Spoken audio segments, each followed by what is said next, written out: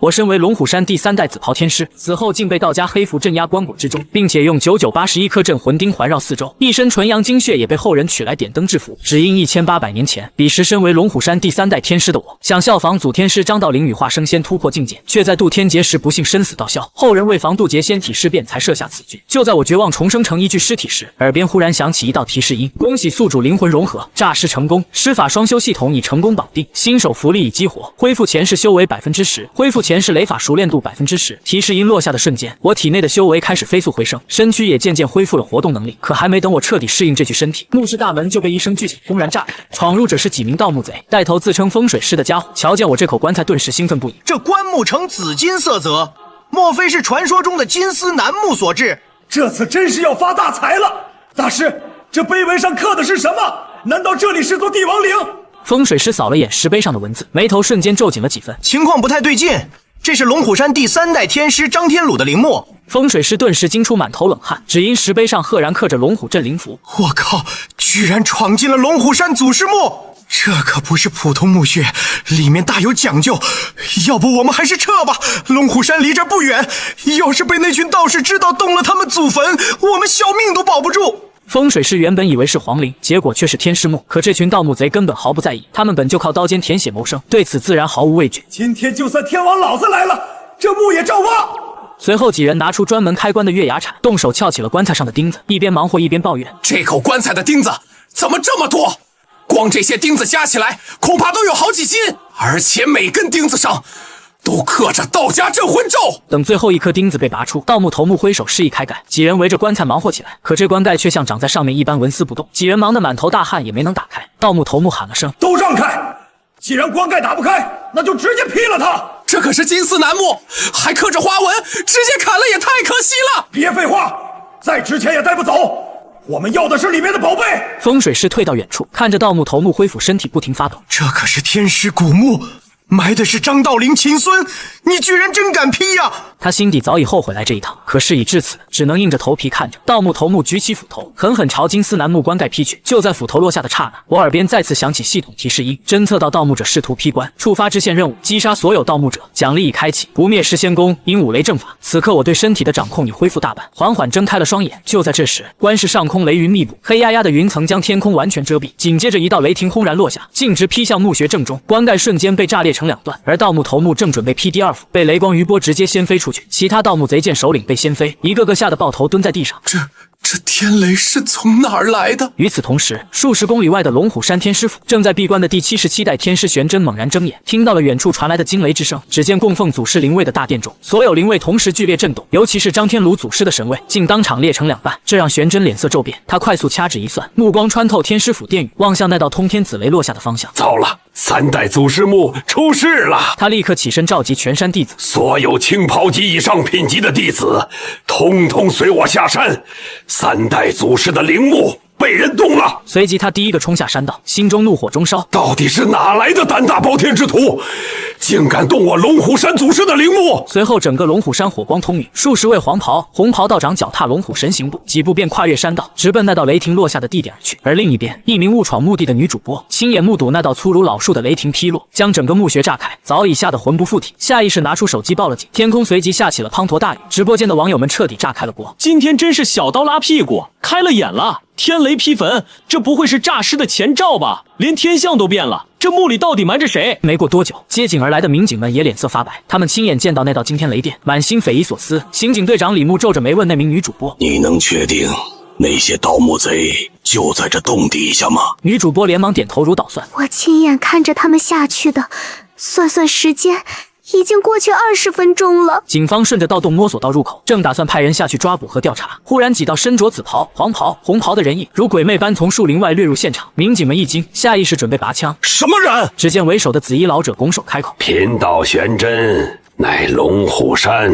现任天师。一听这话，警察和女主播都极为震惊。龙虎山的天师，这是真的假的？龙虎山的天师怎么会现身在这里？电闪雷鸣间，玄真的紫袍在雷光映照下显得威仪十足，让人心中发寒。此时小虎牙直播间的在线人数已暴涨至300多万。我去，连龙虎山天师都赶来了，难道这群人真挖了天师祖墓？不然龙虎山的人不至于亲自现身，也太刺激了。此刻警方也向龙虎山道长发问：请问各位为何会来此处？玄真回道：此地埋葬着我龙虎山第3代天师，乃是我教门祖墓。五雷天降，便是祖师动怒的征兆。听到这话，民警们不禁倒吸一口凉气，直播间里更是被666刷屏。我的天！真挖到了龙虎山3代祖师墓，还是正牌天师亲自确认的。与此同时，墓穴深处，那名盗墓贼首领被雷电掀飞数米远，浑身漆黑，如同被烧过一般。此刻他双眼布满血丝，一口鲜血喷了出来，全身麻木，像是被抽干了力气。虽说已是命悬一线，可他依旧要钱不要命，咬牙从地上爬起，在小弟的搀扶下回到棺材旁。随着棺盖炸裂，里面的景象彻底暴露，几人看到棺中的尸体，全都僵在原地，动也不敢动，连忙喊来风水师：大师，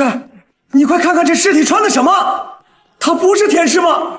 怎么还穿龙袍？这也太诡异了！风水师走近一看，顿时吓得双腿发软。只见棺材中的尸体脸部已成僵尸化，神情极为骇人，额头还贴着张罕见黑符。要知道，黑符乃是道门最高等级的镇尸符。更让盗墓贼吃惊的是，尸体身着一袭黑底4爪龙纹长袍，里面还套着一层道教紫袍法衣。风水师牙齿不停打颤：别再看了，赶紧收手撤吧！这不是普通服饰，是4爪地狮龙袍。古代只有太子老师才配穿这种衣服，虽说比黄袍少1爪，身份却与皇帝齐平。风水师越看越觉得不对劲，急切地劝说众人快撤，这墓不能再动，哪怕指出一丝变故，大家都得完蛋。可盗墓头目一听更兴奋了：我去，帝师这次发财了！盗墓头目扫视棺内，赫然发现尸体旁放着3样物件：一把古剑，一方古玉印，还有本装帧华丽、形制奇特的名册。他两眼放光，激动地伸手去取，果然有好东西！盗墓头目首先拿起那柄长剑，轻轻一拔剑鞘，清脆剑鸣随之响起，剑身竟毫无锈蚀痕迹。旁边小弟发现剑身上还刻着文字，更是兴奋到了极点。要知道带铭文的古剑，价值比普通古董高出10倍甚至100倍。盗墓头目立刻把剑递给风水师查看，风水师看了一眼，声音都在发抖：太上老君3五斩邪，这是龙虎山的3五斩邪神剑，也就是天师剑。而那方古玉印底部赫然刻着阳平至都公印，那不就是传说中的天师印吗？至于那本名册，风水师已经不敢去翻了，剑印俱全，剩下的册子极有可能是正义门威符录，里面记载着天神真名，还能号令天下鬼神，镇妖伏魔无所不能，外人随意翻阅，搞不好会当场呕血殒命。可盗墓贼根本不在乎这些门道，他们只知道今天要发大财了，有了这3件宝贝，后半辈子吃喝不愁。盗墓头目将剑印和名册全部收起，可他仍觉得不满足，竟又伸手去摸尸体。风水师见状，脸色瞬间大变：你疯了吗？拿了宝物就走，别碰这具尸体！盗墓头目不屑道：你别管，既然来了，自然是能拿多少拿多少。这龙袍和紫袍也值不少钱。说着便动手撕扯尸体上的衣服，还喊小弟们过来一起帮忙。风水师看得浑身起鸡皮疙瘩，心中预感大祸将至，不妙，要出事了！他猛地转身想逃出墓穴。这些盗墓贼真是疯了，天师剑印都拿了，还敢动尸体上的龙袍？难道就不怕尸变吗？真仙之孙3代天师，镇尸黑符，4爪龙袍，1000年葬地，剑印陪葬，还被天雷劈过一次，全套 buff 都堆满了。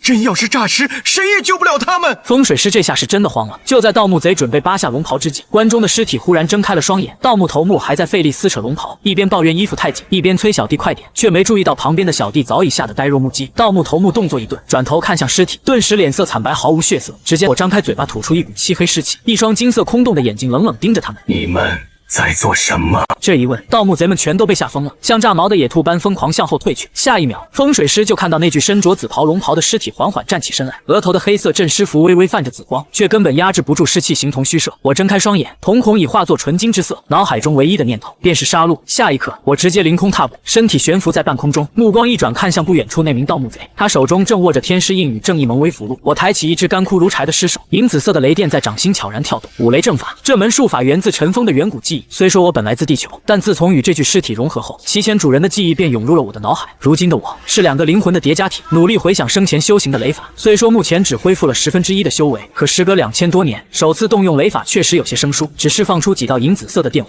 但第2次动用时便已驾轻就熟。只见雷光交织，电芒纵横交错，下一瞬，雷霆轰然劈出，径直朝着那名手握天师印与符箓的盗贼劈去。剧烈的天雷震动了整个墓室，顷刻间，那名盗墓贼便被炸成了焦炭。其余几人见状，全都吓破了胆，这居然能一击秒杀。风水大师更是吓得瘫软在地。这僵尸居然还会雷法，这也太邪门了。可仔细一想，似乎也说得通。生前本就是龙虎山天师，死后尸变，还能使用雷法，也不算奇怪。可僵尸能施展雷法，这简直离谱到了极点。要知道，传统里的僵尸向来有2大死敌，一是能化符镇邪的道士，二是能破尽一切妖孽的天雷。可这2样东西对眼前这尊僵尸全无效用，只因他本就是龙虎山道家的祖师爷。当今所有道士都得恭恭敬敬喊他一声祖宗，而那威力无穷的五雷正法，正是我当年亲手创下并传下的秘术。你说这祖宗级别的存在尸变了，天下间还有谁能治得住我？更恐怖的是，我刚复苏就熟练施展雷法，一旁的风水大师脸都绿透了。这种事简直是闻所未闻。就在我灭掉那偷拿天师印和符箓的盗墓贼时，耳边突然响起系统的提示音：发布任务，收回天师剑、天师印与正义盟威符箓，奖励阴天罡36变撒豆成诗，五雷正法适应体。下一刻，我掌心清晰，吸力骤然爆发，一股无形巨力瞬间席卷全场，将那具焦尸身上的2件宝物尽数吸回手中，随手挂在腰间收好。接着我缓缓扭头，目光锁定盗墓贼头子。此刻那柄35斩邪神剑正握在他手，感受到我的目光，盗墓贼首领浑身发寒。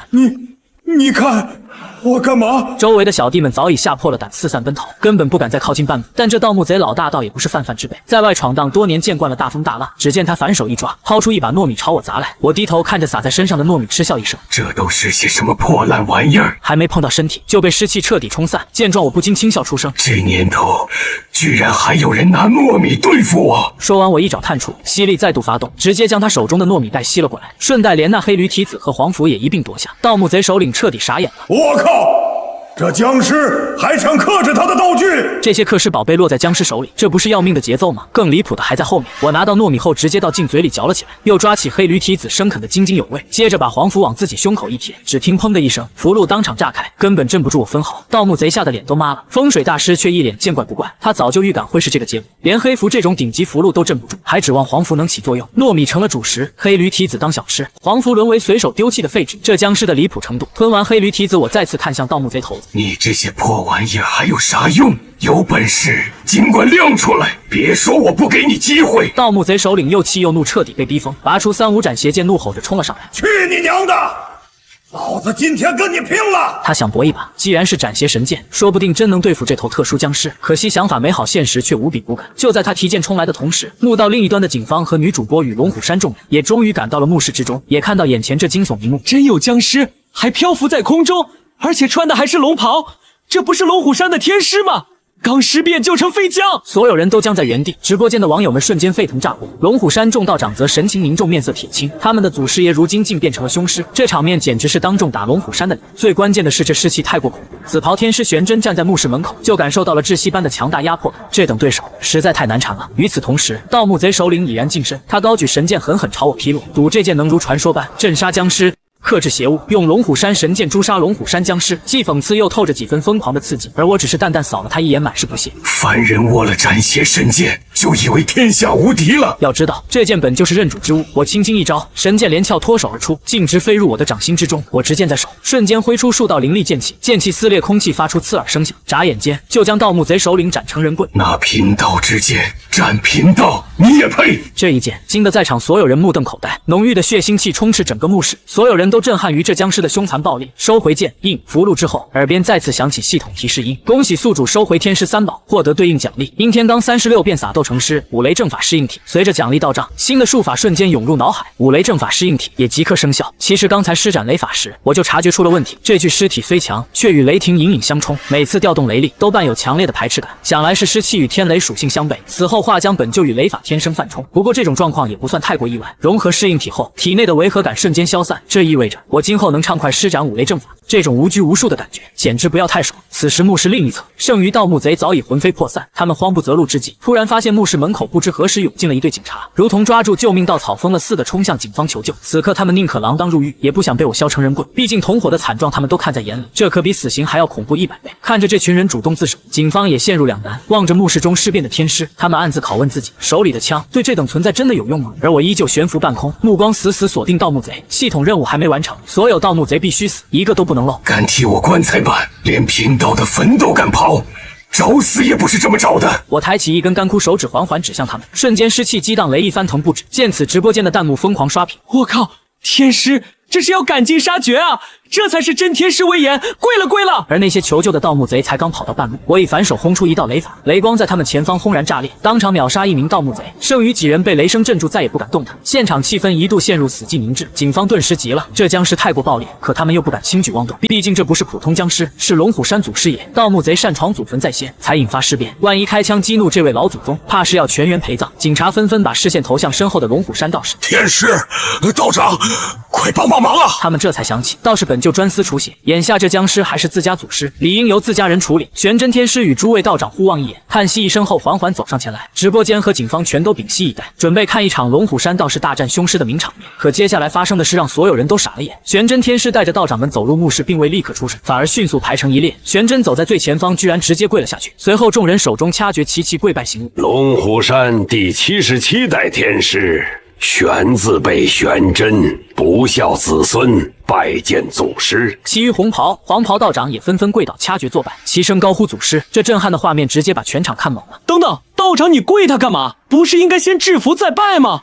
他都尸变了。就连警方也懵了，连忙上前催促：先抓起来，再拜也不迟吧。玄真缓缓起身，一脸认真的说道：祖宗诈尸了，你不跪一个试试，打不打先不说，跪2个总没错。你看看他这配置，3代天师，龙袍加身，黑符阵体，葬地2000载，剑印符箓随葬，雷击复生，施法合一，身上 buff 全满了。玄真天师都快忍不住骂人了。世人只知道道士抓僵尸，却不问抓的是谁。若是旱魃之类的邪师，他拼死也敢一战。可这是龙虎山3代天师，正义天师府世袭先祖，更是天庭4大天师张道陵的亲孙子。放在从前，那就是太上皇级别的存在。这种人物尸变，谁敢动手？怎么动手？他身上的3大至宝，件件都比龙虎山现存镇山法器还强。玄真心底直打鼓，自己未必是祖师对手，更何况人家刚尸变就精通五雷阵法，那雷霆之威连他都自愧不如。于是玄真带着所有道士彻底放弃抵抗，干脆利落跪地认怂服软。祖师，是我等不孝，还请恕罪。道门最重辈分，谁敢贸然造次？我虽已尸变，却并非无意识的行尸走肉，而是拥有完整意识与灵魂。此刻的我更像是以僵尸之躯完成了重生。我低头看着跪拜的后代子孙，缓缓开口：尔等不必再拜，起来吧。这句话一出，墓室瞬间陷入死寂，直播间观众、警方、女主播、盗墓贼全体陷入石化，满脸不可置信。这僵尸居然还能说话，死了2000年还能正常交流，太离谱了！玄真等人也愣了几秒，随即恭敬起身。玄真诚恳开口，语气满是愧疚：老祖宗，是我等不孝，未能护好您的墓穴，让小小之辈扰您清静，还请祖师回府歇息。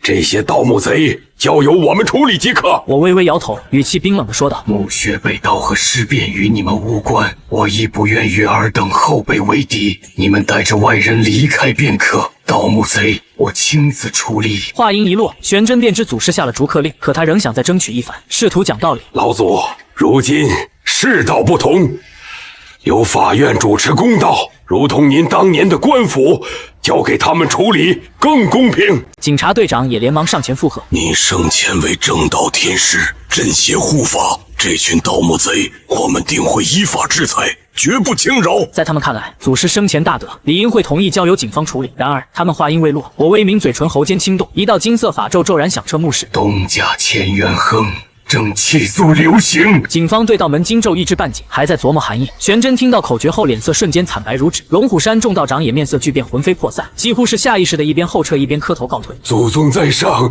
我等这就走，打扰了，别看了，快逃命啊！众人头也不回的疯狂奔逃出墓室，警方彻底懵了，满脸疑惑：不是，刚刚不是还在谈道理吗？就念了几句咒，你们怎么全跑了？可他们来不及细想，就被道长们强行拉走，连女主播也被一并带离了现场。玄真临走前还朝墓穴方向深深一拜，墓室内顿时只剩几名盗墓贼和风水师，他们也想跑，可我的目光死死锁定着他们，双腿发软，根本迈不开步子，只能绝望地朝着警方的方向呼喊：警察同志，带我们一起逃命啊！警方一脸纠结，左右为难。龙虎山道士就这么跑了，盗墓贼不抓也罢，可眼睁睁看着他们死在里面，又于心不忍。队长犹豫着，还想再争取一下。玄真一听，当即翻了个大大的白眼。居士，贫道劝你一句，现在别进去，谁进去谁死。队长满脸不解，依旧不明所以。不是吧？刚才不是还讲得好好的？玄真快急疯了，忍不住爆了粗口：讲个屁！你知道老祖刚才念的是什么吗？他念的是蛮雷咒。啥玩意儿？很强吗？你不也是天师？你不会斗法吗？玄真天师苦笑一声，满脸无奈：你太高看贫道了。蛮雷咒不是我这个级别能碰的，那是我都没资格修炼的禁忌咒文。说到这，他声音压低了几分，满是凝重。老祖已经表达的够清楚了，要么滚，要么陪盗墓贼一起灰飞烟灭。果不其然，他们刚离开墓室没多久，天空骤然巨变，乌云翻滚汇聚，电闪雷鸣之间，一道猩红雷霆自九天落下，伴随滚滚煞气径直灌入地底墓穴。轰！一声巨响，整座墓穴直接被轰塌，直播间瞬间炸锅弹幕刷屏不止。卧槽卧槽卧槽！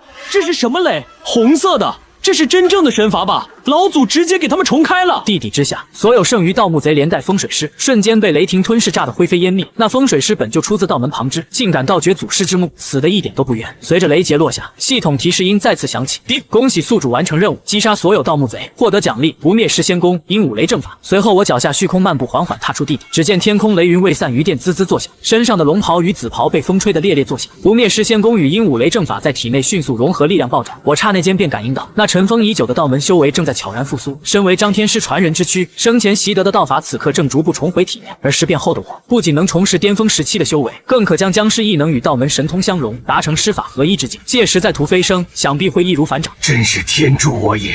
贫道竟寻得了一条直抵天道巅峰的全新路径，只需修炼得法，尸身亦可正长生之道，道法亦能回归本源之态。此刻系统提示音再度响起，触发全新任务：龙虎市城北县大规模鬼域，域内藏有先天姻缘1枚，前往吸收可获奖励：阴天罡36变钉头7剑、紫金神师修行法。生前修为与雷法各恢复1成。我眼神骤然一凝，这分明是送上门来的机缘，煞气与姻缘皆是我此刻急需的修炼资源，只需将其吞噬，便能大幅提升自身实力。这时，墓外众人见我冲天而起，无不惊愕失色。玄真天师的脸色瞬间沉了下来。完了，祖师这是要出山了。盗墓贼已然伏诛，按理说怨气该散，老祖本应躺回关中安息才对，可如今他却踏天而出，性质全然不同了。龙虎山肩负重任，守护道门监察妖魔本是天职，可自家祖师竟以僵尸之身行走人间，实在太过违和。玄真天师硬着头皮上前开口：老祖，请止步，您已然身陨，不可再涉足尘世。今日恕晚辈不孝，不得不阻拦您。我望着他坚定的眼神，脸上泛起一抹淡笑。没想到后辈之中竟还有这般有骨气之人。可紧接着我张口一喝，万千雷音自口中而出：玄真，退下！你拦不住我，老祖今日不愿与你动手，莫要自讨没趣。此乃五雷正法附带神通震雷音，声响落下，虚空竟被震裂，周遭数十棵树木直接炸裂开来，现场瞬间陷入死寂。直播间观众看得头皮发麻，这单凭声音就有这般威力，我人都看懵了。龙虎山众道士面面相觑，这究竟是何种仙法？玄真咬牙暗道：不行，绝不能放他走。我们无法保证老祖离开后不会祸及人间。随即他一声令下，接七星北斗剑阵，10余位道长拔剑而起，红袍黄袍交织汇聚。玄真更是祭出本命佩剑，35斩邪磁剑化作剑阵核心剑心，剑气纵横交错，7星连辉相映，化作万道流星朝我斩杀而来。我双目一凝，身后龙袍中一道寒光乍现，35斩邪雄剑应声出鞘，刹那间雷气翻涌，我沉声喝道：青华上帝赤此剑招，斩！我一剑劈出，7星剑阵瞬间碎裂，龙虎山众道长尽数被震退，剑气尚未及身，便已压得他们气血翻涌。我伸手一握，玄真的35斩邪磁剑便落入掌中。至此，龙虎山雌雄天师双剑皆归我所有。玄真脸色惨白，失声喊道：不！我的剑！警方、女主播及直播间众人全都看傻了，这便是老祖的实力，一个剑阵竟挡不住一击，差距也太大了吧！玄真天师满心苦涩，他从未想过会败得如此之快，按道理不该是这般结果。我轻笑一声：你莫非不知，当年这7星北斗剑阵便是本祖亲手所创，你竟用我的剑阵来对付我！玄真天师一时间哑口无言，此事太过突然，他当场便忘了这茬，这操作简直是倒反天罡。我将手中瓷剑扔回给他：你还是收好自己的法器吧，贫道还有正事要办，没工夫陪你胡闹。话音未落，我便化作一道雷光疾驰而去。其实对于这后辈，我心中颇有几分欣赏。我刚尸变从墓中苏醒时，这小子第一时间便磕了2个头，可见他还是懂规矩的。即便老祖师模样大变，该跪的跪，该敬的敬。方才我破关而出，他明知不敌，仍硬着头皮阻拦。这份执念也不如龙虎天师的身份与他那身紫金道袍。若非如此，今日我便要没收他这柄天师剑了。玄真望着被扔回的天师剑，脸色格外复杂。坏消息是刚一交手便被老祖夺剑，好消息是老祖并未下死手，还将剑还了回来。玄真正一头雾水，不知如何收场。此时警方人员见我移走，也松了口气。天师，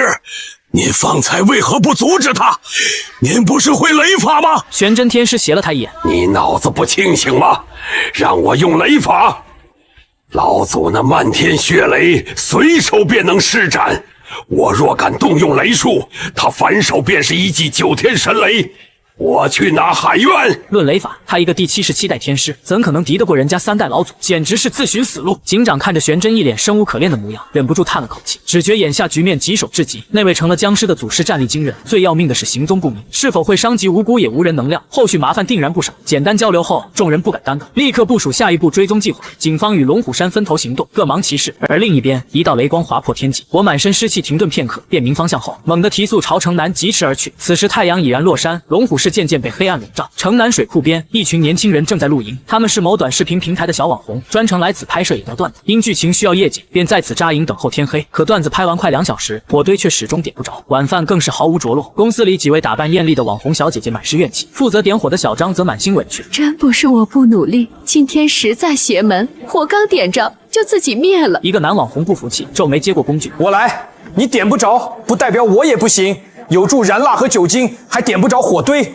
你怕是个废物。可接下来诡异的事情发生了，火焰刚冒头便迅速变小，直至熄灭。木材明明干燥易燃，却偏偏烧不起来。众人皆是一脸茫然，明明着火的条件全都具备，火却始终不冒，这太不科学了。没人知晓问题出在哪，更没人发现。就在月光被乌云遮蔽的瞬间，一片巨大的鬼域正悄然在他们周遭浮现。随着鬼域初步成型，无数阴魂厉鬼从水库荒野中缓缓爬出，朝着他们扎营的地方聚集而来。龙虎市的老人都清楚，城南水库依山傍水，历来被风水师视作风水宝地，自古便是安葬家畜。只不过后来建了火葬场，又规划了陵园墓地，水库这边便逐渐荒废，本地人一般不愿靠近。问题是这些网红根本不懂这些门道，只因城南水库风景秀丽，近来成了短视频打卡圣地。如今火总点不着，几位网红忍不住爆了粗口，转身便回帐篷休息。可他们刚进帐篷，四周的气氛便骤然变了。月色之下，无数惨白人影突然现身，正缓缓逼近帐篷所在之处。其中一顶帐篷内，网红公司老板正和一位丝袜网红边喝红酒边洽谈合作。下一秒，他猛然察觉异样，身后仿佛有重物压制，他猛地回头，当场吓得蹦了起来。自己肩上不知何时趴着一只厉鬼，血盆大口一张，竟直接将他吞入腹中。紧接着，帐篷内传出惨烈的尖叫声，那名女网红当场吓尿，眼睁睁看着老板被生吞，转身便向外狂奔。可他刚冲出帐篷，便瞬间愣住，帐篷四周已满是密密麻麻的恶鬼。那些恶鬼见他现身，如同看到美味佳肴，一同蜂拥而上，欲将他生撕活剥。就在他即将被分食之际，一道血红光芒从天而降，赫然是一位红衣女鬼王，怀中还抱着一个婴灵鬼胎。紧随其后又出现一位男鬼王，阴气比女鬼王更重几分，身着清朝太监服饰，宛如总管出巡。太监鬼王手持白拂尘，杀气腾腾的怒吼：抢什么抢？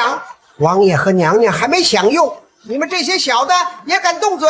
两位鬼王一到场，场内瞬间肃静下来，厉鬼们面面相觑，最终只得乖乖将手中的网红高高举起，如同献供一般呈到鬼王面前。红衣女鬼王满意点头，随手挑了个最白净的女网红，托起她的脸细细打量，还伸出舌头舔了一口。可下一秒她却猛地皱眉，当场呸了出来：什么玩意儿？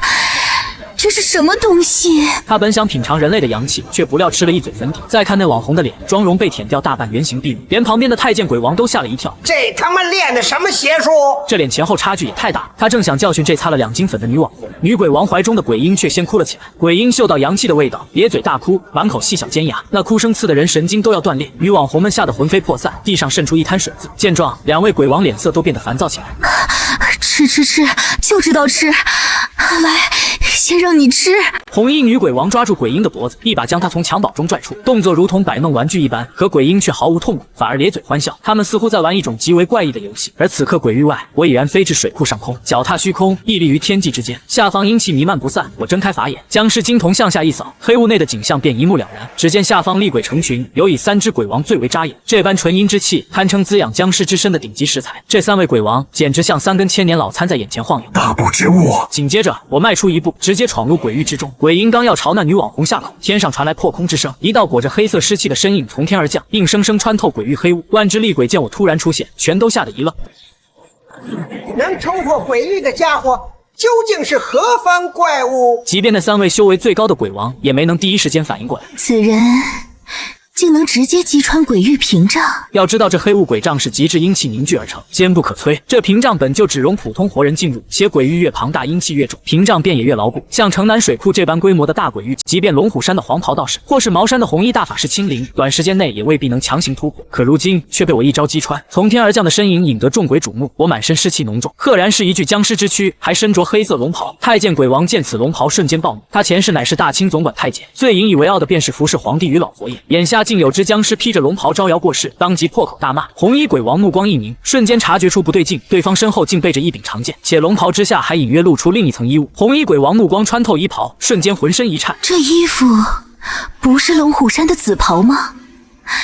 这难道是传说中紫袍天师尸变而成？他顿时心跳漏了一拍。厉鬼见得多了，僵尸也交手，可龙虎天师竟会尸变，这谁能料想？若真是龙虎天师能一击击穿鬼域屏障，便不足为奇。红衣女鬼王刚认出对方来历，太监鬼王已然下令召集手下厉鬼将这入侵者撕碎。顷刻间，数不尽的厉鬼咆哮着朝我扑来，红衣女鬼王想阻止却已来不及。我神色淡然，面对大批厉鬼扑来毫无波澜。干枯的僵尸手指在半空中随意一勾，一张紫色雷符便在眼前凝聚而成。红衣女鬼王见状，瞳孔骤然收缩。这难道是天师雷法？传说中有一种至高雷法，施法形式称作通天路，唯有符箓造诣极高之人方能于虚空直接制服，且法力更为强劲。可龙虎山的通天路早在3代天师之后便已失传，如今竟有人将其重现，真是活见鬼了！无数厉鬼在太监鬼王的号令下齐齐朝我冲来。这时我的耳边响起系统提示音：触发新任务，消灭鬼域内全部厉鬼，完成后可获奖励阴天罡36变呼风唤雨，通天万魂翻碎片加3。听完这道提示，我嘴角勾起一抹僵硬的笑意。那可就别怪我不客气了。随后一张追雷符瞬间被我信手拈来，同时心中默念咒诀，符箓化作数道紫雷轰然散射四方，雷光掠过之处，厉鬼魂体尽数被撕成碎片。紧接着我张口猛吸一口气，他们体内最精纯的鬼气立刻被我吞入腹中。剩下的厉鬼见此情景，个个吓得魂飞魄散。一只僵尸居然会用雷法，这简直是鬼见了鬼！瞬间场面陷入极度尴尬，无数厉鬼惊叫着掉头狂奔，完全无法理解方才还围攻的家伙怎么下一秒就成了惹不起的魔头。我呵呵一笑，可惜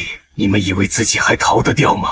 在贫道的雷法面前，众生平等，休想有一个活口从这里溜走！我再次挥手唤出另一道雷符，这次发动的是伐妙劝雷符。随后一道道咒诀之音响彻整个鬼域，急急如律令，是。紧接着雷符轰然爆开，威力比方才的追雷符还要迅猛数倍，磅礴雷霆将整座鬼域照得如同白昼。数百只厉鬼尚未逃远，便被当场气化，根本挣脱不出这片雷电之海。随着纯净鬼气被我大量吸纳，我察觉体内僵尸血肉隐隐泛起异变，一种难以言表的充盈感遍布全身，这滋味简直妙不可言。远处的3只鬼王彻底惊呆了，太监鬼王掐着兰花指，浑身哆嗦。这家伙到底是僵尸还是道士？为何连雷法都会施展？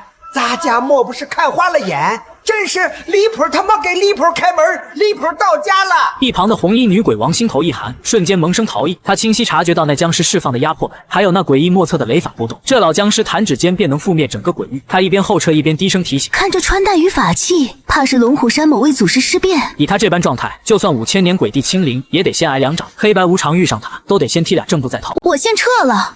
告辞。红衣女鬼王早年曾与龙虎山打过交道，略知些许天师传承的渊源，当下便断定这僵尸极可能是某代天师所化。本着不陪葬的念头，他转身便要离去，但临走前念及同盟情谊，还是提醒了鬼婴与太监鬼王。说罢便头也不回的逃窜。死道友不死贫道。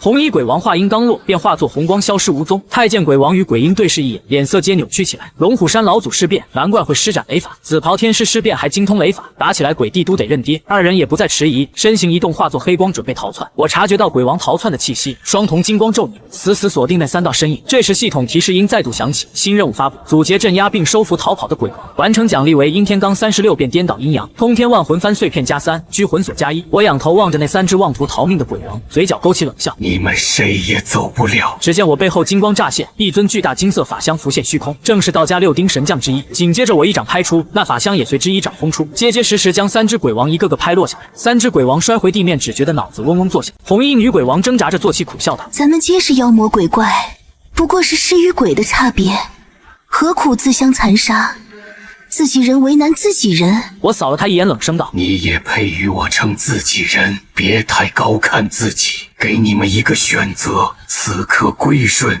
还能留条小命，若是不识抬举。说着我浑身雷气翻涌，原本的紫色雷法此刻已凝练成银白雷光，白色雷光乃是雷法第2境界形态，比先前的紫雷恐怖数倍不止。感受着白雷带来的压迫感，红衣女鬼王脸色阴沉如水，想让我低头，你做梦！他转头看向身旁2位鬼王，低声道：一会我们3面夹击，跟他搏上一搏。他再强也敌不过3方围攻。可话音刚落，旁边的太监鬼王却举起拂尘，当场倒戈。要打你自己打，咱家不打。从现在起，您就是咱家的新主子。红衣女鬼王当场暴走，你他妈还没打就投降，你还算不算鬼王？真给我们丢脸！太监鬼王对红衣女鬼王翻了个白眼，人家一巴掌能把我们从天上拍下来，同样也能一巴掌送我们3个归西。太监鬼王对自身实力与定位有着清晰认知，眼下还有投降的机会，一旦真打起来，想投降恐怕都没机会了。他恭敬的第一个举手投降，走到我身边俯首称臣。我满意的看了他一眼。太监鬼王随即问道：“主子，奴才斗胆请教，您生前是龙虎山第几代天师？还有，您这身龙袍是？”贫道乃龙虎山3代祖师张天禄，元武帝追封天清，昭化广德真君，东汉末年受曹丞相，汉帝册封镇南将军，封阆中侯，10亿万户，御赐龙袍加身。我操，牛逼！这逼格可比大清朝高多了。太监鬼王眼中瞬间满是崇拜，转头看向红衣女鬼王与鬼婴：“你们2个还不赶紧投降，冲撞了圣驾！别怪咱家不讲，往日情面心狠手辣。”红衣女鬼王与鬼婴露出鄙夷神色。奴才终究是奴才，反水倒挺快。见红衣女鬼王利爪一亮，瞬间变得修长锋利，径直朝我冲来。旁边的鬼婴也怪叫一声扑了上来。太监鬼王见状，挥舞拂尘迎上前护住心主。那鬼婴一边尖叫，一边像贴地蜘蛛般快速扑杀而来。我神色淡然，看着这小东西主动送上门。就在他即将扑到面前的瞬间，手印一掐，金光诀，天地玄宗。下一秒，无数金光透体而出，凝成一道坚不可摧的金光屏障。鬼婴见前方突现屏障，尖叫着刹不住车，直接脸刹撞在金光咒上。下一秒，他的半边脸颊被当场融化，冒出大量白烟，呲呲作响，中疼的连连尖叫。见此情景，我笑着摇头，跟贫道比速度。随即伸出一只黑色狮肘，直接将鬼婴攥在手中，盯着他叽哇乱叫的鬼脸厉声呵斥：“再叫，我就把你的牙一颗颗全拔下来！”我操，这么凶！鬼婴顿时乖顺下来，像只小鸡般被我攥着，不是不想挣扎，而是根本不敢。只因他刚想动弹，便感受到我掌中的强烈雷法气息，意思再明显不过，敢动一下就电死你。觉得自己比五雷正法还硬，就尽管挣扎。鬼婴瞬间老实下来，连哼都不敢哼一声。红衣女鬼王见鬼婴被顺治，又被太监鬼王缠得脱身不得，心中怒骂：废物点心，一个当场倒戈，一个瞬间被秒，真是垃圾队友。他当即爆发全部气场，恐怖的鬼王之气四散开来，形成一片森然杀气领域。见状，我微微惊讶，这红衣女鬼潜力不俗，比太监鬼王和鬼婴强上不少，堪称厉鬼中的天骄。我手中剑诀一掐，退下吧，王公公。太监鬼王闻言立刻退到一旁，他也早已支撑不住。紧接着我随手一挥，天师剑应声出鞘，随即又在虚空画出一张杀剑符，将符箓注入神剑之中。我驾驭天师剑在鬼域盘旋一圈，如流光划破黑暗，所过之处，无数厉鬼当场化为飞灰。鬼域内残余厉鬼尽数被飞剑覆灭。最后剑指红衣女鬼王：再给你最后一次机会，要么听命于我，要么死。红衣女鬼王感受着飞剑的凛冽剑气，瞬间汗流浃背，早已没了反抗的念头。这剑法太过恐怖，若是早放出来，自己早便投降了。红衣女鬼王瞬间双膝跪地，愿以拜您为主。听罢，我看向手中攥着的鬼婴，召回飞剑悬于他身后，剑尖直指鬼婴头颅。我也服了，主人，我错了，我以后一定听话。至此，3大鬼王尽数臣服，耳边响起任务完成的提示音。奖励发放后，我提取了呼风唤雨与颠倒阴阳2大神通，细细体悟后，彻底掌握了这2门阴天罡36变，加上最初获得的撒豆成狮与钉头7剑，如今已掌握阴天罡36变中的4门神通。此外，万魂幡碎片以及其6块，还得到1把拘魂锁。我把玩着手中印有地府专属血红拘魂咒的黑色铁锁，爱不释手。贫道记得这物件乃是地府专用，就连普通鬼差也难得领到一柄，绝对是件宝贝。被拘魂锁锁住的妖魔鬼怪难以轻易逃脱，在某些方面甚至胜过龙虎山的符箓。领取完所有奖励，我扫视面前3大鬼王：你们3个把鬼核交出来。3大鬼王身体一颤，满脸惧色，却因实力不济，只能乖乖交出鬼核。毕竟掌控了鬼核，才能彻底拿捏他们的全部力量。我可不会跟鬼妹讲什么信任，握住他们的软肋才踏实。随后，太监鬼王拎着几个没被吃掉的网红团队成员走来。主子，这几个活人如何处置？请您享用。我看了眼面前瑟瑟发抖的几人，满心无语。这几人怎么会跑到鬼域来？此刻这几个小网红早已吓得魂不附体，出来拍个视频竟撞上鬼域，也算倒了8辈子血霉。方才鬼域大乱，他们本以为能趁机逃出升天，下一秒就被太监鬼王按在地上，抬头一看却更怕，居然还有一只僵尸在此。先遇厉鬼，再碰僵尸，真是倒霉到家了。几人本以为必死无疑，可下一秒我竟挥了挥干枯的手臂，让他们赶紧离开。随后我转头环顾4人，开始寻找系统提示的先天姻缘，毕竟能孕育出3大鬼王的鬼域，绝非普通阴煞之地。随即询问3只鬼王，鬼域中的先天姻缘在何处？主子，我们不知啊，我们修炼至今全靠吸食天地阴气，从未见过先天姻缘。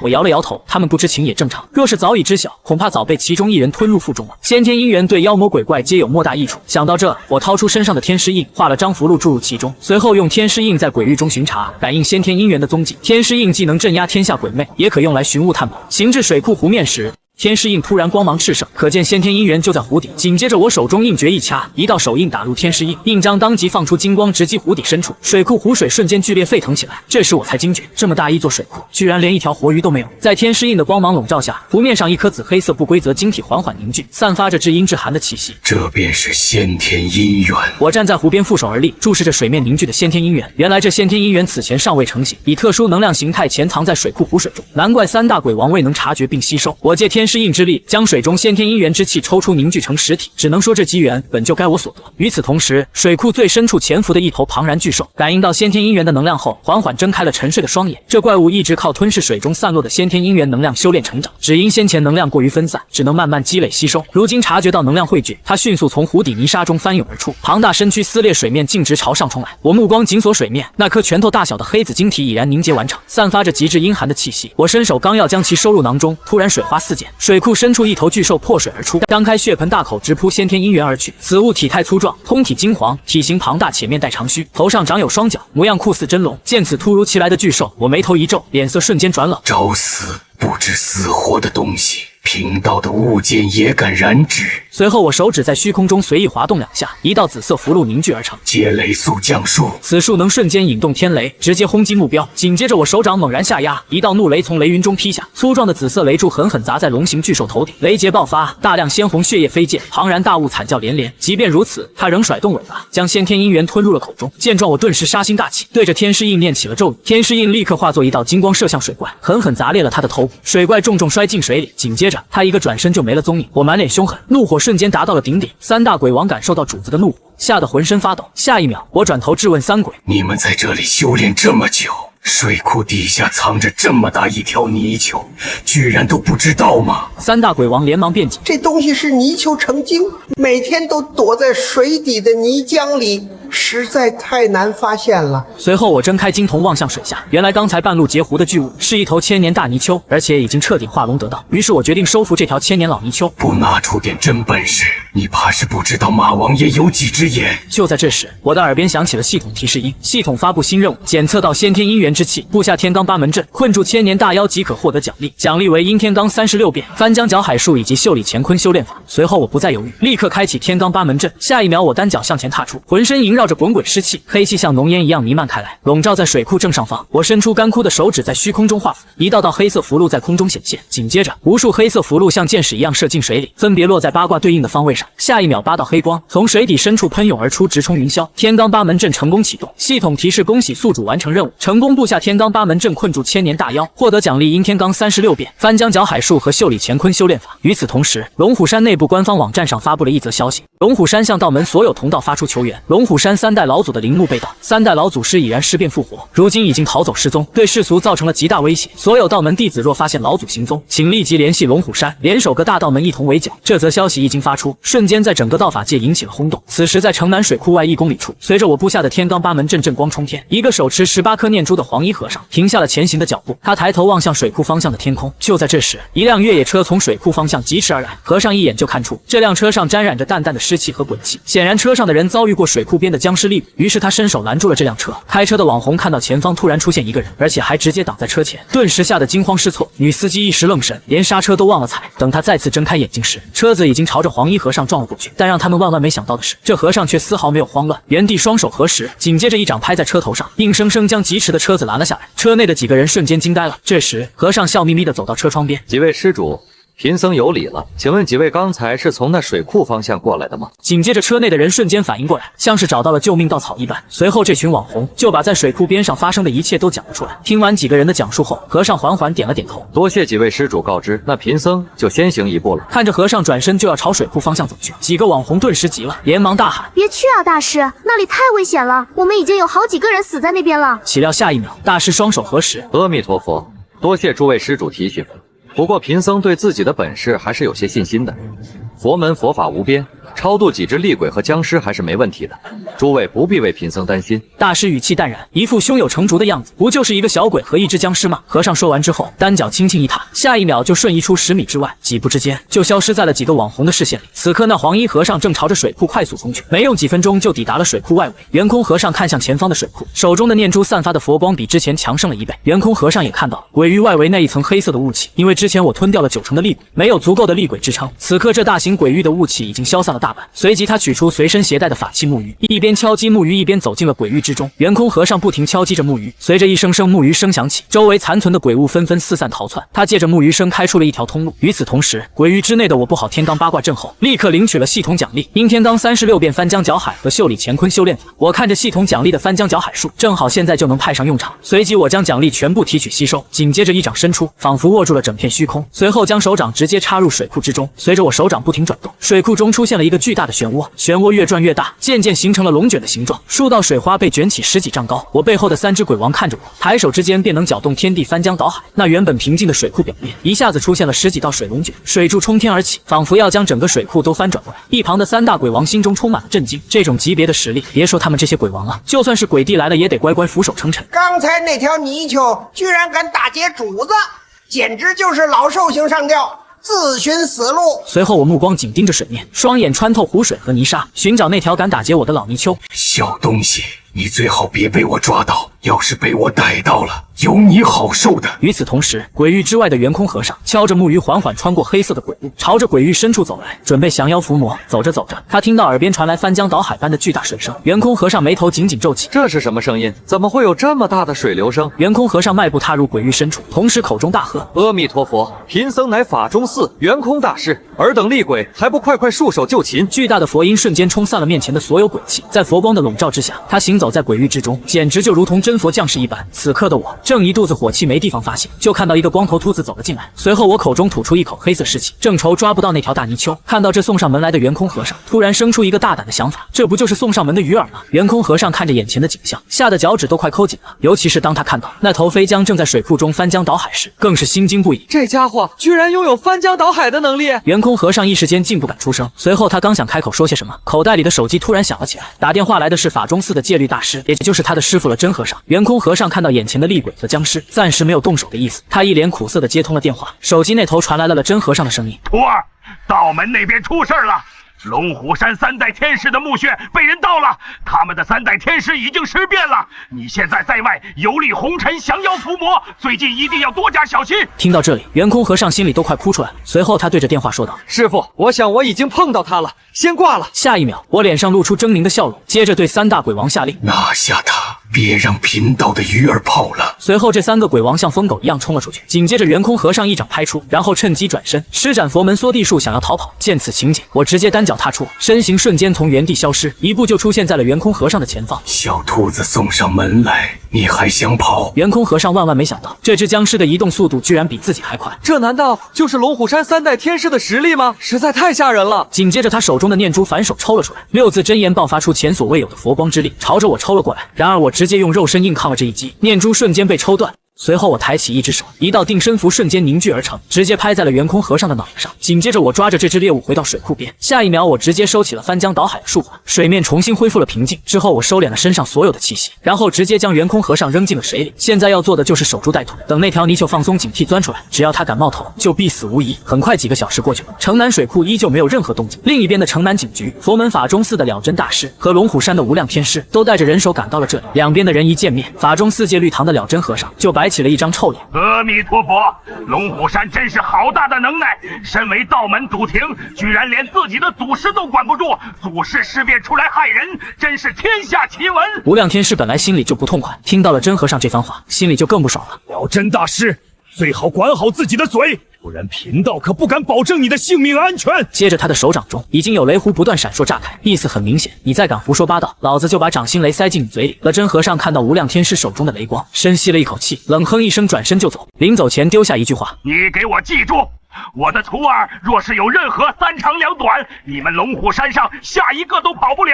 贫僧绝对不会善罢甘休。紧接着，警方也调动了人手，与龙虎山的无量天师以及法中寺的了真大师一同前往城南水库。与此同时的城南水库，天色渐渐破晓，周围的大雾开始慢慢消散。我坐在水库边上闭目养神，水库下方依旧没有任何动静。此刻我在心里暗道：好小子，看你能忍到什么时候！与此同时，水库之外，警方、龙虎山道门联盟和法中寺的人马在距离水库几百米的地方停了下来。紧接着，三方人员一同朝着城南水库方向靠近。另一边，我身边的太监鬼王察觉到有人类的气息正在朝这里靠近，随后连忙说道：“主子，又有人过来了。”下一秒，我睁开眼睛看了一眼水中，随即下令去拦住他们，别让那帮蠢货靠近这里。随后三只鬼王立刻动身前去拦截。此刻水库之外500米处，三伙人正朝着我所在的位置靠近。还没等他们靠近水库，无量天师和龙虎山的各位道长就感觉到一股浓郁的鬼气扑面而来。随后无量天师提醒道：“大家小心，有鬼王过来了！”话音刚落，一条黑色的鬼气锁链突然从地下伸出，这条锁链直接缠住了无量天师的双脚。接着，一只红衣女鬼从地下钻了出来，一爪朝着无量天师的心脏抓去。旁边的道长急忙提醒，看着这帮鬼王率先对自己动手，无量天师脚下猛然一震，几乎在瞬间就震断了地下的锁链。紧接着，无量天师对着眼前的红衣女鬼迎面便拍出去一掌，红衣女鬼当即被击飞出数米。下一秒，红衣女鬼冷笑一声：“不愧是龙虎山紫袍天师，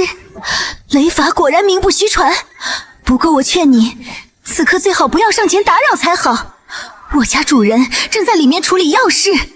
若是打扰到他，无论对你们龙虎山还是对我们这些手下都没好处。”话音刚落，鬼婴王和太监鬼王的身影便缓缓显现，三大鬼王堵在门口，瞬间便弥漫出极强的压迫感。这时了真和尚猛地冲了出来，厉声质问：“昨晚贫僧的爱徒来过此处，我的徒弟呢？赶紧把人交出来！”红衣女鬼嗤笑一声：“钓鱼不打窝，钓到也不多。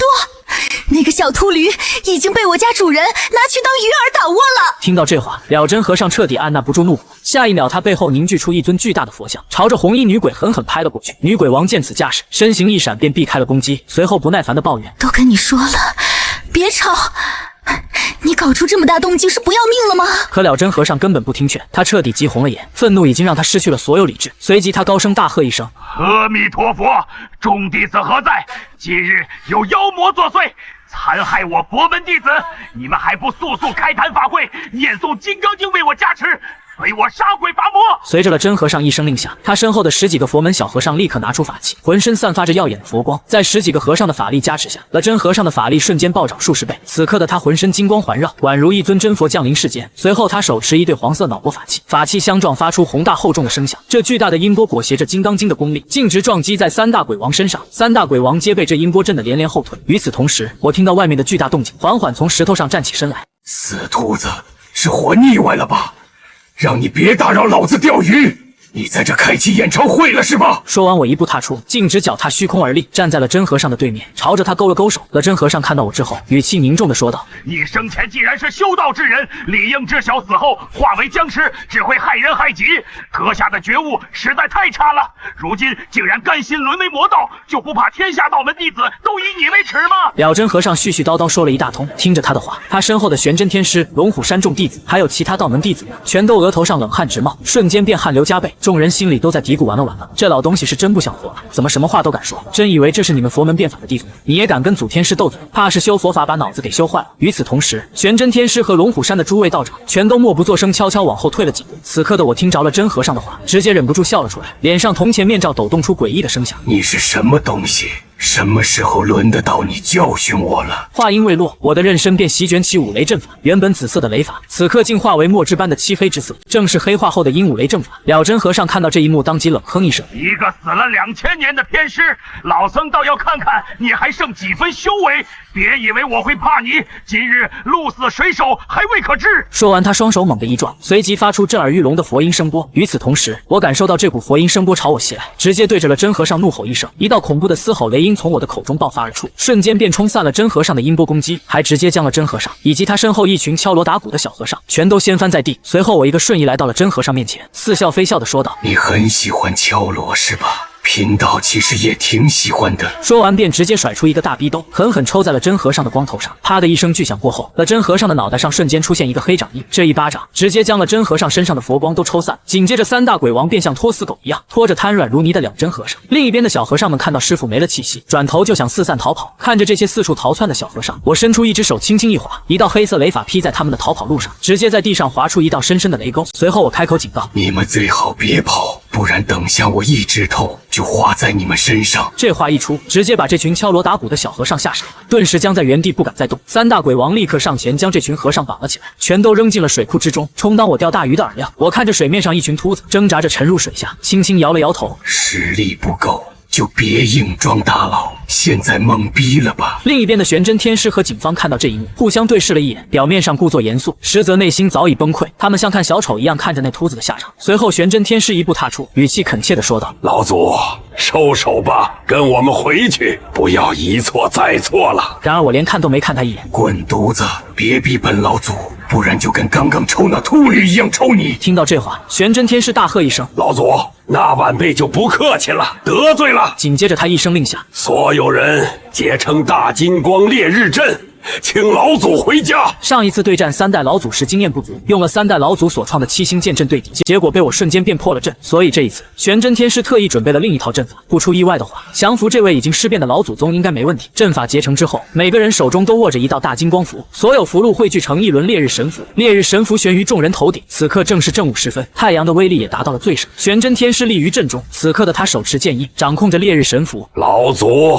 可识得此阵？我轻轻摇了摇头。大金光烈日阵，看来你为了对付本老祖，确实花费了不少心思。不过这阵法虽说强悍，但对我来说毫无用处。此刻玄真天师随口念动咒语，无数恐怖的火焰从火符中喷射而出。这些恐怖的火焰在玄真天师身边凝聚成一条流焰火龙，随着玄真天师催动火符，这条火龙便朝着我猛冲过来。我看着眼前的架势，手指在虚空中随意勾勒了几下，一张天师扫荡符便被我绘制而成。随即我将符箓打出，符箓瞬间化为一道狂风，风龙与火龙狠狠撞击在一起。紧接着扫荡符直接将这条流焰火龙卷入水中，火龙落入水中，瞬间便化为一团高温水汽。看到这一幕，玄真天师立刻又打出一道神火咒，而且这一次的神火咒数量更多，威力也更强。玄真天师头顶着正午的烈日，可以肆无忌惮地使用神火之力。随后玄真天师开口：老祖，束手就擒吧，现在正值正午时分，晚辈占据天时地利人和，在大金光烈日阵之下，纵然你有通天之能，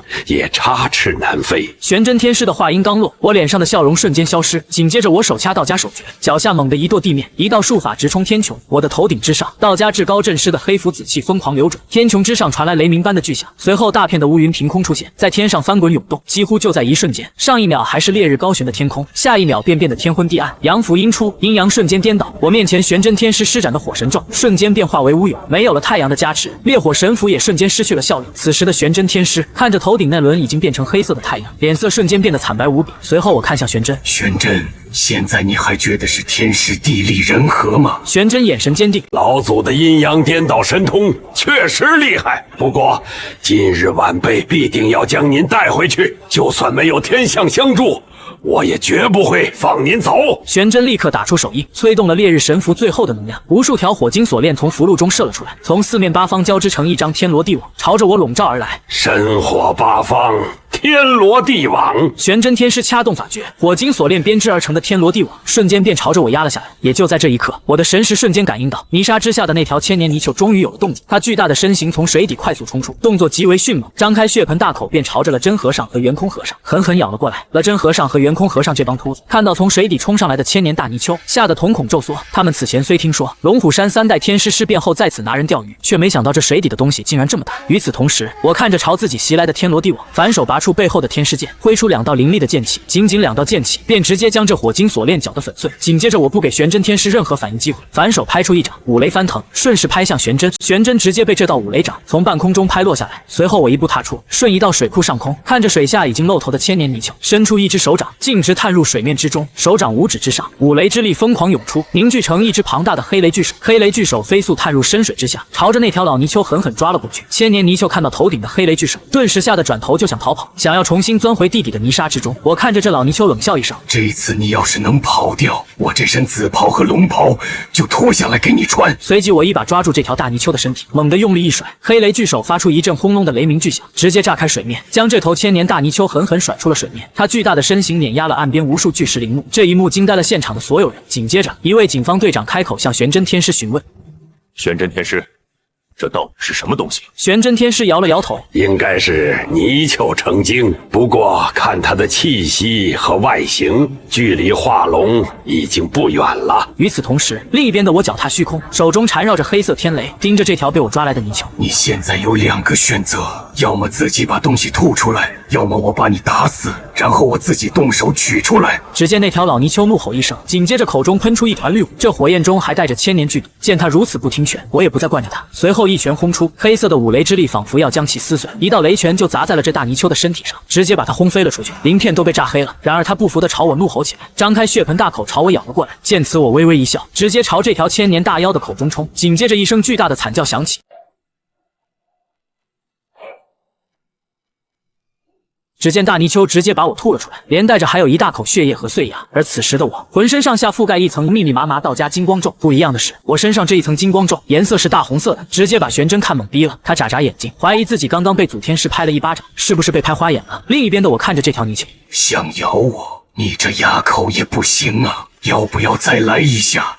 站在这儿给你咬都行。千年泥鳅沉默片刻，眉宇间似乎下定了某种决定。道友，不打了，我们做个交易吧。见此，我口中吐出一口湿气，听到他要谈判，我瞬间来了兴趣。什么交易？说来听听。随后，千年泥鳅缓缓开口：“不瞒道友，其实在下在此地修行已经有1700余年。如果我没猜错的话，道友是龙虎山的某一代天师吧？既然是道门天师，应该见多识广。万年沉水樱木是什么东西？你不会没听过吧？”听此，我有些疑惑。你有沉水樱木？当然，不然我也不会说出来。而且我这块沉水樱木还是万年年份的，是早年我在泥沙之中发现，被我藏起来了。听到这，我思考片刻，随后点点头。既然我已经知道了，这水库底下有万年阴沉木，那还跟你做什么交易？我把你打死，把先天阴元拿到手，然后再下去找那根阴沉木不就行了吗？小孩子才做选择题，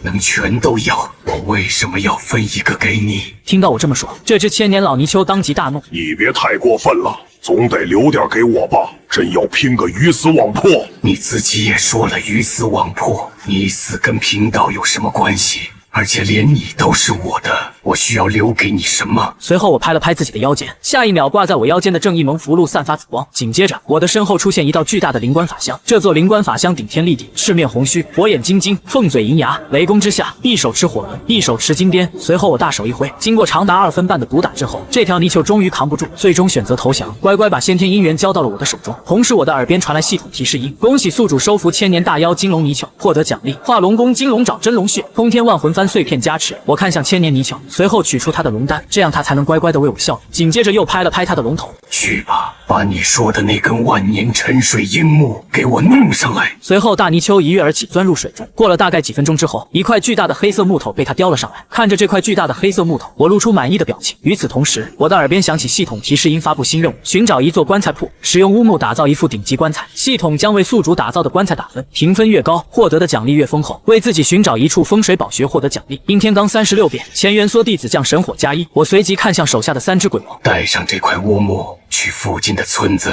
找个能工巧匠，给本老祖打一口上佳的棺材。事情办不好，你们知道下场。3只鬼王脸上直冒冷汗，连连称是，接着将目光看向一旁的千年泥鳅。这家伙被我暴揍了一顿之后，现在龙丹也被拿捏。既然大家都是自己人了，以后你乖乖给我办事。我伸出手一指，点出化龙功，化作一道金光射入千年泥鳅的尸海深处。他的脸上出现狂喜之色。此功法能够提高你的上限，加快化龙的速度，并且有机会晋升五爪真龙。泥鳅听完直接俯身趴下。祖天师在上，今日之恩，形同再造，愿肝脑涂地，上刀山下火海，绝不推辞。泥鳅觉悟还是很高的。见此，我微微点头。既然你已入我门下，从今天开始，你就叫玄兔吧。可当代天师一个字辈。泥鳅听着这位祖天师给他赐下的道号，他微微皱眉，心里不开心。这名字是不是有点土里土气的？他修行1000年，从一条泥鳅开始进化，努力一辈子，就是为了摆脱这个土字。结果现在以土为名，这不还是没摆脱吗？下一秒，我反手拿出2样东西：修行功法金龙爪，一滴真龙血。此二物对你也有好处，都赐予你。这2样东西一拿出来，泥鳅倒吸一口凉气。玄土怎么了？土什么土？一点都不土。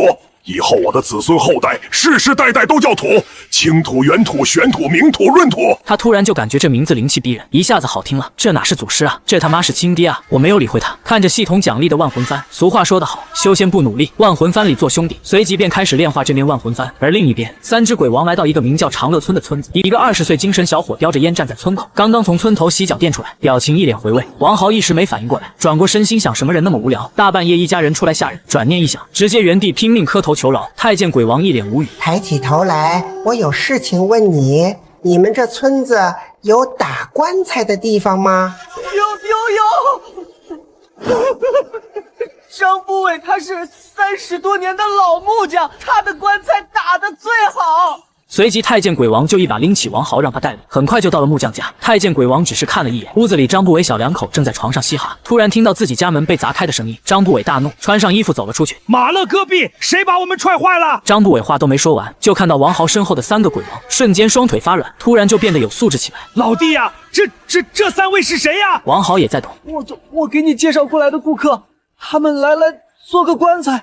张不韦听到王豪的话，眼前一黑，心中早已经把王豪祖宗18代全问候了一遍。平时待你个王八蛋也不薄，有鬼你往我这里是吧？太监鬼王一脸嫌弃，看着院中的棺材袖子一锁，一块巨大的乌木被他放到院子里。张不韦揉揉眼睛，卧槽，这木材，看这品相是金丝楠木，还是在水里泥沙经过万年高压碳化形成的顶级乌木？张不韦这辈子没见过这么高档次的木头，今天属实开大眼了。给你1天时间，我们来取棺。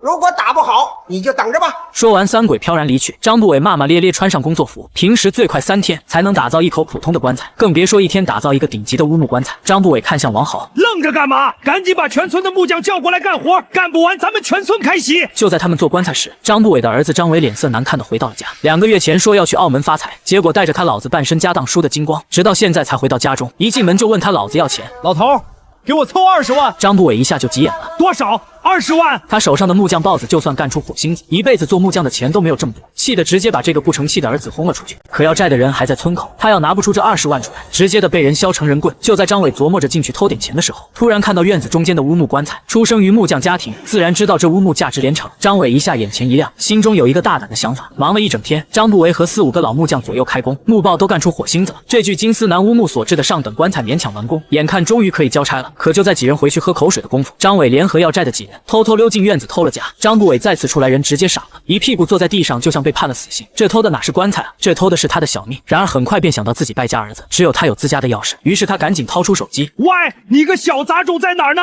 别他妈这么坑爹！另一边我睁开眼睛，万魂幡已炼化完成，去看看贫道的棺材。眨眼功夫，脚踏虚空，已经来到张家的院子上空。瞬间，整个院子里阴风阵阵。张木匠，我家主人的棺材呢？做好了吗？太监鬼王的声音传遍整个院子，跪在地上浑身颤抖。鬼王爷爷，棺材做是做好了，但是中途出了点意外。说着将前因后果讲述了一遍。3鬼听到张不韦的话，勃然大怒，办这点小事也能把东西弄丢？眼看太监鬼王动了杀意，天空之上我缓缓开口：你们几个废物，把东西找回来才是正事。随即金童瞥向木匠，你儿子叫什么名字？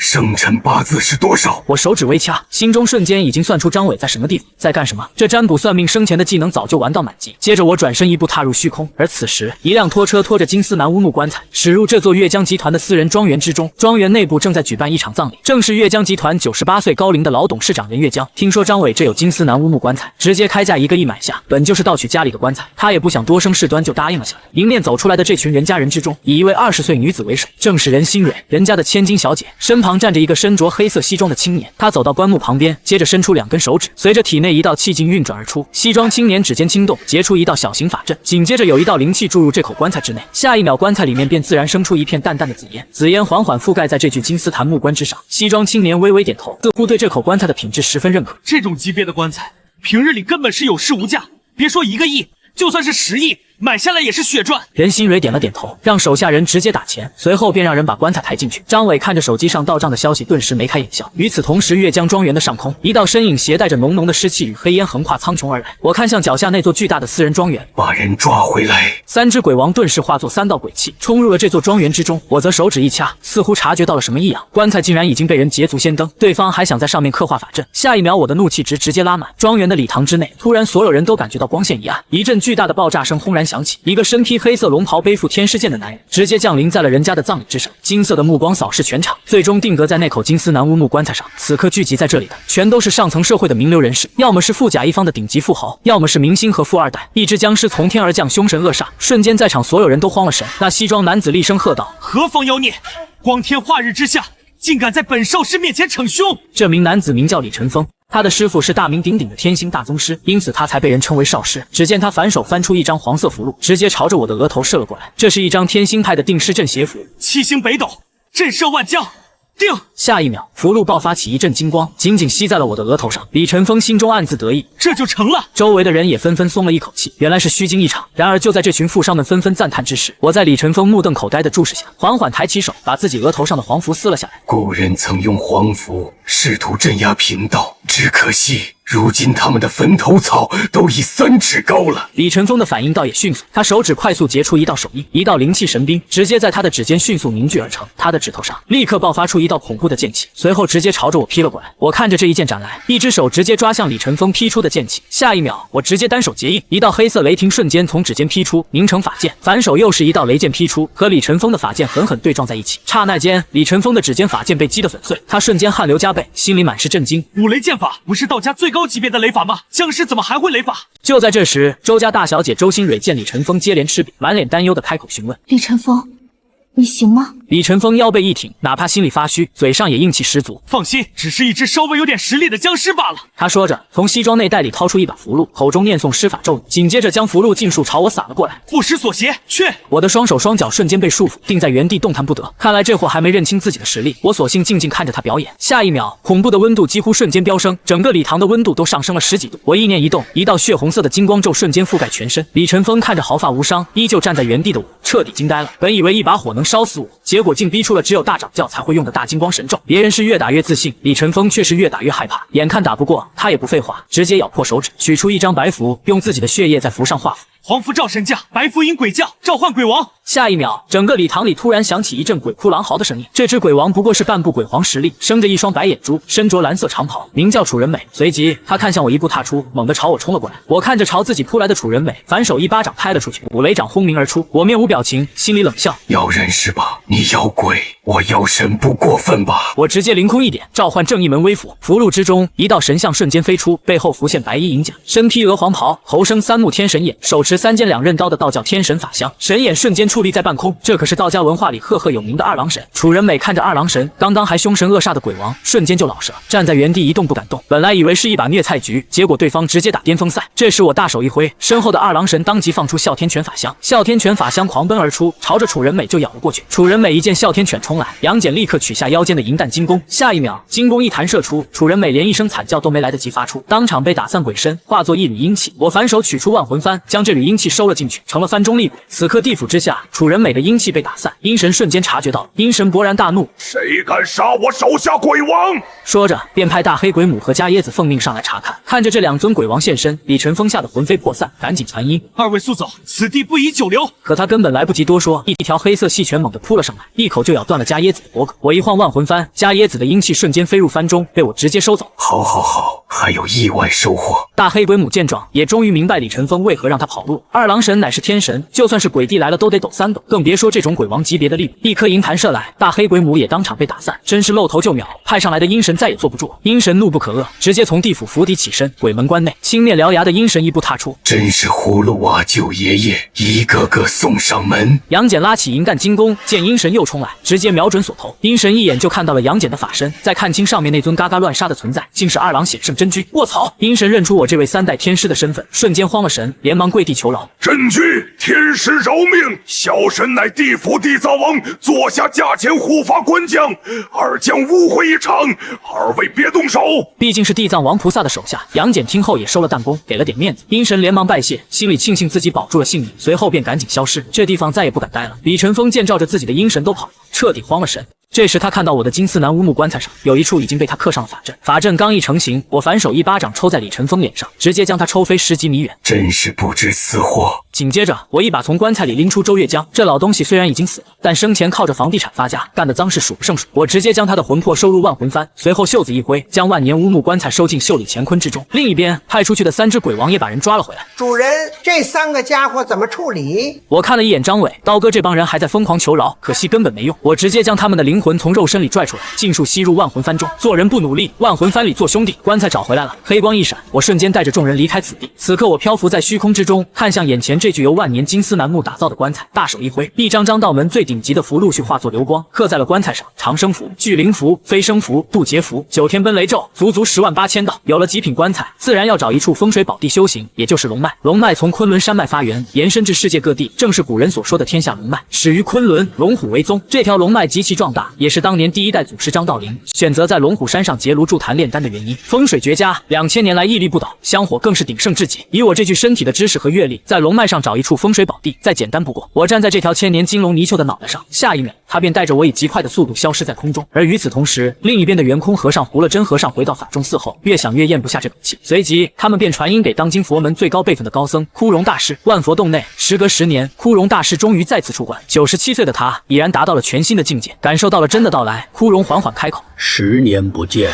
寺内一切安好吗？了真恭恭敬敬地回道：师父，闭关这10年，我法中寺一切照旧，寺内十分安宁。听着了真的汇报，枯荣满意地点点头。可当了真诉说自己被扔到水库里的狼狈经历时，枯荣也满脸惊愕。他清楚自己弟子的实力，什么样的僵尸能让了真不敌，还如此狼狈？显然枯荣并不相信了真的话，当即表示：这个场子佛门一定会找回来，那只小小飞将，我一指足以杀之。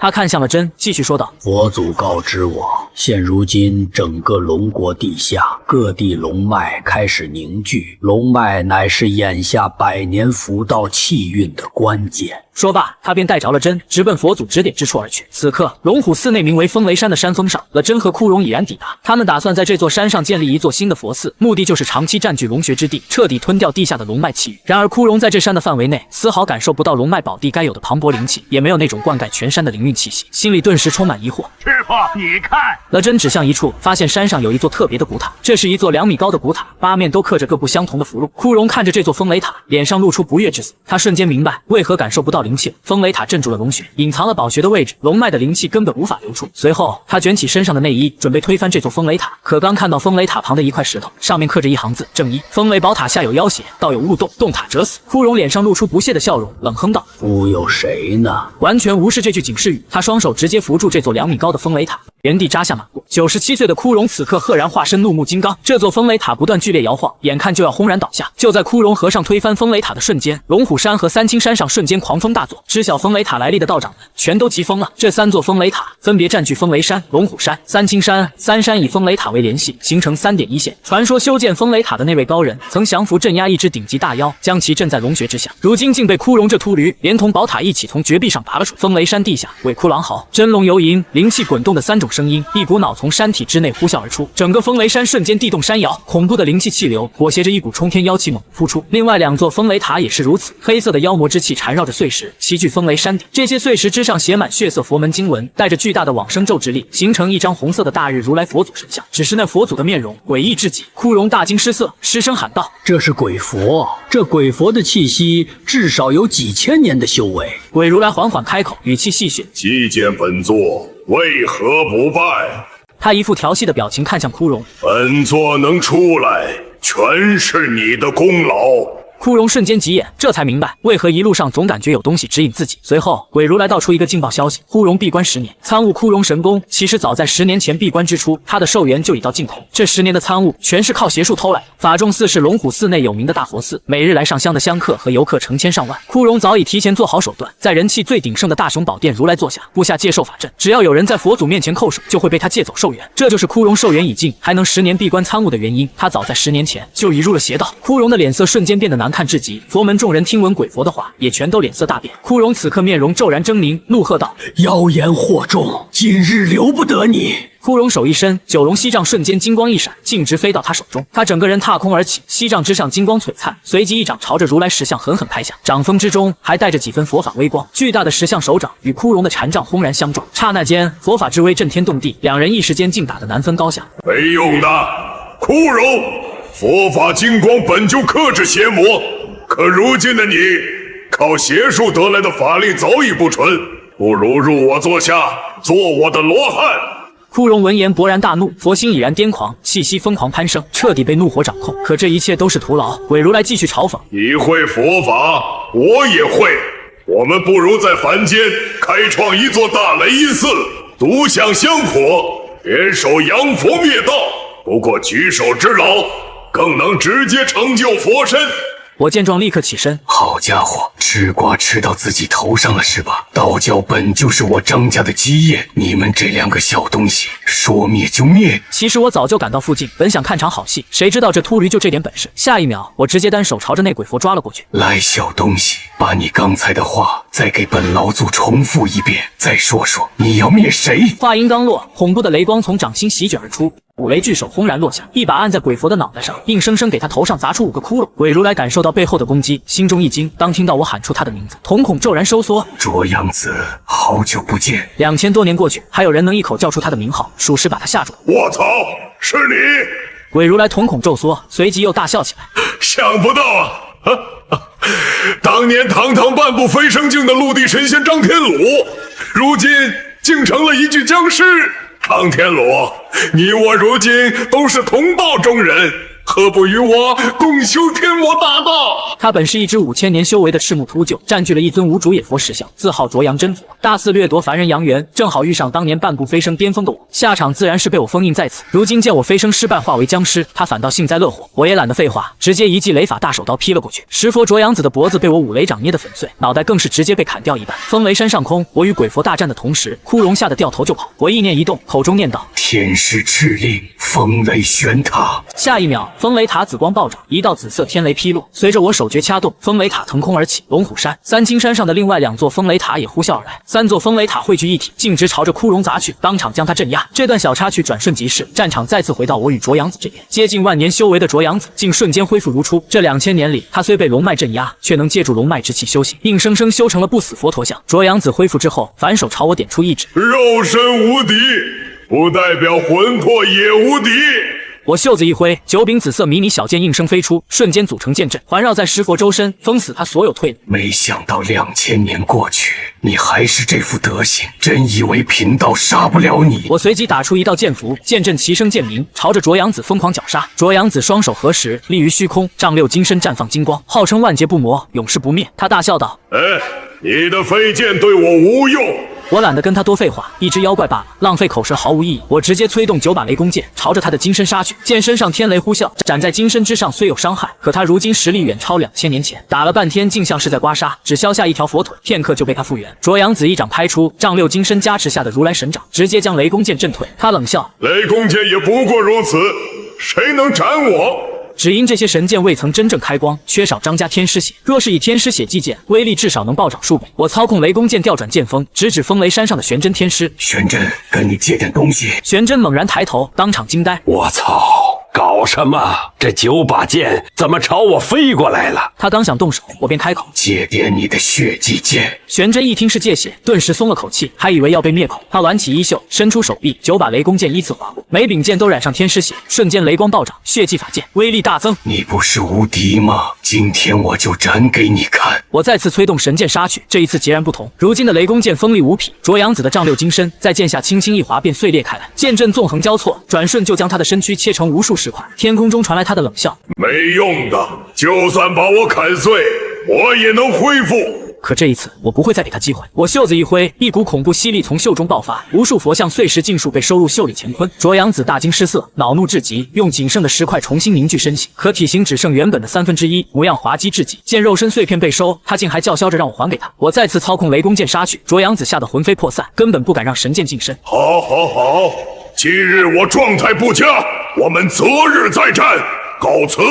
他骂骂咧咧地化作一道金光遁逃。我看着这一幕摇了摇头，我能让你跑掉。天空之上，那条千年大泥鳅早已等候多时。泥鳅反手一记金龙爪，正是我之前赐给他的法宝。卓阳子只觉一股龙气扑面而来，根本来不及反应，当场被一爪拍飞，惨叫一声，正好撞向雷公剑。九柄神剑瞬间将他的石像身躯切成碎末。我顺势将所有碎片尽数收走，一片都不给他留下。卓阳子知道大势已去，石像身躯尽毁，灵魂本体直接从石像中钻出，化作赤木秃鹫原形，振翅欲逃。我收完所有石身碎片，看着他灵魂出窍想跑，淡淡开口：想跑，早料到你有这一手了。我与卓阳子是老对手，这家伙老奸巨猾，肉身尽毁必定会灵魂遁走。我早以为他备好后手，下一秒我反手从腰间取下拘魂锁，这拘魂锁乃是系统奖励，地府阴帅同款，专门克制灵魂体与力。对付此刻的卓阳子堪称天克。我一边甩出拘魂锁，瞬间暴涨，自动追踪赤木秃鹫的灵魂。此刻卓阳子实力大跌，灵魂出窍耗尽最后法力，飞得极慢，很快就被追上。看到拘魂锁，卓阳子瞳孔骤缩，破口大骂：他妈的，你怎么会有拘魂锁？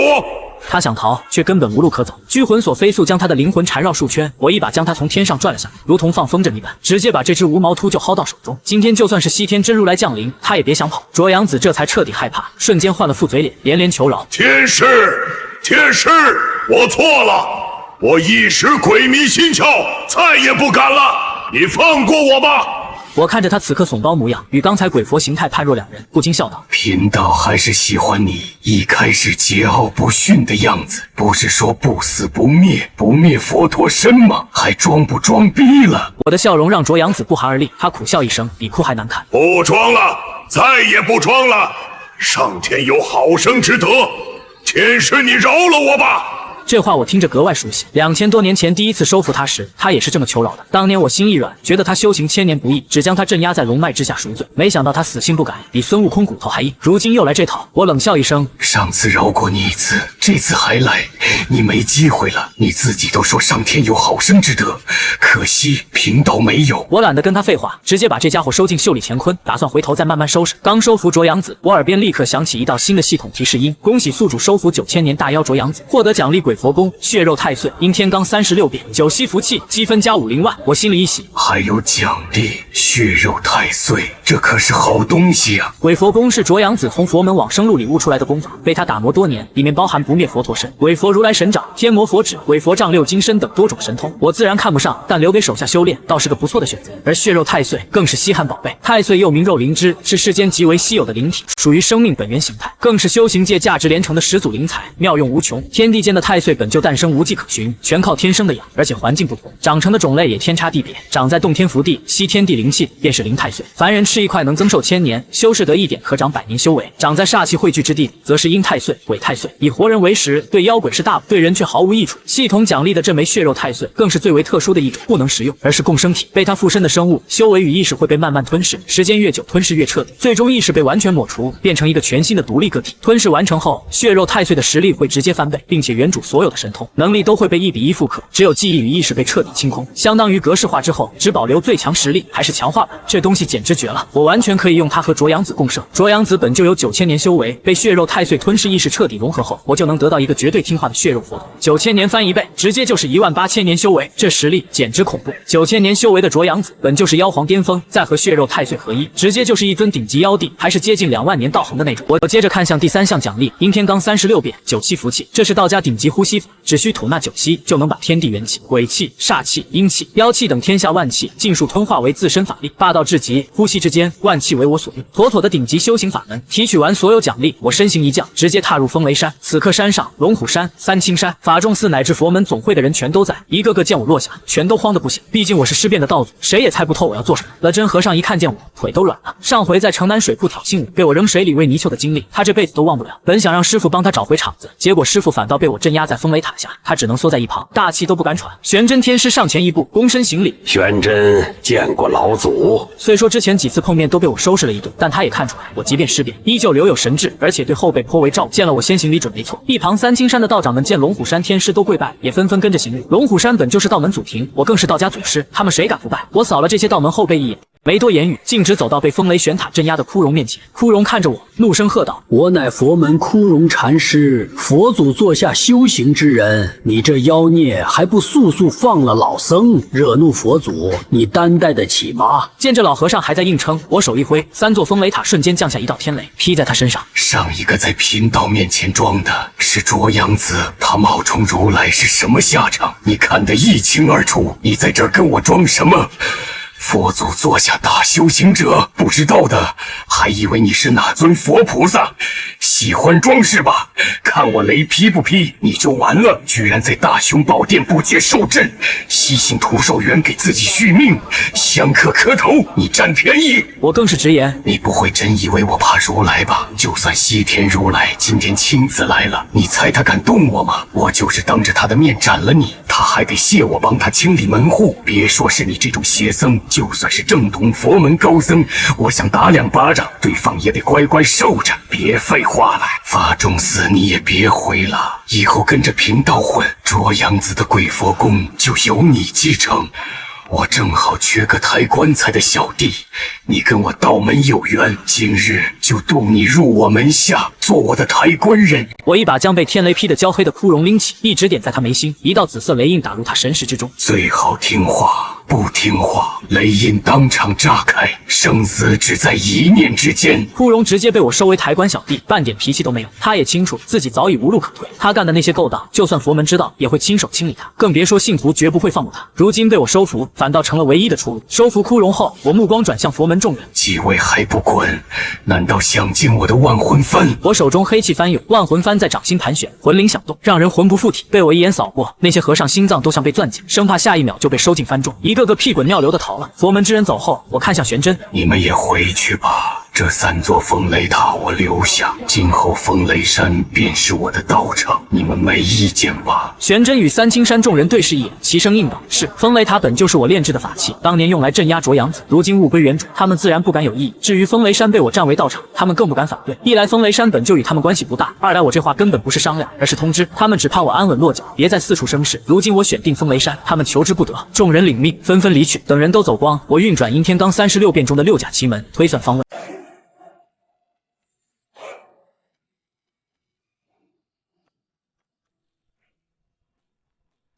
眼前瞬间弹出系统面板，是否确定将风雷山定为尸巢？我直接确认，绑定完成的刹那，系统提示音再次响起：恭喜宿主完成任务，寻找风水宝穴化为尸巢，获得奖励阴天罡36变、乾渊缩地、紫江神火+1，积分加10万。又一项任务完成，我当即提取奖励。乾渊缩地乃是天罡36变之一，既能深潜江海，来去无阻，又能缩地脉，千里之地近在眼前。这门缩地成寸比我现在用的强得多。我如今的缩地成寸，最多将1000米缩为1步，而天罡版的能直接缩万米，还能随境界不断进阶。潜力无穷，紫江神火则是先天12式火之一，威力极强，炼化后足以媲美3昧真火这等天地2等神火。世间火焰本就分3、6、9等，3昧真火是2等，6丁神火、南冥离火、太阳真火等为1等，这紫江神火正属于2等顶尖，只要炼化1朵，在凡间基本可以横行无忌。我先把这些奖励收起来，回头再一一修炼。眼下还有更要紧的事要办。我抬手直接把卓阳子的鬼佛功打入枯荣脑海，让他转修这门功法。枯荣长叹一声，知道自己上了贼船，再也下不来，只能老老实实跟着我混。另一边，我打开袖里乾坤，放出之前收的卓阳子佛身魔石，又动手把这些碎石复原成完整的鬼佛石像。接着我取出奖励，血肉太岁，一团淡粉色，软乎乎还在不停蠕动的肉团出现在我掌心。我把血肉太岁放在鬼佛石像上，这东西一感应到石像里的能量，立刻开始疯狂吞噬，很快化作一张巨大肉饼，把整尊石像裹得严严实实。等他彻底吞完石像，原本的石佛竟直接变成了一尊血肉如来。做完这些，我才慢悠悠取出被拘魂锁拴着的卓阳子灵魂。这家伙还不知道死到临头，被我拎在手里一脸懵，直到看见那尊血肉如来，他瞬间认出是血肉太岁，吓得疯狂挣扎，尖叫求饶：血肉太岁，别！天使，别闹啊！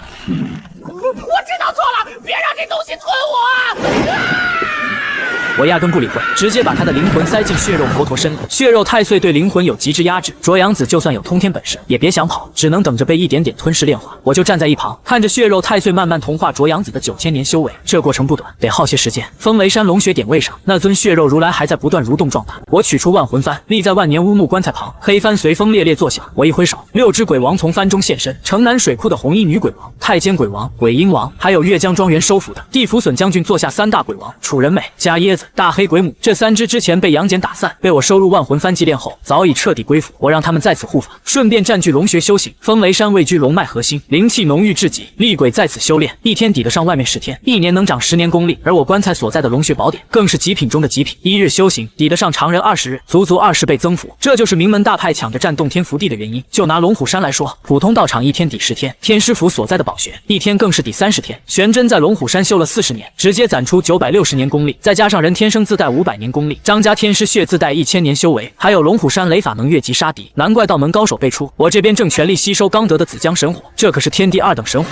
能跟3昧真火对标，吸收起来自然慢些。我估摸还得半个月才能彻底炼化，看似漫长，可这等宝贝半个月绝对值。接下来半个月，我一直在棺材里闭关，风雷山半点动静都没有。玄真回龙虎山后，一直盯着这边，生怕我搞事。见我安安稳稳待了半个月，他总算松了口气，不惹事就好。法仲寺那边，了真和尚回去后，把风雷山的事添油加醋告诉了住持了信，他只说我抓走枯荣，却绝口不提枯荣借寿，自己帮着维持法阵的丑事，这事爆出来，他也得完蛋。枯荣在佛门地位极高，还是了信的师叔。了信一听师叔被道门尸变的祖师抓走，当即坐不住，立刻在法仲寺官网发公告，艾特龙虎山，强烈控诉龙虎山纵容宗门始祖尸变，肆意妄为，掳掠高僧，限3日内交出枯荣大师，否则我方将走法律途径，绝不姑息。公告一出，佛道2家瞬间剑拔弩张，消息很快冲上各大平台热搜前10，网友们彻底炸了。卧槽，法仲寺直接硬刚龙虎山，这是要佛道大战啊！是那个尸变的3代祖师张天鲁抓了枯荣，倒是抓和尚干啥？枯荣大师不是10年前就闭关了吗？原来还活着。龙虎山这是摊上事了，看他们怎么回应。全网吃瓜，就等龙虎山接招。法仲寺态度强硬，气势汹汹，全网都在等着龙虎山怎么接招。龙虎山这边，玄真天师看到公告，当场脸就黑了。这帮秃驴是真不要脸呐！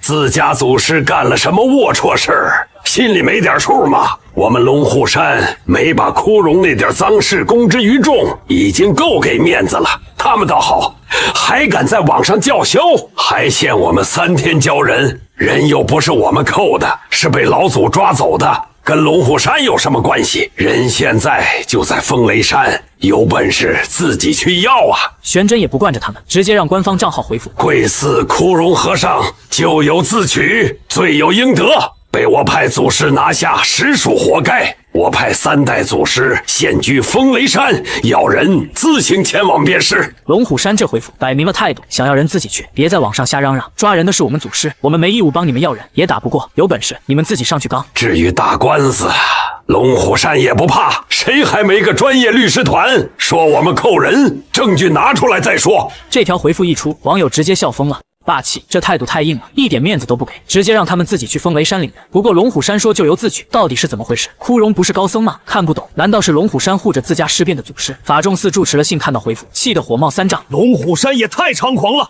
就没人管管吗？他想打官司，可偏偏拿不出证据，而且按照了真的说法，人确实不在龙虎山，就在风雷山，在张天鲁手里。了信当即披上法袍，怒道：风雷山是吧？尸变的3代祖师是吧？敢抓我佛门高僧，今日必斩你！他转头问了真，那张天鲁实力如何？本住持这就去风雷山，把他抓回来镇压佛塔。了信心气正盛，觉得只要自己出手，一定能挽回佛门颜面。要是能把龙虎山祖师镇压在法仲寺佛塔，龙虎山脸面丢尽，那可就怪不得他了。说着，了信拿起镇寺之宝紫金钵就要出发。动身之前，他还是多问了一句：张天鲁到底有多强？他自认修为不输当年的枯荣师叔，甚至还要更强一筹，根本不知道枯荣已经突破到枯荣神功第10层。了真一看师兄拿着紫金钵就要去送人头，吓得赶紧拦住：师兄别冲动，千万别去。那3代祖师虽然尸变，实力却强得恐怖，根本不是你我能抗衡的。了信眉头一皱，真有这么强？我这紫金钵是历代住持传承加持的法宝，法力无边也不行吗？了真长叹一声，枯荣师叔闭关10年，突破枯荣神功第10层，可在张天鲁面前一招都没撑住，直接被风雷玄塔镇压了。就连那9000年修为的鬼佛卓阳子都被他彻底收拾了。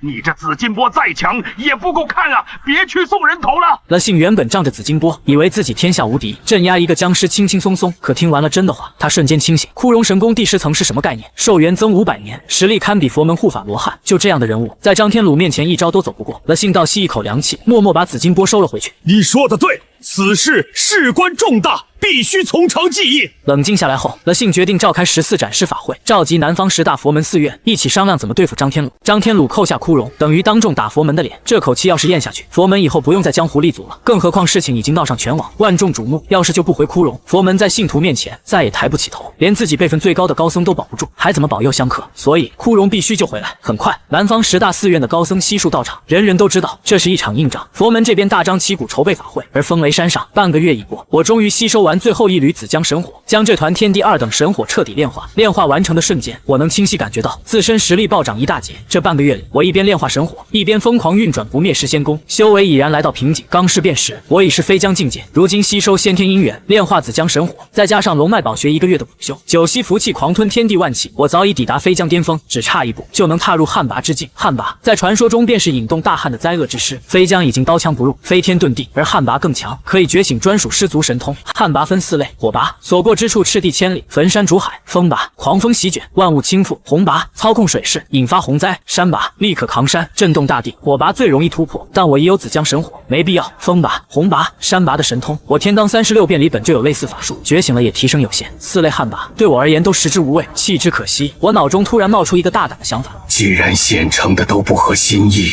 那我为什么不自己开创一种？我生前主修5雷阵法，僵尸历史上从未有过雷系旱魃，以我对天雷的超强抗性，未必不能成功。打定主意，我掀开棺材盖，一步踏出，一旁苦修的6大鬼王、枯荣，还有正在成型的血肉鬼佛，修为都大有长进，龙血宝地的效果显而易见。众人见我出关，纷纷行礼，见过主人。恭喜主人出关！我微微点头，随即凌空飞起，抬手一招，3座风雷玄塔应声而起，落入我手中。这3座风雷塔是我1000年之前留下的，它们本身就是法器，留在龙虎山、三清山、风雷山上2000年，历经1000年龙脉加持，如今威力更猛了。我把这3座风雷塔收回来之后，它们就在我面前悬浮着，时不时散发着阵阵雷光。我想修成雷电旱魃，必须借助自然界天雷的威力，而想要借到这天雷之力，就得靠这3座风雷塔帮忙。我直接把这3座风雷塔在自己身边摆阵，无数阵旗从我的袖子里飞了出来，密密麻麻插进我身边10米范围内。片刻之间，这套天雷阵就摆好了。摆好阵法后，我将一道灵气打入风雷玄塔之内，紧接着3座风雷玄塔里就有3道灵光直冲天穹。瞬间，天空阴云滚滚，雷劫的气息扑面而来。我抬头看天，身上的僵尸气息瞬间攀升到极致，朝着天空怒吼：“来呀，劈我！”我抬头望向头顶风雷山上被风雷玄塔引动的雷云，雷云之中天雷滚滚，雷电在云层里肆意游走，发出震耳欲聋的轰鸣声。风雷山附近的其他山头，无数飞禽走兽听到这恐怖的雷鸣声，吓得拼命逃窜，纷纷缩回自己的洞穴，连头都不敢露。要知道，天雷对天地万物有着先天的克制，没有任何东西是不怕雷声的，就算是万年厉鬼，听到炸雷也得心里发怵。龙虎山上，玄真天师坐在天师府里，听到窗外风雷山方向传来的天雷轰鸣，眉头瞬间皱了起来。他走出屋子，一步登天，站在天师府的屋脊上，远远眺望风雷山的方向。玄真喃喃自语：“哪来的天雷？”他能清晰地看出来，这天雷并非自然界自然生成的，因为刚才天气还十分晴朗，一眨眼就天雷滚滚。这又不是夏天，气象变化再快也不会这么离谱。而且在这天雷之中，他感受到了术法的气息，再加上雷声是从风雷山方向传来的。玄真猜道，大概率是老祖在施法。可关键是，老祖闲着没事引天雷干什么？玄真想破头皮也想不明白，我引天雷下来，竟然是为了劈自己。此刻的我站在棺材板上，抬头望向头顶的天空，负手而立，准备上接天雷。我的身边，枯荣、千年泥鳅、6大鬼王，还有那血肉鬼佛，看着天空中的雷劫，一个个都瑟瑟发抖，根本不知道我要做什么。加椰子的脸色本来就白，现在听到雷声，脸色变得更加惨白。大黑鬼母的脸色也一下子被吓得惨白。不是，哥们儿，你有病吧？你可是僵尸啊！引天雷劈自己，这是不要命了！可他们哪里知道，这正是我想要的。他们看着天雷满心恐惧，而我看着天雷，心里只有兴奋。雷电旱魃，我可是普天之下第一个要修成的人，来吧！我直接化为一道黑光冲上天空，别人渡劫都是拼命避开雷劫，只有我迎面就冲了上去，生怕雷劫劈歪了，劈不到我身上。轰！粗壮恐怖的天雷瞬间笼罩了我的全身，雷电狠狠撞在我身上，将我整个人包裹其中。我被天雷狠狠轰了下来，浑身都在冒烟。好在我身上的龙袍和紫袍有湿气庇护，没有被天雷劈坏，但身上依旧冒着白烟。虽然我有五雷适应体，可那只是系统奖励，让我适应内部的五雷正法，并不是适应外部的天雷。所以外部的天雷劈在我的肉身之上，还是会疼，但这种程度的疼痛对我来说根本不算什么。被劈了一下之后，我的僵尸肉身竟然开始主动吸收外部天雷的力量。与此同时，有雷劫之力涌入我的肉身，我的丹田处也开始凝聚内丹。这正是旱魃和飞江最明显的区别，就跟人类的金丹一样，只不过旱魃的这颗内丹名叫尸丹，也被称为神通尸丹。如果修成火魃，尸丹之中就全是火焰精华；修成风魃，尸丹之中就全是萃取的罡风之力。同理，我想修成雷电旱魃，在凝聚尸丹的时候，就必须往尸丹里吸收天雷之力，只有不断压缩天雷之力，让它和尸丹合二为一，达到天人合一的地步，我这雷电旱魃才算真正修成。所以只接一道天雷远远不够，我被劈得浑身冒烟，尸丹也被雷电捶打了一下。这种感觉痛并快乐着，我深吸一口气，再次朝着天上冲去。再来！风雷山上一道道天雷接连轰鸣而下，狠狠劈在我身上，而且天雷的威力一次比一次恐怖。六大鬼王看着这一幕，吓得瑟瑟发抖。那条千年泥鳅更是大气都不敢出，敢这么硬核的接天雷劈杀，也就只有我这狠人了。他们万万没想到，这位三代天师主子不仅对手底下人狠，对自己更狠，竟然追着天雷让他劈。六大鬼王懵懂的眼睛里满是惊恐，心里估计都在骂马勒戈壁的。现在想想都后怕，当初我们是怎么敢跟这样的狠人动手的？现在都佩服我们自己的勇气。我这边还在不断接受天雷的疯狂轰杀，我的僵尸肉身被劈得焦糊，冒着白烟，皮肤上布满了裂纹，但肉身也在这一次次轰击之中被锤炼得更加恐怖。我的尸丹也一次次被身体吸收的天雷能量捶打，从一开始的不规则形状，渐渐被捶打成正圆形，直到达到无暇之境。龙虎山上，玄真天师看着风雷山那边的天雷轰击越来越恐怖，雷霆落下的频率也越来越快，眼皮狂跳不止，心里的不安越来越强烈。他在心里嘀咕：妈的，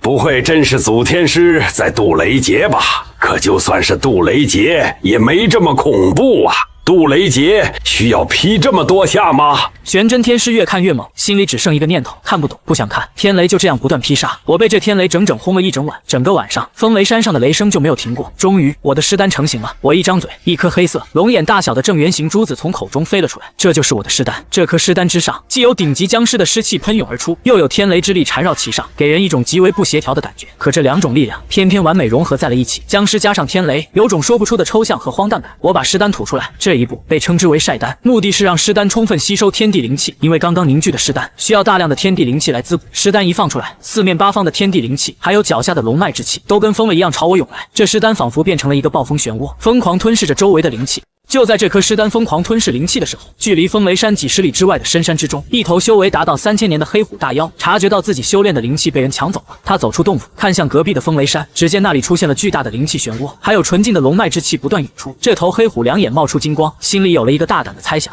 我勒个兜，那风雷山上该不会是出世了什么天才地宝吧？黑虎当即起身，决定前往风雷山。好，看来今日该本山君飞黄腾达，让我看看这风雷山上到底有什么宝贝。这头3000年黑虎大妖从百里之外的山头兴冲冲地打过来，一门心思奔着宝贝去了。在他看来，风雷山这边先有天雷轰炸一夜，紧接着又出现灵气漩涡，地下龙脉之气汇聚，这分明就是有逆天级别的天才地宝出世。要知道，很多妖魔对天才地宝天生没有抵抗力，毕竟有些东西吃了之后能瞬间增加几百年甚至几千年的修为，这就像是地上随机刷新的100万彩票兑奖券，看见了怎么可能不捡？有时候吃下一枚天才地宝就能省下几百年甚至上千年的苦修之功，这可不是闹着玩的。这头黑虎心里只有一个念头：我不想努力了。他朝着风雷山一路疾驰而去。同样不想努力的还有另一座山头的赤蟒，这条赤蟒有2500年的修为，他也感受到了灵气漩涡的气息，同样觉得是有天才地宝出世。于是这条赤色巨蟒也朝着风雷山赶了过来，两头大妖直奔风雷山而来，一路上妖气滚滚，没多久就在山脚下碰了头。他们看着对方，心里都清楚彼此的目的是一样的，都是为了风雷山上的天才地宝。此刻两只大妖同时抬头看向天空，只见天空之上无数龙脉之气喷涌而出，这次喷涌的气息比之前更加恐怖，灵气漩涡也变得更加庞大。这一下他们更加坚信风雷山上一定有大宝贝。两头大妖瞬间将对方视为仇敌。那条有2500年修为的赤色巨蟒率先开口：虎王，你还是回去吧，此地归属我的地盘，山上的东西当归我所有，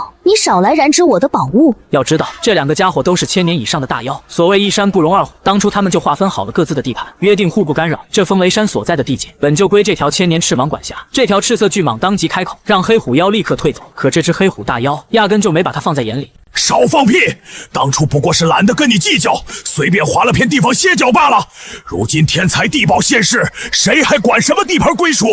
就你这点修为，也不掂量掂量自己，配当本王的对手吗？识相的赶紧滚，免得被本王打成一滩肉泥！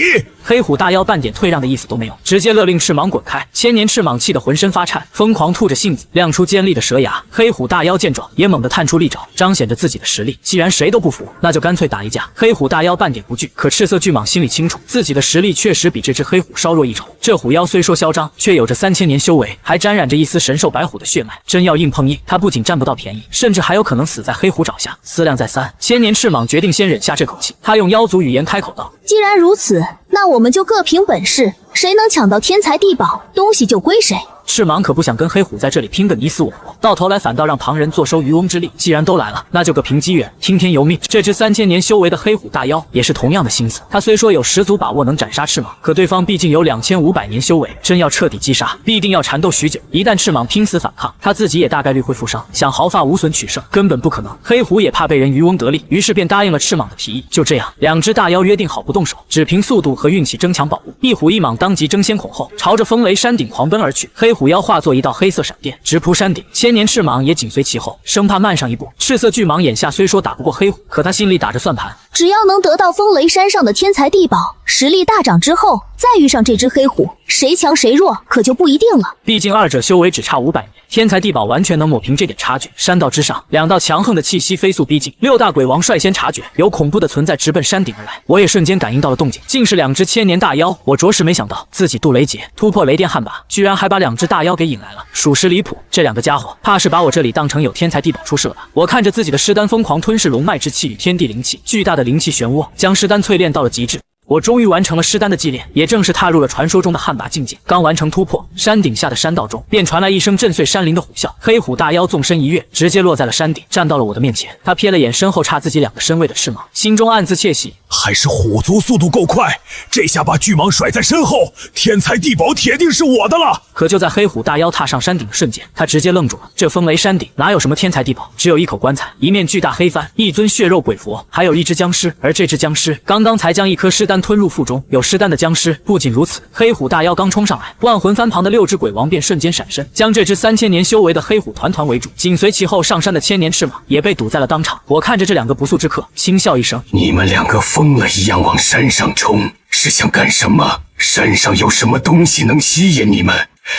难不成是觊觎我的尸丹？我刚凝聚尸丹，修成雷电旱魃，正愁没妖魔上门，你们两个跑得这么起劲，总不会真是冲着我的尸丹来的吧？一只3000年修为的虎妖，一只2500年修为的蟒妖，你们最好是来投靠我的，不然今天谁也别想走。万魂幡里正好缺2个位置，二位就都留下吧。我一身龙袍，负手立于乌木棺材之上，原本泛着金光的空洞瞳孔，在突破成雷电旱魃后，萦绕着道道紫色雷虎，不断炸裂。我看向2只大妖，开口问道：二位为何而来？黑虎与赤蟒原本满心期待天才地宝，争先恐后冲上山，可看清眼前景象后，瞬间傻了眼。哪是什么天才地宝，分明是一只老僵尸在此凝聚尸丹。刚才的灵气漩涡不过是尸丹在吸纳天地灵气罢了，而且这只僵尸散发出的气息强大的让他们窒息。即便二者都是近3000年的顶级大妖，站在我面前也如同志同面对庞然大物，天生便低人一等。更何况他们还被我手下6只千年修为的鬼王围住，单是这6只鬼王就够他们应付许久，更别说还有我这个坐镇的强者。黑虎大妖上一秒还嚣张跋扈，此刻瞬间变得唯唯诺诺，扭头看向身旁的赤蟒：说话，你来说。黑虎不敢搭话，竟把赤蟒推了出来。赤蟒被我和6大鬼王死死盯着，早已吓得不敢造次。他狠狠瞪了黑虎一眼，心中暗骂：3000年修为修到狗肚子里去了，山下还叫嚣着要杀我，如今碰上硬茬，反倒让我出头，刚才的威风去哪儿了？赤蟒头皮发麻，只能硬着头皮道：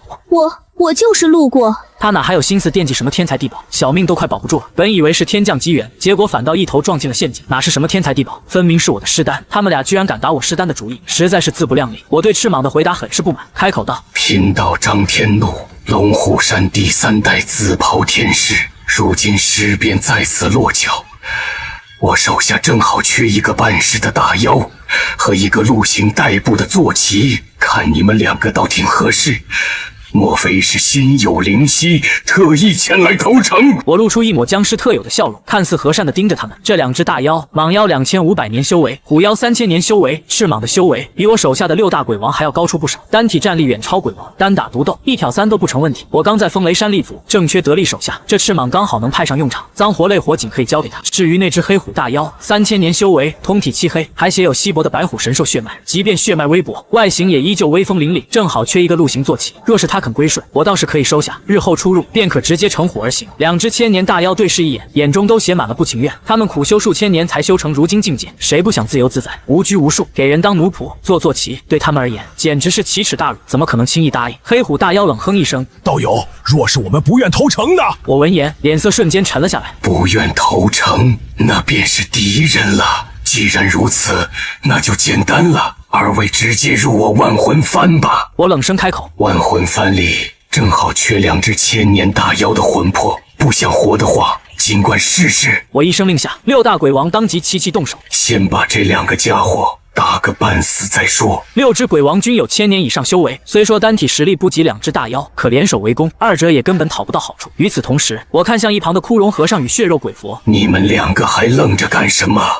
一起上！”枯荣和尚脑海中被我打入雷音，早已别无选择，只能听命于我。这半个月里，他转修了卓阳子的鬼佛功，此刻化作一道黑影冲杀上前，一招鬼佛如来神掌，径直拍向赤蟒。血肉鬼佛也领命出手。这半个月，他虽未完全吞噬卓阳子的修为，也已吸收10之7八，基本掌控了尸佛身躯。鬼佛天魔佛指径直杀向黑虎与赤蟒。有了枯荣与鬼佛加入，战局彻底一边倒。2只大妖很快便招架不住。我站起身，低喝一声：“都让开！”收拾2个小角色，都磨磨蹭蹭，全是废物。我亲自出手，手腕一抖，一串108颗的天雷木流珠手串便握在了手中。我反手一抽，一道紫色雷霆轰然打出，狠狠抽在赤色巨蟒身上，直接将它抽飞出去。巨蟒发出一声凄厉惨叫，剧痛瞬间席卷全身。我一边一个，下一边径直抽向黑虎大妖。黑虎还想挣扎反扑，朝我扑杀而来，结果直接被我用流珠抽翻在地。万年天雷木流珠也敢硬冲！看着被一边抽倒在地、口吐白沫的黑虎，我冷笑道：“什么档次也敢扑杀贫道！”黑虎大妖直接被抽得半昏迷，连我一击都扛不住。一旁的赤蟒挨了一鞭后，早已吓得舌胆俱裂，感受到我的目光投向他，瞬间浑身发寒。我问道：“怎么说？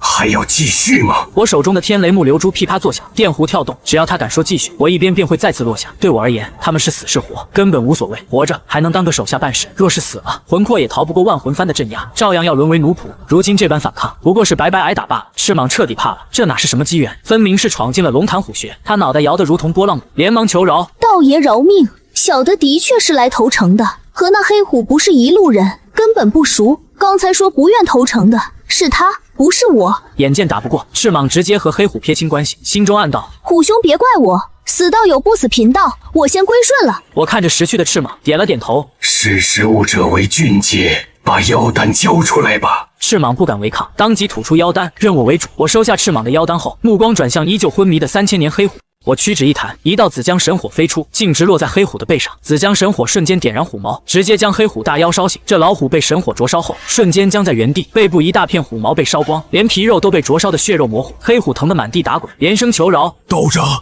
道长，快收了神通吧！我错了，我真错了。”他背上的紫江神火根本不是凡间火焰，根本扑不灭。我要是不收神通，他今天就得被活活烧成灰。这头黑虎也清楚自己算是踢到铁板上了，横竖都是当奴隶，那不如少受点罪。就这样，这只3000年的黑虎大妖也乖乖投了诚。3000年的妖王终究还是顶不过龙虎山3代祖天师啊！我手一挥，紫江神火瞬间散去，收了黑虎身上的紫江神火与妖丹后，这只3000年的黑虎大妖直接成了我的坐骑。3000年黑虎妖王当坐骑，倒也凑合。与此同时，法众寺内由住持了信和尚主持的14展示法会，眼看就要开启。南方十大法寺的高僧收到消息后，全都齐聚法众寺。如今龙国排名前10的法寺，唯有雷音寺在北方，南方占了剩下6个：大威龙寺、法众寺、佛光寺、宝华寺、观音寺、龙象寺。这6大法寺的代表高僧悉数到场，连另外4个排名靠前的佛寺也派了高僧赶来，事关重大。6大寺来的几乎都是各寺住持，就算有住持闭关，寺里的第2高僧也亲自来了。毕竟枯荣禅师是龙国佛门辈分最高的存在，要是连他都救不回来，佛门以后还拿什么保普通人？法众寺提前关闭山门7 7日，闭门召开14法会。了信与了真和尚身着法衣，缓步走出，站到法会台前。了真和尚将枯荣禅师被我道门3代祖师张天鲁扣押，如今生死未卜的前因后果，原本的跟众高僧讲了一遍。话音刚落，天下排名第2的大威龙寺住持法海当即冷哼一声：“这道门也太无能了！自家祖师尸变这么久都解决不了，反倒误伤我佛门高僧。枯荣大师要是有个3长2短，玄真天师等着给我佛门谢罪吧！”法海话锋一转，又问：“那张天鲁的实力究竟如何？”了真和尚回道：“很强，枯荣大师修至枯荣神功第10层，连他一招风雷玄塔都挡不住。”法海摇了摇头，他在大威龙寺当了几10年住持，降服过的妖魔于千，在南方堪称第1法寺，连妖魔都闻之色变。身为住持，他术法通天，眼光毒辣。一听了真和尚说起枯荣与我的对战，瞬间就看出端倪。张天鲁自身修为应该不强。法海一针见血，他生前虽是龙虎山3代祖师，巅峰时期的确强悍，但毕竟死了2000年，就算尸变后还能动用雷法，威力也必定有限。死了2000年，一身修为早散的七七八八了。依我看，单凭自身法术、神通与修为境界，张天鲁未必比得上枯荣大师。他能瞬间压制枯荣，靠的绝不是自身实力，而是手上的法器，是那3座风雷玄塔镇压了枯荣。法海这话一出，立刻引得一众住持高僧纷纷点头。枯荣神功第10层，修为公参造化，怎么可能被人顺秒？别说他，就算是北方雷音寺的无天住持，也未必能做到。张天鲁能一招制住枯荣，肯定是借了法宝的威势。那真和尚说的那3座风雷玄塔，必定是道门顶级法宝。枯荣大师不是输在修为，是输在法宝上。小张天鲁不足为虑。法海冷笑一声：“他若还活着，我尚且敬他3分，可一具死了2000多年的僵尸，有何可惧？敢对我佛门大师出手，就该有生死道消的觉悟。他以为有3座风雷玄塔就无敌了，岂不闻我大威龙寺藏有降龙宝杵？大威龙寺能稳坐天下第2法寺，自然有其底蕴。寺中曾出过一位真正的佛门罗汉，当年被如来传道点化，飞升上界西天，100年后归来，带回一件上界法宝，正是这降龙宝杵。此宝威力无穷，是佛门顶级法器，就连天下第1的雷音寺也要对大威龙寺敬上3分。”法海此话一出，全场住持高僧的目光齐刷刷投向他。法海住持，莫非你把降龙宝杵带来了？想不到老僧有生之年还能见到上界法宝显威，此生无憾。降龙宝杵一出，定能镇杀张天鲁。法海冷笑：“老僧这次来法中寺，不仅带了降龙宝杵救枯荣大师，还要收服张天鲁，再去龙虎山走一趟，会一会龙虎山现任掌门玄真天师。”法海此行还有更大的野心，他打算上龙虎山挑战玄真天师。若是赢了，大威龙寺必将名扬天下，甚至赶超雷音寺成为天下第1法寺也未可知。毕竟击败龙虎山天师这一条就足以名动四方。听着法海的计划，众住持高僧纷纷惊叹：“法海住持当真是雄心虎胆。”龙虎山之行，他们也定要随行，毕竟法海 VS 玄真绝对是一场重头戏。好了，时候不早了，老僧的车已在外面等候，出发，早点解决张天鲁，我还要去龙虎山呢。了幸住持，风雷山在何处？快带路！说完，法海迈步走出法中寺，坐进了自己的丰田埃尔法。了幸与了真和尚对视一眼，他们法中寺是本地寺院，认识去风雷山的路，当即在前头领路。车上，了真和尚想起之前在风雷山的交手，依旧心有余悸。虽说法海住持的分析听着有道理，可真的只是法宝的缘故吗？了真总觉得不对劲。我与那血肉鬼佛动手时，自身实力也恐怖至极。要知道，枯荣大师之前对上鬼佛根本不是对手，枯荣战力小于鬼佛小于我。这么看，我绝不是只靠法宝制胜的。了真坐在法中寺的迈巴赫里，看着车子朝风雷山驶去，心里始终打鼓。就算有10大法寺的高手随行，他还是觉得没什么安全感，总像羊入虎口。你是被枯荣师叔被瞬间镇压的事吓住，生了心魔。如今我们有这么多住持大师相助，还有大威龙寺的降龙宝杵在手，何惧一个张天鲁？况且我手上还有紫金波，他翻不起什么浪花。此战我佛门必胜。了幸安慰师弟，让他别过度恐惧。在他看来，我根本没那么可怕，了真不过是夸大了我的实力。消除恐惧最好的办法就是直面恐惧，等镇压了我，心魔自然会消散。几辆佛门豪车一路疾驰，直奔风雷山。这次营救枯荣大师，佛门也是为了挽回负面影响。毕竟枯荣被抓的事，已让佛门陷入舆论危机。网上不少人叫嚣，佛门连自己人都保不住，还谈什么保普通人？这一次14联合的展示行动，佛门根本没对外保密，还特意带了摄影直播团队全程拍摄。10大法寺对自己信心十足，打算把我镇压的画面展示给所有人看。佛门直播间的标题赫然写着14展示法会，镇压道门祖师张天鲁。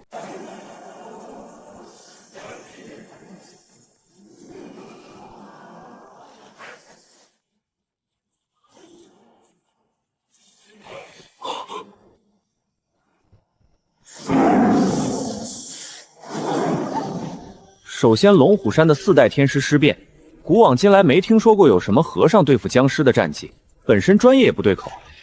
其次，就算是龙虎山，连这一代天师玄真紫袍都打不过，这波纯属于是扬言了。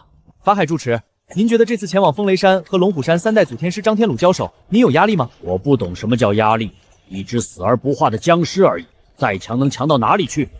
那您觉得龙虎山3代天师的实力怎么样？您和他交手有几成胜算？即便是老僧现在的修为，碰到巅峰时期的张天禄，只怕也不是对手。不过已经死了2000多年，实力就不足为虑了。我和他交手，有9成把握能直接拿下他。我去，666啊！法海大师这么强，这位法海住持是不是太自大了？还9成把握拿下？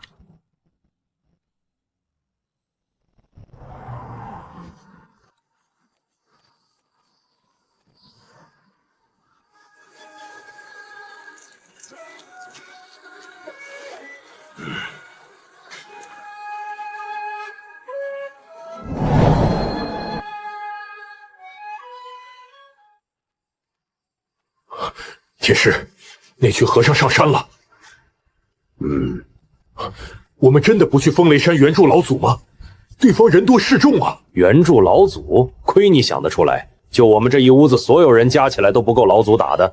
或许需要支援的不是老祖，是那帮和尚。你们是真搞不清楚大小王啊！现在只能期望老祖能让他们活着回来了。老祖的实力，我比你更清楚。他们上山不过是找死而已。刚收了黑虎、赤蟒这2个小弟，这下我的跑腿又多了2个。目前手下涵盖3大类：人、妖、鬼。妖有血肉太岁鬼佛、千年金龙泥鳅、千年修为的黑虎和赤色巨蟒妖王的阵容。鬼则是6大鬼王坐镇万魂幡，同样1000年以上的修为。人则是修了鬼佛经的枯荣和尚，经过我半个月在棺材内修行，棺材也跟着吸收了风雷山龙脉之气。之前在棺材上种下的尸豆也长成熟了一批，果然品质很高。这片尸豆的品质可以召唤毛将级别的僵尸了，只是数量有点少，一共才收获了100来颗而已。这效率，万魂幡10年都成不了，更别提1000万魂的顶级万魂幡了。质量高的产量跟不上，那就培养质量低的，数量跟上也是可以弥补质量的。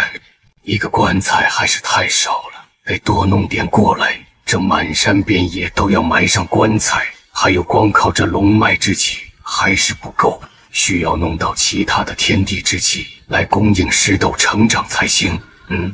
枯荣有你们佛门的朋友来了，看着真是人不少啊。刚刚采了一把石斗，还没来得及检验神通的实战呢，没想到这就来了一批炮灰，来得早不如来得巧，刚好等下可以用这帮家伙测测这新豆子的能力。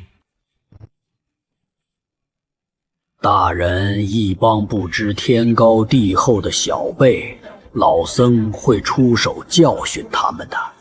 没这个必要，你在旁边看着就好。既然对方是奔我来的，就让他们见识见识道家祖师爷的实力。自己刚好也刚刚突破汉八，正愁诸多手段没地方用呢。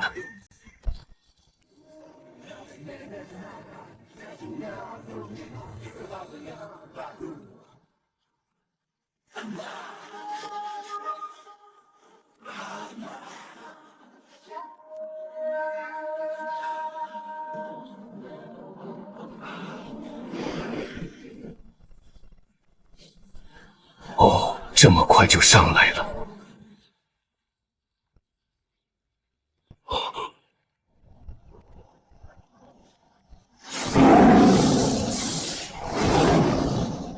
好家伙，这阵容感觉不比法中寺这边的差呀！没想到他麾下竟然已经集结这么多妖魔鬼怪，这下事情有些棘手了。本来想上山集火给他秒掉，看来现在是必定会出现伤亡了。你就是龙虎山3代祖师张天鲁。你是哪个寺庙的？本座知明慧，是你能直呼的吗？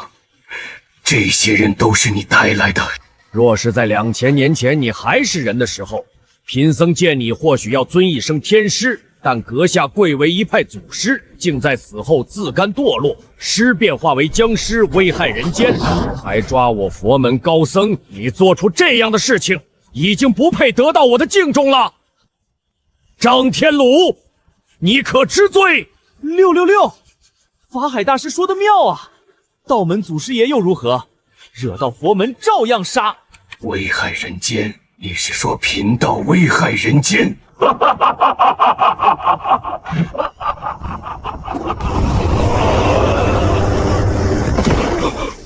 对方的功力竟然这么深厚，光是一道小声的音波攻击，能把我们震退好几步。妖孽，吃贫僧一记大威金刚掌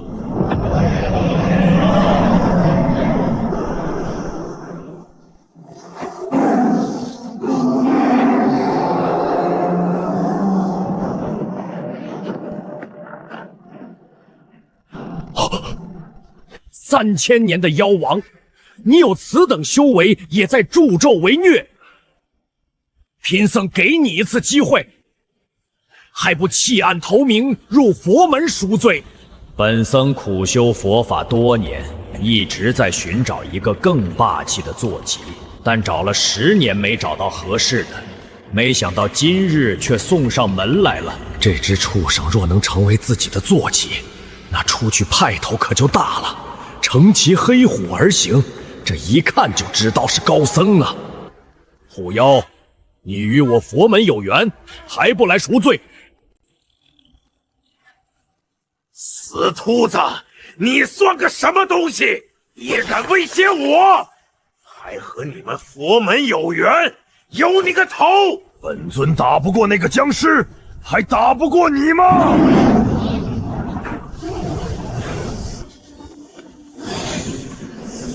大威罗汉印！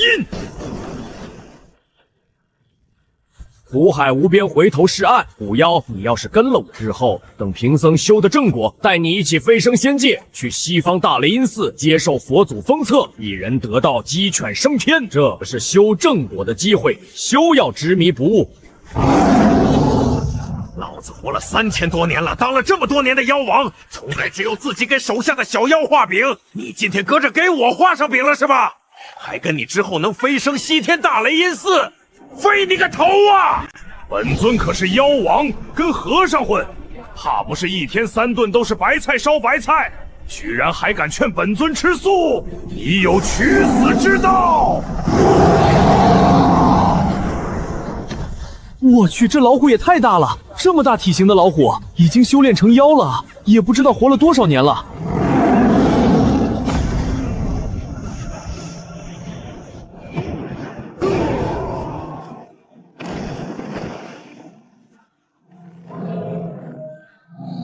黑虎，你还不服？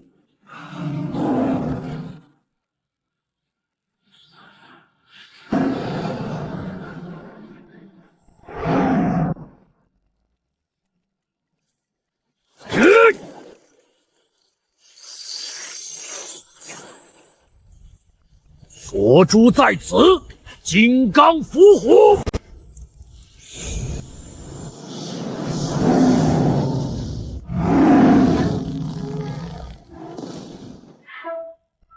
我说了，你不是贫僧的对手，乖乖就范吧。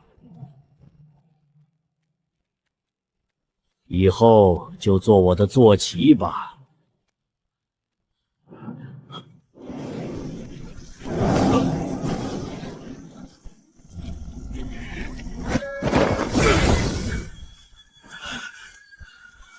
回来，你不是他的对手，当着贫道的面挖我的墙角，胆子不小啊！没人告诉你，你这么做是什么下场吗？五雷正法，掌心雷。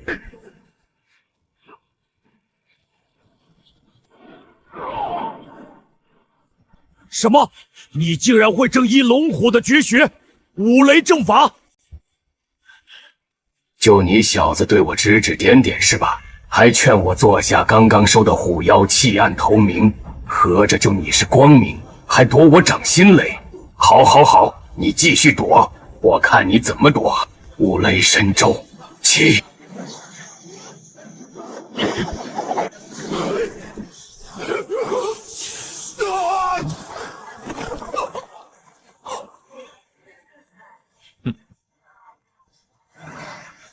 还躲是吧？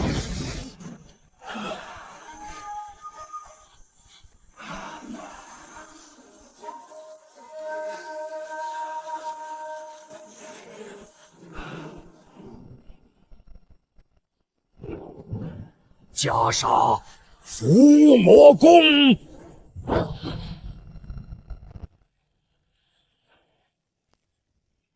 这件袈裟可是当初10大富豪凑钱，以金丝银线请能工巧匠所编织而成的法衣，袈裟上还镶着99件顶级宝石。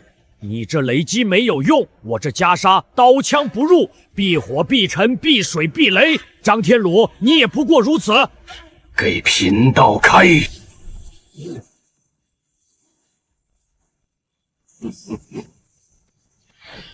张天鲁，你还是别费功夫了。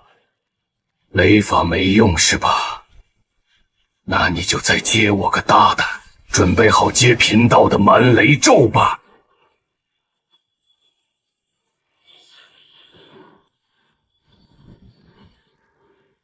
啊，这道雷法威力绝对比刚刚10几道雷符还大了几百倍不止。坏了！祖天之劫雷祖印用蛮雷咒了，这谁顶得住啊？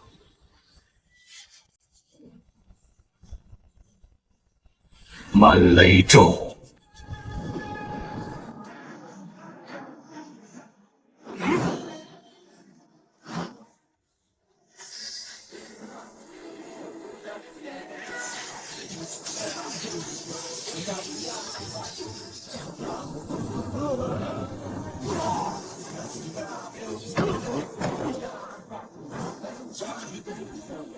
什么？这也太厉害了吧！之前我刚刚尸变的时候也用过一次蛮雷咒，但那一次的蛮雷咒因为只恢复了10%的原因，外加上第一次蛮雷咒是用来劈杀墓室里的那几个盗墓贼，并没有直观的对比。没想到威力这么大。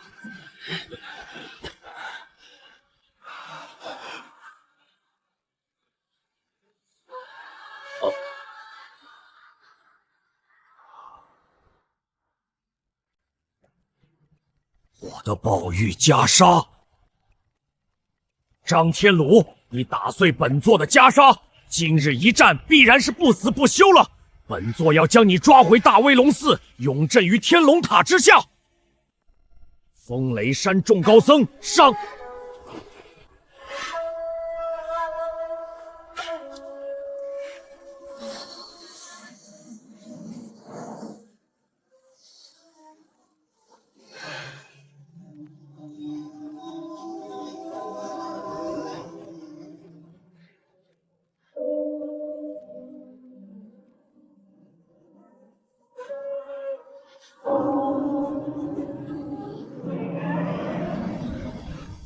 区区小术，何足称道？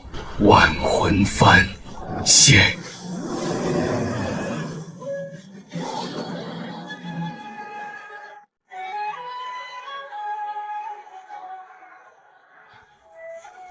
破，雷公剑出。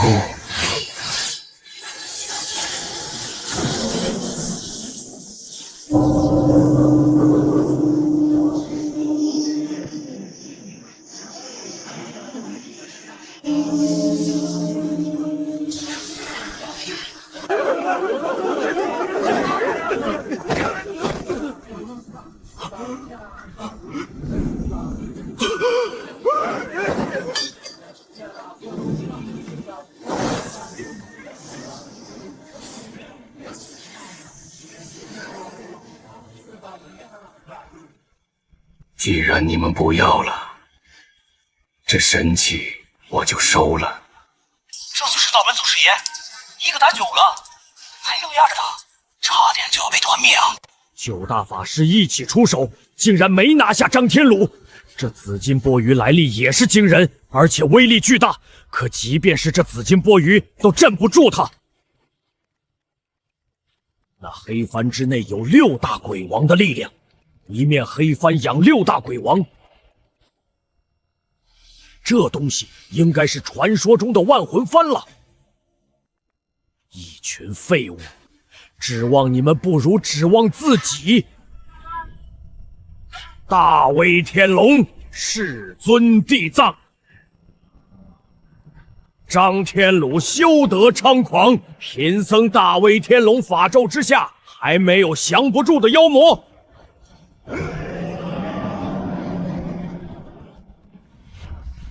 你以为就你佛门有金龙加持，凭神兽是吧？岂不闻我道家神兽是几何倍数于你西天佛门？小小乌爪泥鳅，也敢在贫道面前班门弄斧，找死！你出佛门护法金龙，贫道也请个护法神兽，公平一点。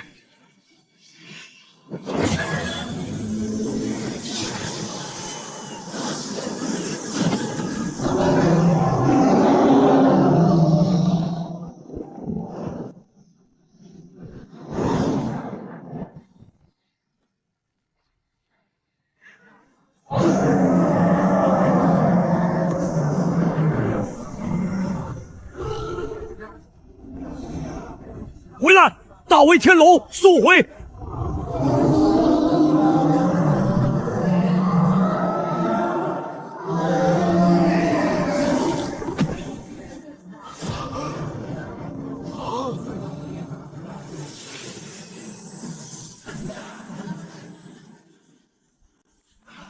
贼秃师，还我金龙来！今日不杀你，我法海王修50年佛法！死！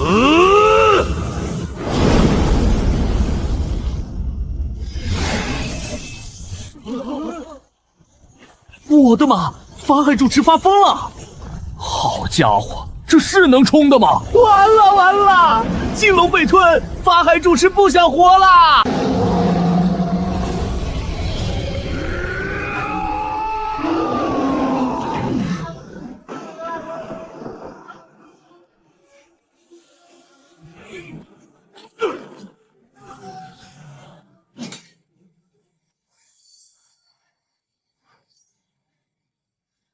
多谢圣师。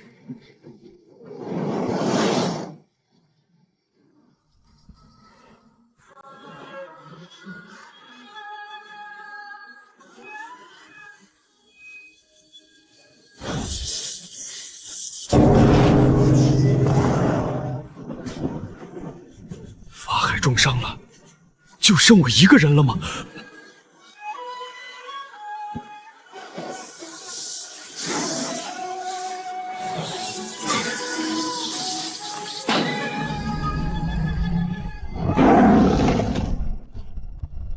孽畜，喊我紫金钵盂！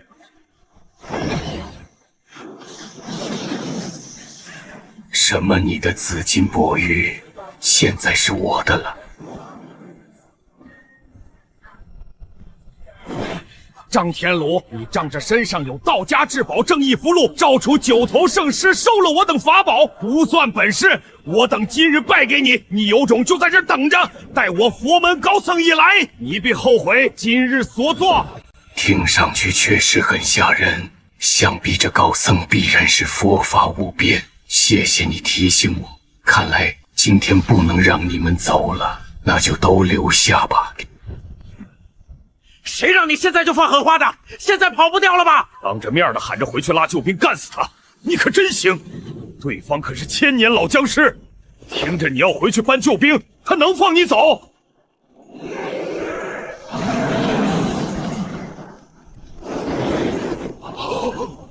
该死！枯荣大师，你竟然背叛佛门了！我们当初就不该来救你。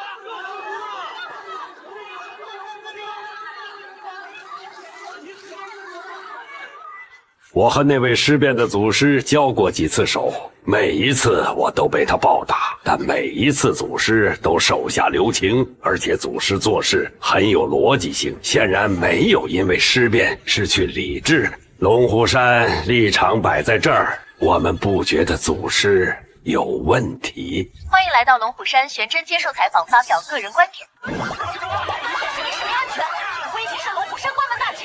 祖师虽是尸变僵尸，但并非我们所为，而且他战力极强，本就难对付，打不过也没法硬拼。风雷山大战的消息，官方也已得到，这属于佛道斗法，官方插不进手。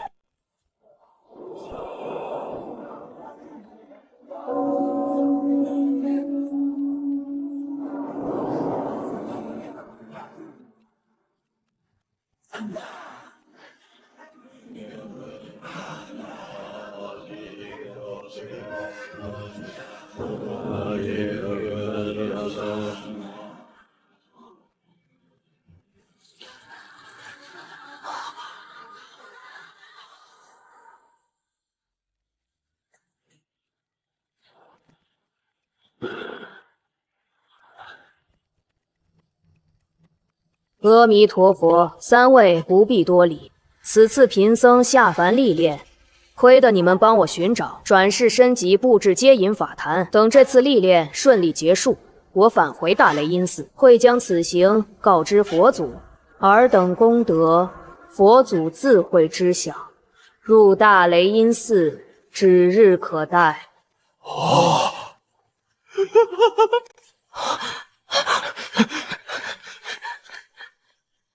小丽，你现在怎么样了？两位施主，你们是？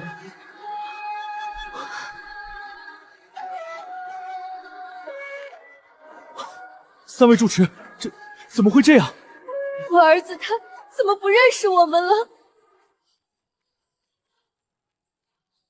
二位不必着急，恭喜二位。令郎其实是我佛门佛祖座下10大弟子之一，摩诃木臼连师祖转世成人，慧根觉醒之后，他已恢复前世记忆，此后只要好好修行，定能修成正果，从此超凡脱俗，可登大雷音寺成金身佛陀。怎么会这样？不对，总感觉什么地方不对。来的时候不是这么说的，来的时候只是说觉醒慧根，怎么会变成10大弟子转世？宝宝，你看看爸爸。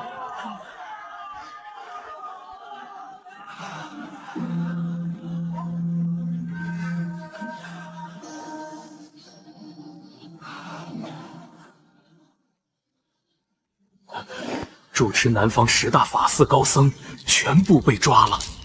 这样的事情一旦传到这位佛陀弟子的耳朵里，我们3个想进大雷音寺的事估计就悬了。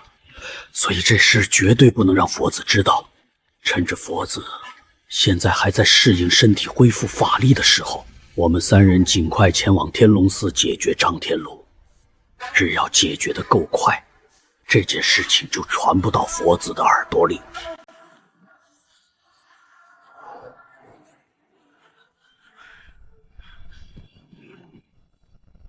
我现在占据龙脉宝穴，有龙脉之气，培养棺材上的尸斗，但问题是效率太慢，光靠龙脉之气和此地的尸鬼之气来培养尸斗还是不够。这些抓起来的佛门的和尚，他们身上有功德在身，把他们杀了对我没什么好处，不过却可以让他们给自己打工。这些佛门人士身上都有不俗的修为和佛法，所谓人多力量大，我可以让他们在这里用自身的法力帮自己催收石豆，直接形成人工流水线。这一批佛门的和尚就是流水线上的能量供应人员。几位，你们对我还有点利用价值，所以最好乖乖听我的话，要不然我不杀你们。我做下这群妖魔可不是什么善茬，他们要杀你们打牙祭，我可拦不住。好好表现，还能活命。张天龙，你好歹也是曾经正阳道祖师爷，诈尸成僵尸已经够逆天而行了，还祭炼万魂幡，石斗这种伤天害理之物，你还要不要脸？还想让我等这帮你做事？呸！做梦！我等皆出身佛祖座下，乃是得道高人，有种你就杀了我！没想到你们还真有骨气啊！不愧是佛门高僧，很有精神。贫道就佩服你这种有骨气的人。既然大师不愿意配合，那就去死吧！胡子，送高僧上西天。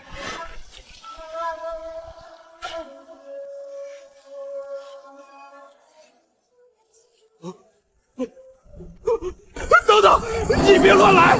我是如来座下弟子，你不能杀我！不能，你不能杀我！不要，不要，不要！我还是喜欢你刚刚那个桀骜不驯的样子，真把自己当盘菜了。贫道不杀你，只是因为杀你扣功德，回头贫道施法双修，还要渡天劫呢。杀了你，给我增加渡劫飞升的难度。不知道，但不代表没办法弄死你。你还敢教我做事？我可不是近代那几代天师，慈眉善目，和声乐器，好说话。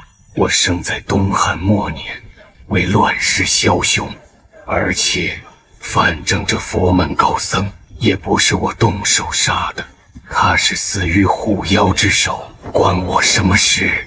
你说你是如来弟子，先不说如来认不认识你，就算真如来来了，你看他敢不敢动我？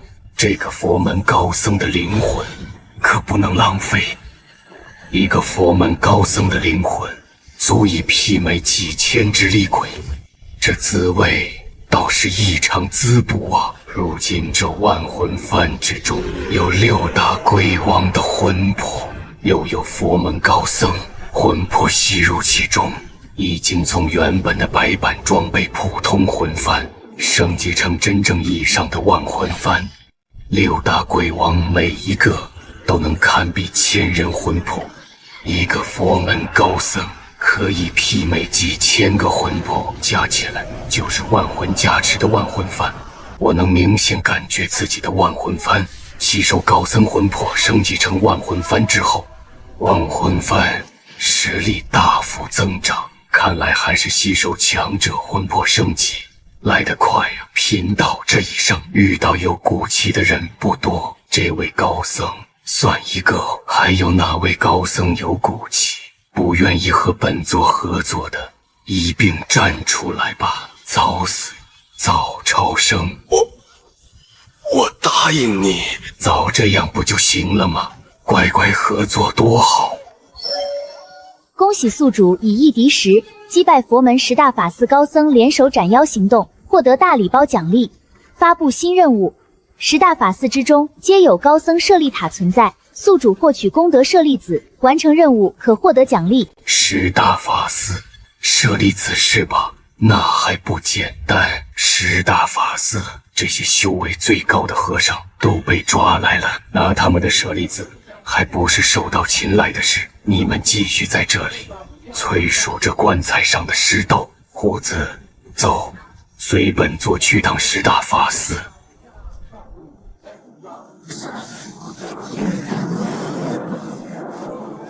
胡子，带路，先去最近的龙象寺，去会会那个叫嚣的和尚。奇怪，此地龙象寺越看越感觉奇怪。这舍利塔有点眼熟，建造风格跟道家的雷塔很相似，大殿屋顶跟三清大殿很相似。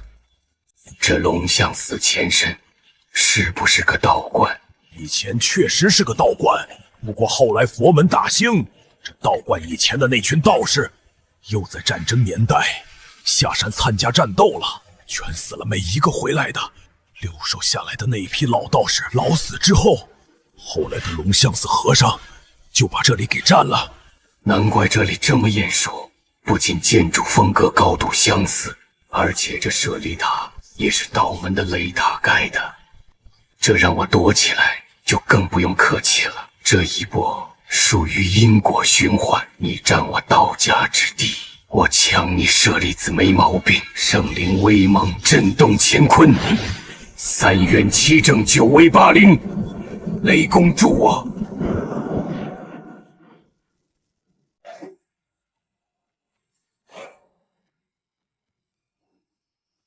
圣灵威猛震动乾坤，三元七正九威八灵，雷公助我！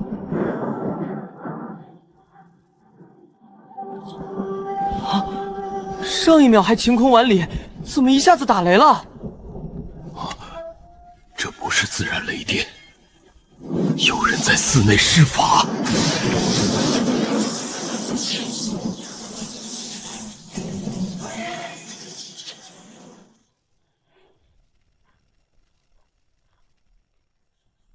快看舍利塔那边怎么回事？难道有妖邪入我龙吟寺内，想要夺走舍利子？不可能！舍利塔上有几位祖师的舍利子镇压宝塔，任何邪魔都靠近不了100米之内。那刚刚那道雷电到底是什么东西？过去看看。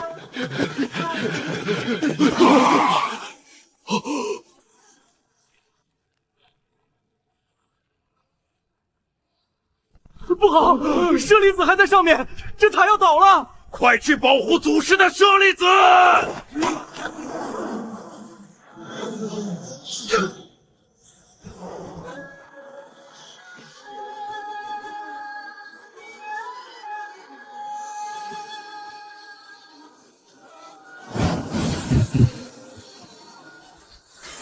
多谢了，这3颗舍利子我就收下了。是僵尸？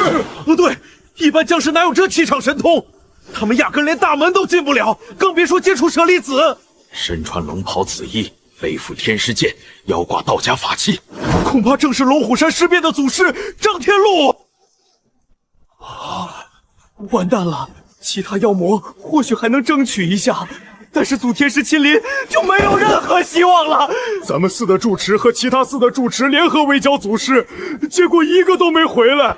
阿弥陀佛，张祖天师，你好歹也是一方道祖，2000年前一方道门祖师，为何今日欺负我等小辈，还从我龙样寺中抢走祖师实力子？此举是不是过于卑鄙了些？贫道诈尸后施法双修，本就不是正道人物，抢你又如何？老子就为非作歹了。我现在是魔道，你管得了我？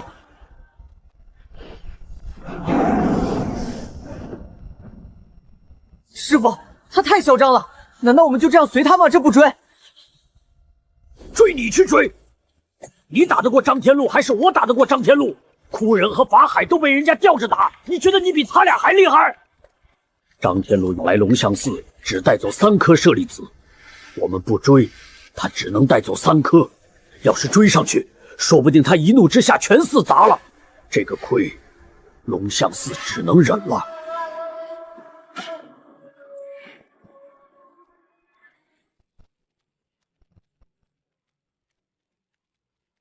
各位，连夜飞过来辛苦了，陈居士客气了。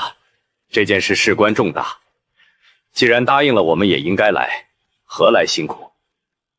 诸位大师，那我们也不说客套话了，办正事吧。去大雄宝殿看看。从我们官方注意到那位龙虎山祖天师说的话之后，第一时间就封锁了整个法中寺内外，上面很重视。法中寺被封锁之后，大雄宝殿也被格外关注，所有法中寺的和尚都不能靠近大雄宝殿半步。就等你们过来了。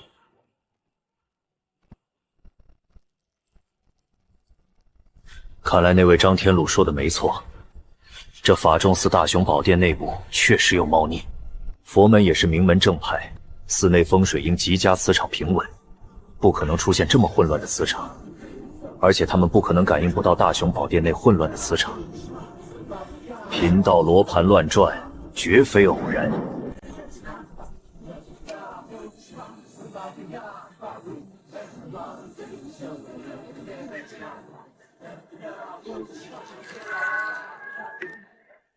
陈队长，把3个功德箱拆开看看。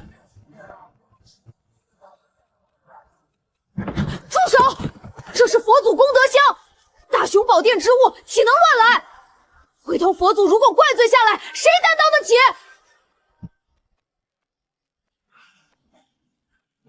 阿弥陀佛，小和尚虽然说话激动了点，但也句句属实啊。佛祖如果怪罪下来，可没人担当得起。都让开！贫道一眼看出这3个功德箱不对劲，你们都不敢动手，那就贫道来。贫道可怕所谓什么佛祖怪罪，就算如来佛祖今天真在这里，看到你们这群和尚用这些话威胁人，怕也是不会饶你们。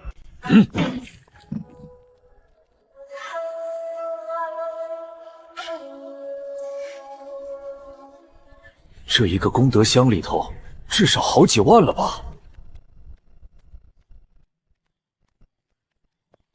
青法道长，这上面写了什么？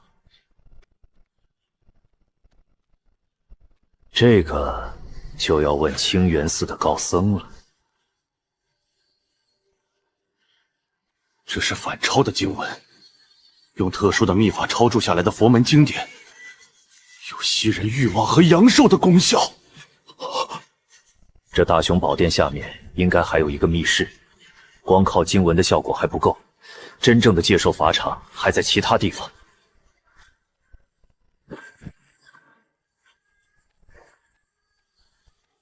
这里面果然有借寿法坛，位置就在法仲寺大雄宝殿功德箱的正下方。香客投钱，反抄经文被法坛催动，吸取欲望和阳寿，全转嫁到枯荣身上。抽走的阳寿越多，他的欲望就变得越来越大。大师，铁证如山，你还要找什么借口吗？叫点人过来，把地下这个害人的法坛给我拆了。这次若不是有大师帮忙，怕是就算找到地下密室，也不懂法坛是干什么用的。官方会怎么处理这事儿？法仲寺以后肯定不能开下去了。至于这些和尚，我们会带回去挨个审问。此事严重损害公众生命安全，下场都不会轻。毕竟这件事情闹得太大了，官方要给民众一个交代的。如果你们要审讯这些和尚的话，我们倒是可以提供一些技术上的帮助。技术上的帮助？这些和尚新修得法术，普通审问技巧没用。道家有专门的石化符，符箓脑袋上一贴，问你什么，得老老实实说实话。这东西好啊！有了这东西，就不怕罪犯不认罪了。不仅审这帮和尚有用，以后审犯人也能用。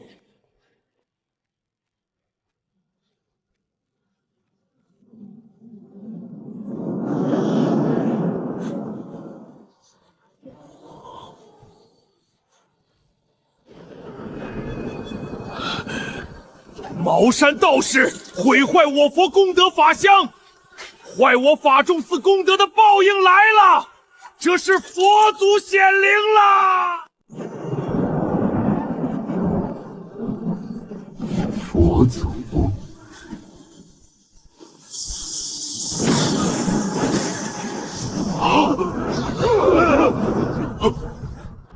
认错人了，本座是道友，可不是什么如来佛祖。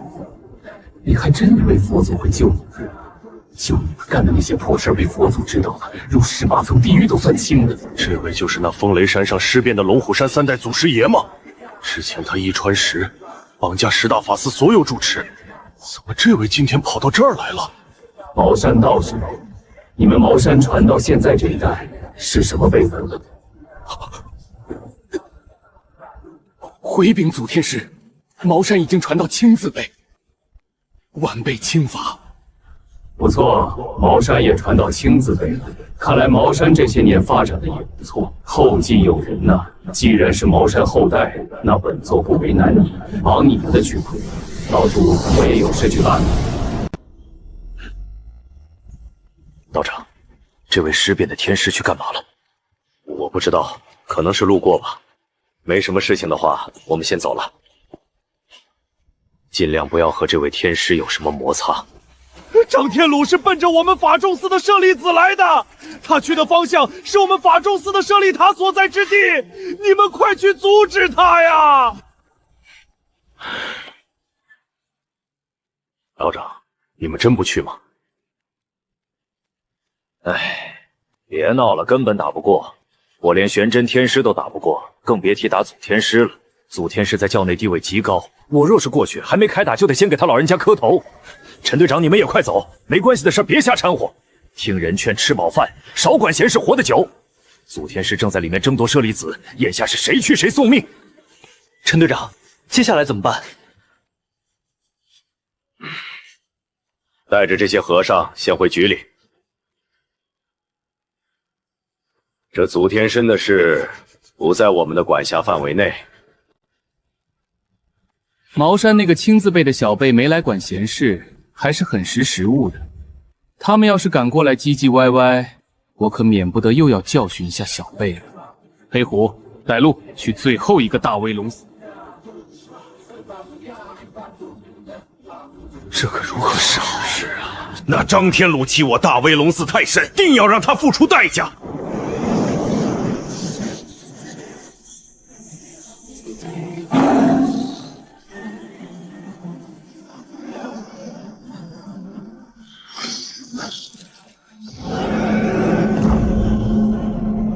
这佛光法阵可自动阻拦外界侵犯的妖气，不过对付一些普通千年大妖还行，挡住贫道还差得远。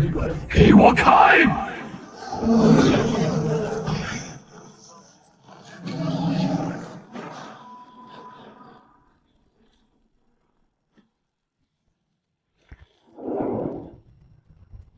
不愧是大威龙寺主理，质量高，别处顶多一座塔，里头也就3颗。这大威龙寺光塔就有6座，而且能量比别家多了。这种底蕴深的法寺，一颗舍利子就能提供不少可吸收的能量。大威龙寺的36颗，自然要全部收下。贼不走空，在贫道这里有意思，就是贼路过的地方，全部关空。张天鲁，你怎么敢？龙马殿。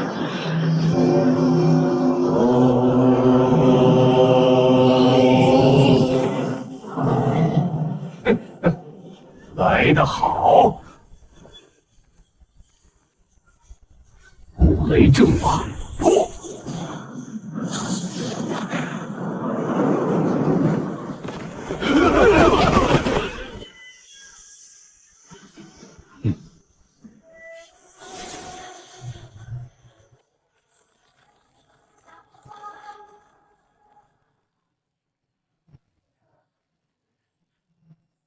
恭喜宿主完成任务，夺取10大法寺功德舍利子，获得奖励9魔虎种子催熟至结藤期，阴天罡36变，法宝琴仙玄妙锁，法宝戳木血珠，万妖魔魁炼制法，积分500万。这几股气息比法海更强，寺内竟藏着高手。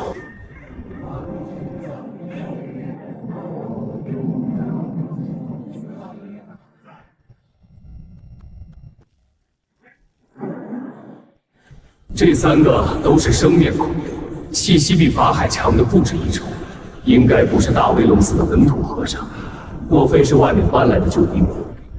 来者何人？报上名来。雷音寺住持恶难、恶缘、恶空，有礼了。雷音寺的住持果然有点实力。你们3个要来拦贫道去路吗？这3个老和尚随便一个，修为都能媲美玄真，确实有点本事。黑虎在这影响我操作，不如让他先离开。黑虎，你先离开，我随后换你。阿弥陀佛，张居士，你屡次冒犯佛门，扣押住持，如今又强夺高僧舍利，我等本不欲相争，你却欺人太甚。今日我3人前来，便免不得让阁下跟我们回雷音寺走一趟了。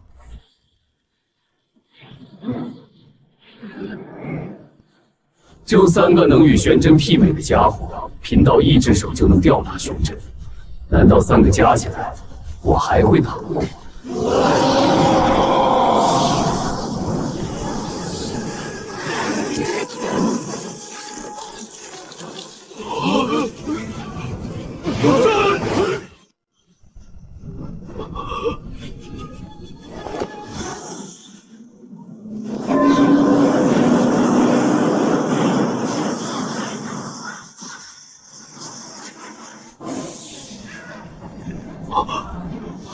好，不愧是道家祖师，确实有点本事，竟然分了老僧如此多的法水灵泉。能扛住紫火是件宝贝，老东西，黑果很会挡火，看你能挡几次。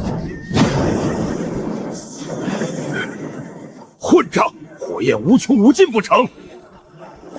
般若玛尼吽！哼，找死！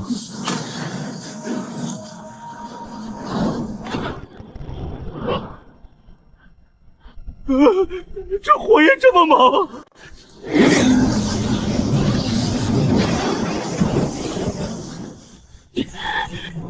法水少了这么多，黑波撑不了几次了。张居士，你就没有别的招数吗？有能耐跟我们过一过神通，老是放火算什么本事？笑话，能碾压干嘛亲自下场斗法？贫道喜欢放火烧人。来世确实低估了这张天龙的修为，没料到他有如此神火。接下来我们一起出手，由我牵制紫色江火，恶元、恶空，你们从2侧镇压。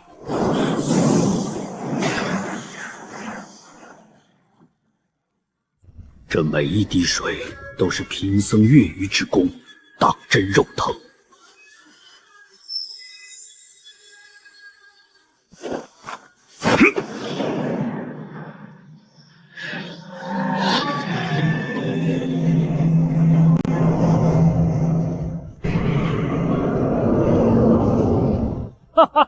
好，终于拿下这家伙了！不愧是2000多年前的祖天师，确实难缠。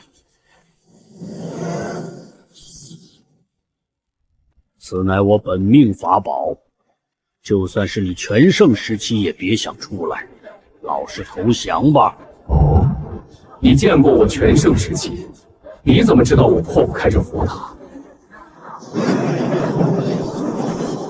不好，雷法！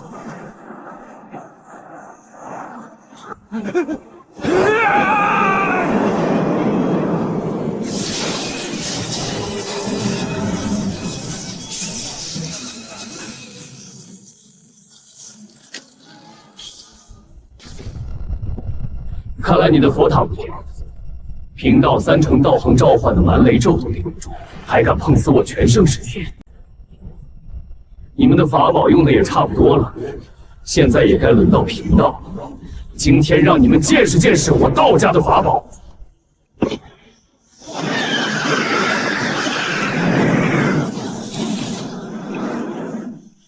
这火鸦难以对付，一起出手！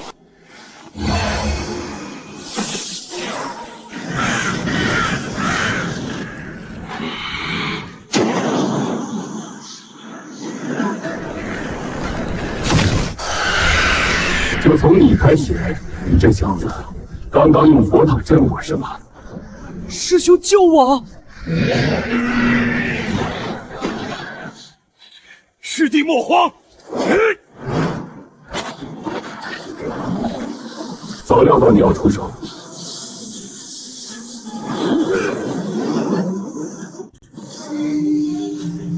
你的法宝不错，是我的了。我的本命法宝，老贼岂敢！老家伙，你骂我是吧？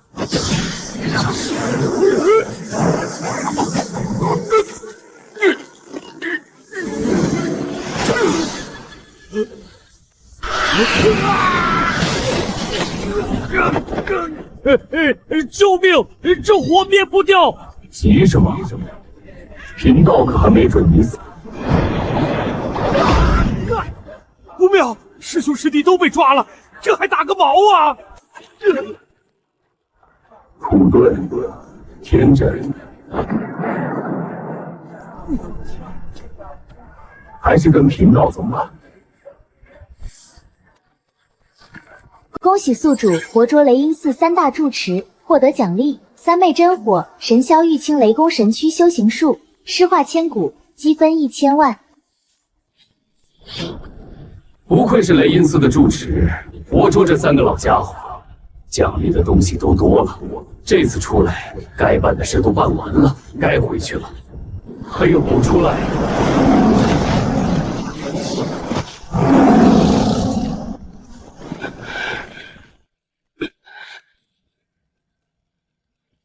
张天鲁，你敢驱使我佛门高僧给你培育僵尸，此事若是被佛祖知道，你必大祸临头。别以为我们佛门奈何不了你。雷音寺3大住持，只要得到消息，必然会前来收你。你等着吧。你是说他们仨？其实培养尸斗也没那么邪恶嘛，还是可以培养一下的。至于恶难、恶缘、恶空3个住持，这3个家伙佛法修为高深，用来培养尸斗，一定能加快最熟尸斗生长。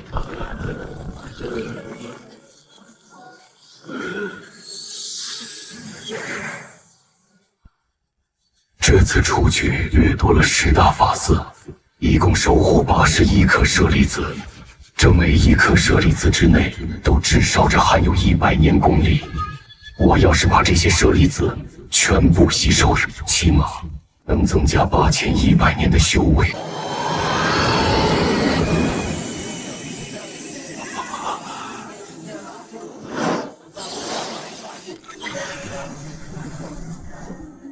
这3昧真火是和自降神火同级的天地2等神火，吞噬时间需要至少半个月。这半个月之内，先不离开风雷山了。龙虎山3代尸变祖师离开风雷山，掠夺法寺舍利子，10大法寺全被横扫一空。我去，山就打起来了！这位3代祖师相当于已经将整个佛门法寺全部单挑了一遍啊，连雷音寺的3大住持都输了，这僵尸也太凶了吧！那可是龙虎山3代祖师爷，能不凶吗？佛门现在估计恨死那几个盗墓鬼了，这是放了个活爹出来。这3大住持之前说要解决张天鲁，没想到是一去不回。佛子若知道了这消息，可就麻烦了。快通知大家！3大住持都没收住张天鲁，咱们几个加起来也不够张天鲁一只手打的呀。看来这事儿只能交给那位佛子大人处理了。那位佛子大人还在闭关恢复修为之中，等他出关再说吧。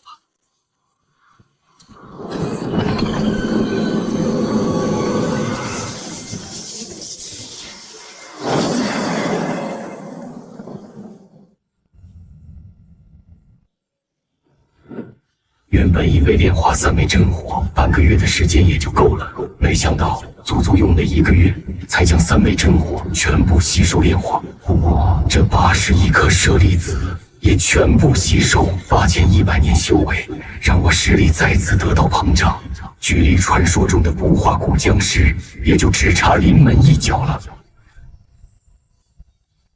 而这神霄玉清雷公神躯修行术，貌似是一种肉身修行之术，修行之后可以凝聚雷公身体，不仅能增加防御力，还能增加雷法强度。先前我就已经有紫金神识修行法，专门用来修行僵尸肉身，现在再加上这雷公神躯修行法，相当于道家僵尸2种神躯一起修行。如果2种神躯都能修到大成，那在体质上将无人能出我左右。对了，还有之前一传十的奖励。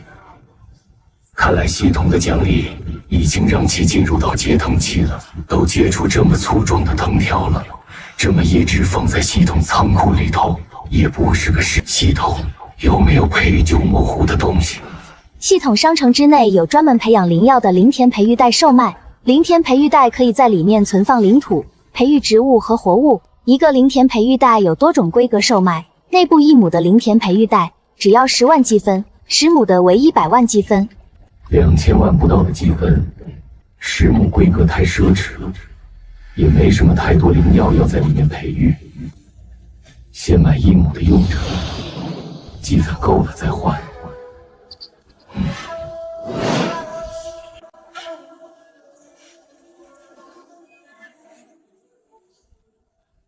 终于一再好了，灵土灵泉配套齐全，希望能快些长成。系统商城里稍微好一点的灵土，售价都是1以上的单位了，更别说顶级土壤了。这些东西还是以后再说吧。之前系统对于这九魔狐种子有介绍，系统说它是天地开启之时，混沌无血之中生的种子，这和天竺不周山下那根先天葫芦藤是一个档次的。真想看看这上面能结出什么档次的葫芦出来。系统那不周山上那根葫芦藤可是吸收混沌灵气成长，但我手上这个仅靠区区1亩地大小的灵田培育，真能培养出和不周山一个级别的玩意儿吗？不必担心，系统的积分就是万能催熟剂，效果堪比混沌灵气。用积分催熟的葫芦，保证不会营养不良。说到底，还是需要大量积分来催熟。系统应该怎么催熟这九魔铜藤？我算是看明白了，系统让他用积分催熟九蘑菇藤，1000积分可以催熟1次，还不是1次就能催熟成功。具体要催熟多少次，还要看葫芦的生长速度决定，有可能是100次，有可能是1000次、10000次，反正需要海量的积分。不过1000积分1次的话，倒是可以试试。我手上有2000万积分，可以催熟2万次。2万次催熟机会，怎么也能催熟一个葫芦了吧？系统确认催熟。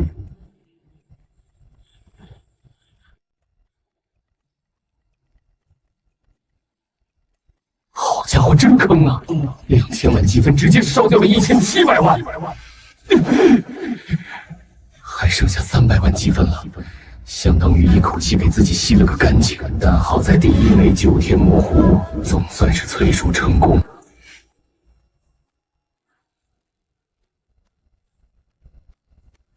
明白了，看来这葫芦和太上老君手上紫金红葫芦差不多，我这个属于同款，不过颜色更黑，就是不知道强度如何，回头得找人试试看。那再弄一个，什么还涨价？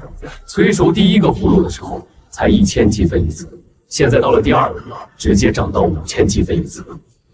还是算了吧，现在手上就剩下300万积分，还是老老实实留着吧，以后积分够了再说。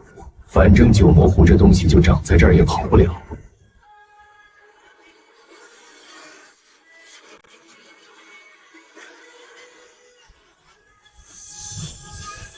血煞之气，炼。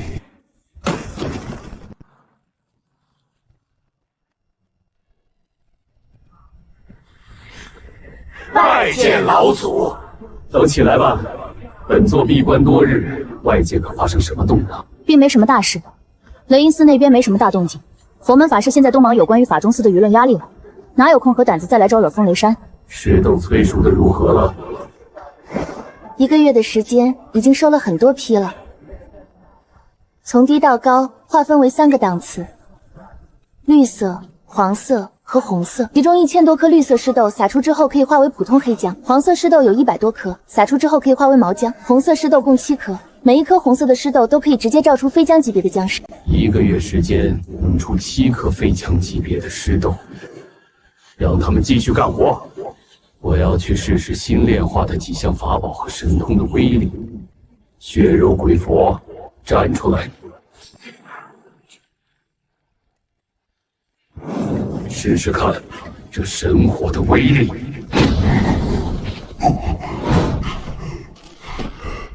再试试这个血肉鬼佛，我叫你一声，你敢答应吗？呵呵，区区凡气也敢风无真名？手！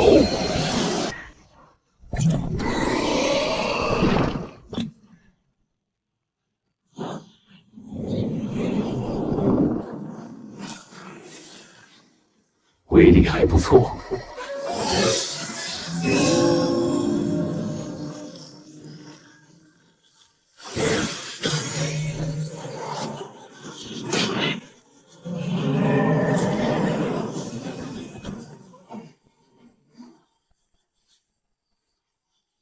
以最强的手段攻击本座。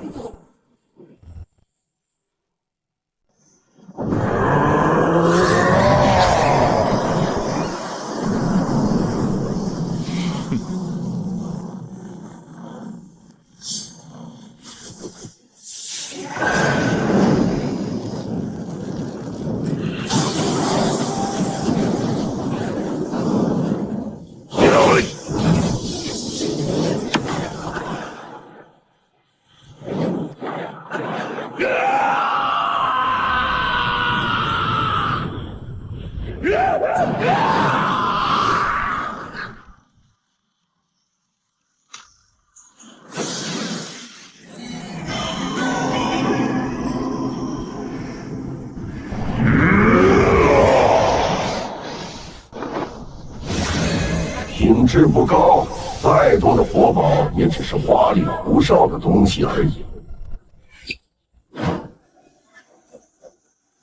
去！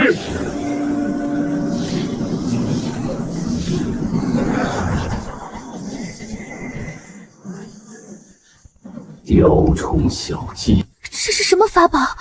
竟然连佛门法宝出的法力都能吞噬掉！这东西看着其貌不扬，很不起眼的样子，没想到这么恐怖。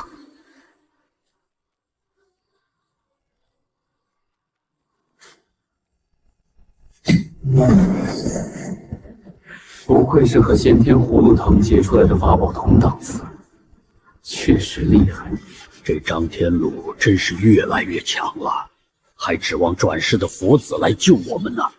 可现在看来，就算是那位大人来了，能不能赢张天禄，现在也难说了。检测到隔壁万海市有大批僵尸出现，僵尸所在之地出现10大神剑之一纯君，请速度尽快到达。解决僵尸获取纯君之后，获得奖励自身修为和雷法恢复10%。万剑神隐。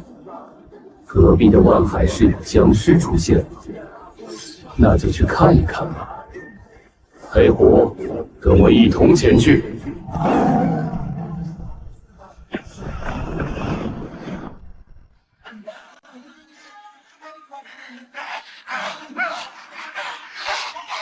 救命！有怪物，快跑啊！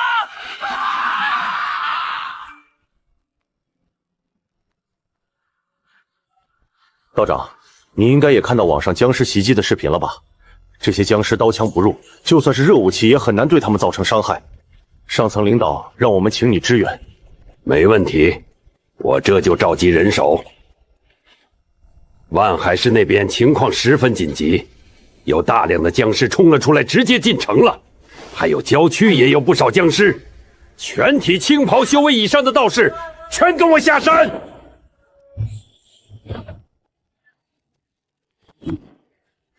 好恐怖的妖气与湿气，此地距离龙虎山很近，按理并非阴气聚集地，怎么爆发这么多僵尸？现在也不是顾虑这些的时候，治本的事情以后再说，先把这些表面的僵尸处理掉吧。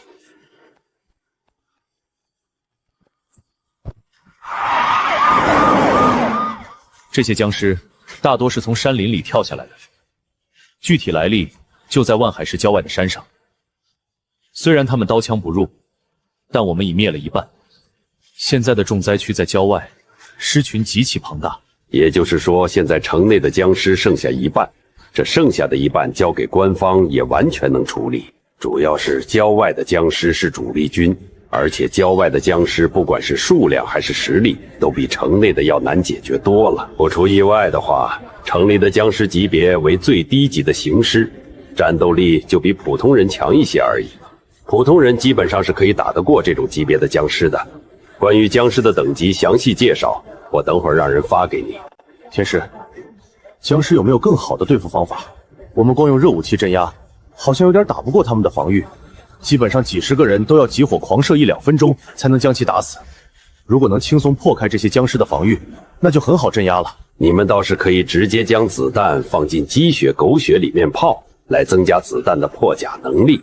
只要子弹沾染一些鸡血和狗血、朱砂等阳气较重的东西，就可以轻易破开僵尸的防御。其中一大符箓可以增强鸡血狗血的威力，收集来鸡血狗血之后，将这些符箓点燃烧成灰之后，直接溶于血中就可以了。至于另一大符箓贴在任何兵器上，都会让普通的东西短时间内成为法器，对僵尸造成一定伤害。多谢天师分享。那既然如此，城内的僵尸剩下的那一半就交给我们来解决。那我们就先行前往城外，镇压那些外部的僵尸。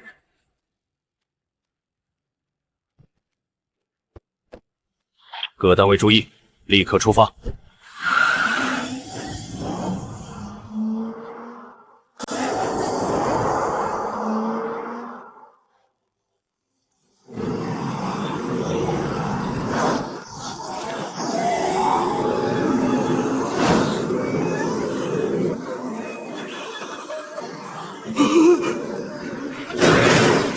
村长，这里真的能挡住外面僵尸吗？放心好了，这里院墙这么高，而且外面还有铁门，铁门一关其实是很好的防御，只要用杂物堆积守住楼道，僵尸基本上就进不来。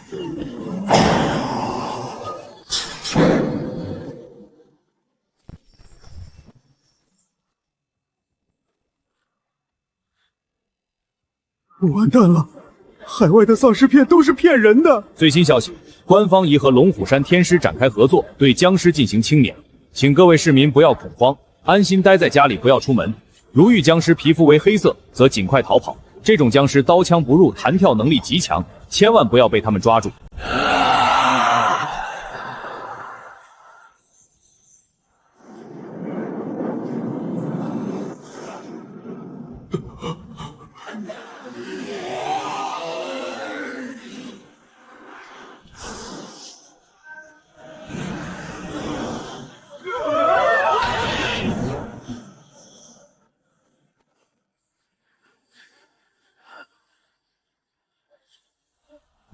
在天空中的天雷怎么说打就打下来了？难道是龙虎山的道长们来了？天师，肯定是龙虎天师到了，只有他才会雷法。不过话说，天师人呢？光看到天雷劈下来了，怎么没看到人呢？你们看到云层之上似乎有人，难道龙虎天师在天上？不太对呀，天空上的那好像不是玄真天师，那个衣服款式，那不是龙虎山的那位尸变的祖天师吗？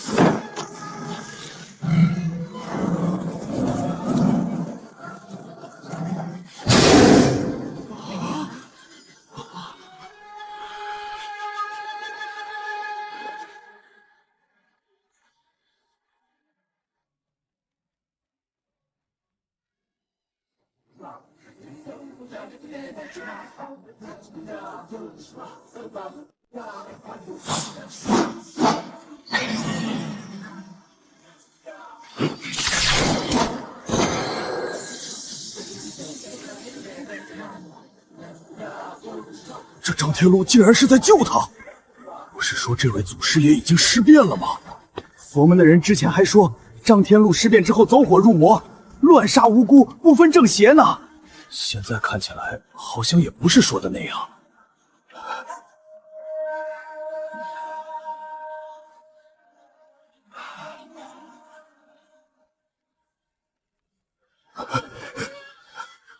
多谢祖天师救命。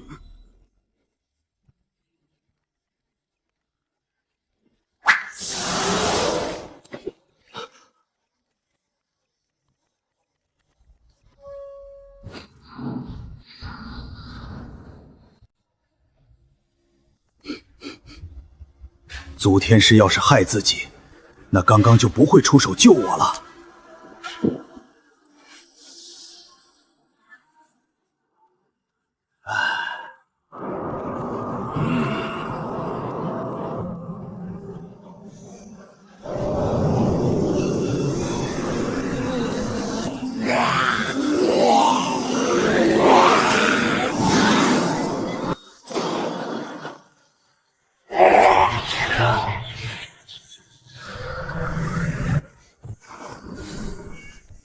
凡人的灭顶之灾，不过是我移动的经验罢了。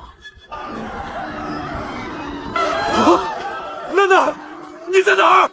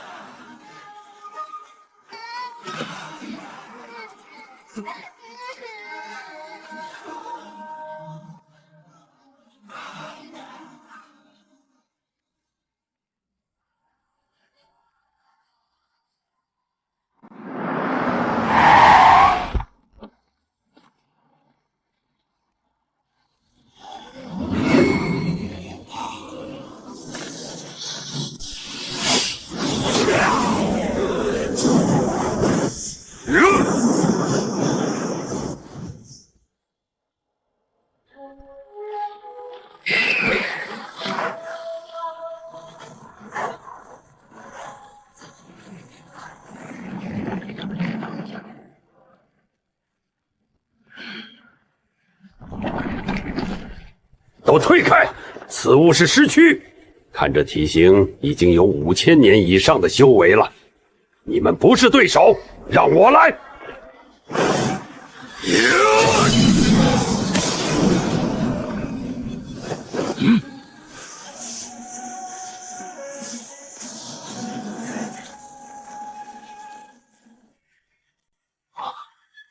这只尸躯的修为，只怕在5000年以上。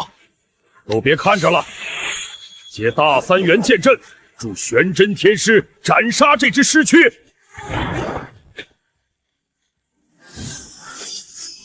起阵！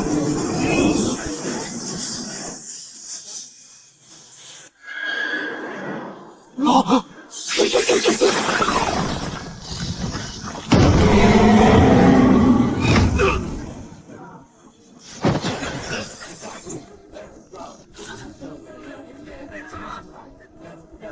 轩辕师弟，你没事吧？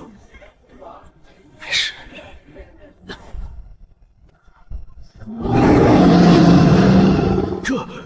这地方竟然有熊猫，而且这只熊猫还修炼成妖了。怎么一下子冒出来这么多妖魔？连只熊猫都能修炼成精。本来一只尸躯已经够受了，又来一只4000年的熊猫大妖。撑住，等天师解决那只尸躯，就来帮我们。这尸躯皮糙肉厚，雷法境轰不动它。四面八方全是僵尸，前有尸躯，后有熊妖，麻烦了。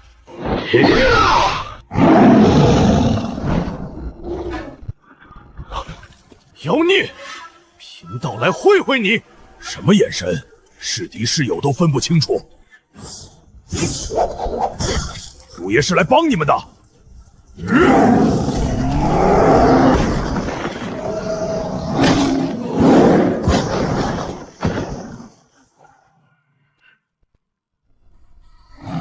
们几个还在等什么？还不去帮你们玄真天师？是风雷山那只，这是祖天师的虎。随我列阵，助天师一臂之力。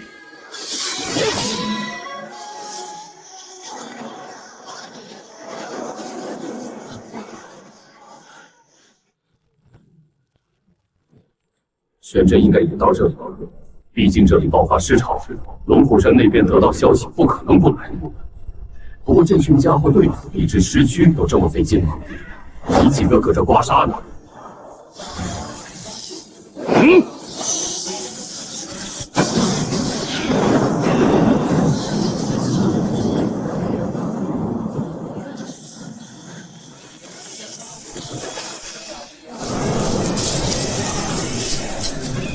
祖师爷，是我们祖师爷来了！我这演示一遍，让你看看什么叫真正的五雷阵法。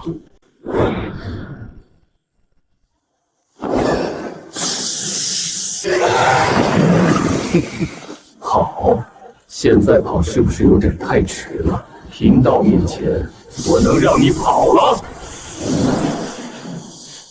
指地成钢。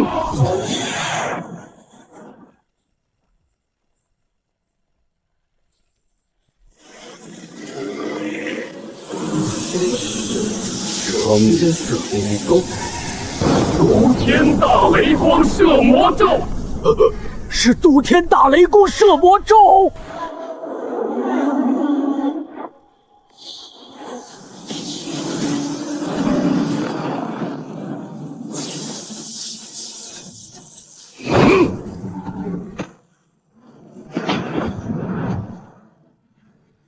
我勒个乖乖，这就是龙虎山祖天师的实力啊！怪不得人家是祖天师呢，实力差距差的不是一点半点。我现在知道为什么佛门打不过了，不是他们菜，而是这位太强了。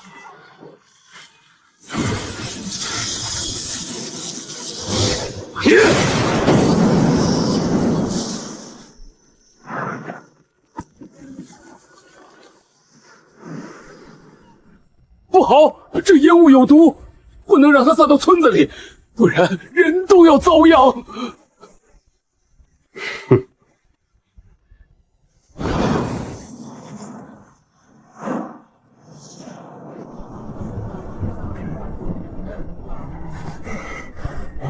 食体兽，这种笨蛋也能成妖？为靠蛮力符合这家伙特征。老祖且慢，它是保护动物，山中缺守山大妖，将其囚于山上，免得落人口舌。随你们吧。妖孽，念你修行不易，今日对你网开一面，回龙虎山当守山大妖，识趣的就跟我走。我石铁兽一族是神兽，去当守门的不可能。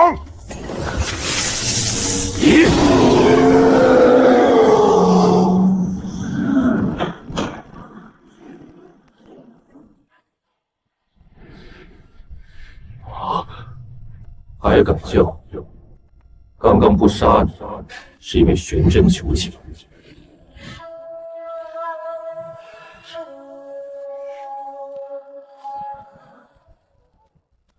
还是欠打，惯的毛病，打一顿就好了。果然，姜还是老的辣。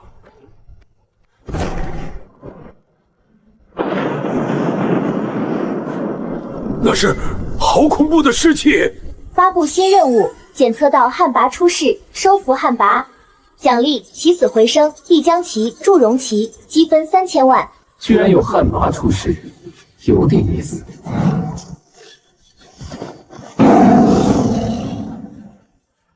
修为高的随我走，其余留下对付僵尸。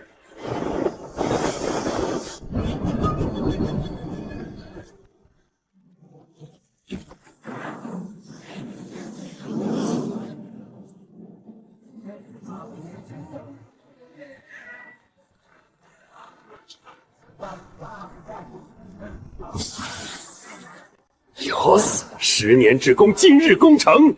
只要掌握了这只旱魃，以后我们在术法界就可以横着走。有了这只僵尸之王和这片伏尸宝地，还有鬼神大人的力量，我们可以源源不断培养出供我们驱使的僵尸。到时候，整个龙国都会被我们控制。元灵道友，只要这只旱魃成功复活，以后保证你有享之不尽的荣华富贵。还是不要掉以轻心。这只旱魃到了这一步还没有完全复活，还要经历一次雷劫才行。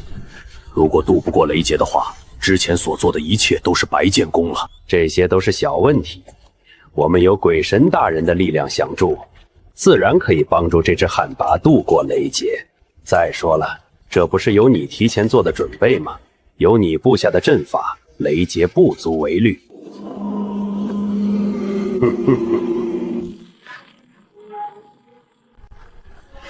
一切都在掌控之中。哦，要渡雷劫了吗？那姑且再等一下，等到这只僵尸渡过雷劫之后再出手也不迟。反正也是要收了这只旱魃做小弟的，小弟的力量越强越好。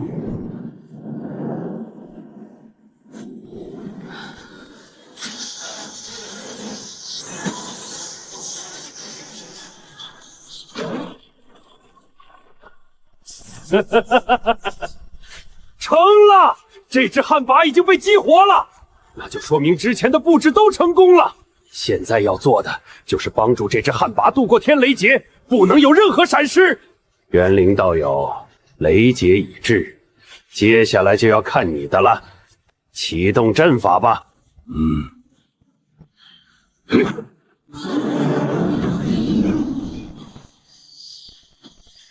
成了！只有1半威力的天劫，这只旱魃100%能度过。只要掌控住了这旱魃，就有了一张最强的底牌。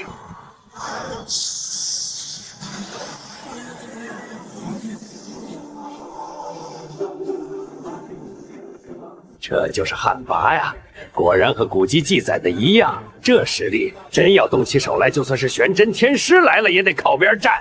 哟西，有了这东西，以后我们就可以说一不二。什么龙虎山、茅山、雷音寺，都得臣服在我鹰之下。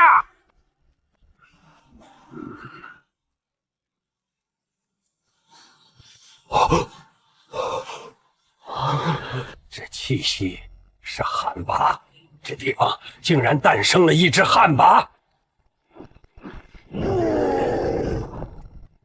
不对。这只旱魃僵尸是有人培养出来的啊！居然过来的这么快！几位在我龙国的土地上干这些歪门邪道的事情，不合规矩吧？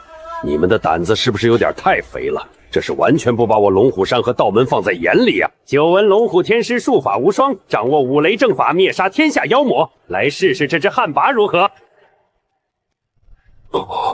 这铜铃是道家祖师爷发明炼制，专门用来控制僵尸用的，为不传之秘。看来道门之中出现了败类。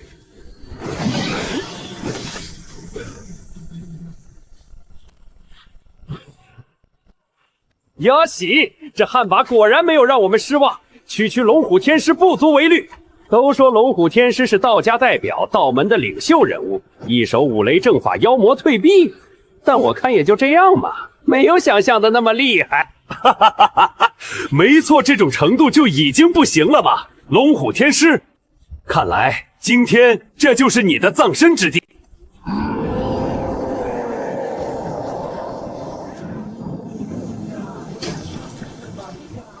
这只旱魃可是一只红魃，它有掌控洪水和雨水的力量。现在这里成为旱魃的主场，你们完蛋了！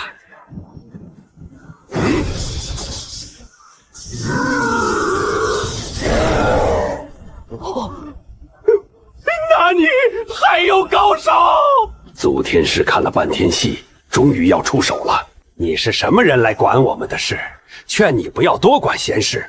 这是我们和龙虎山的斗法。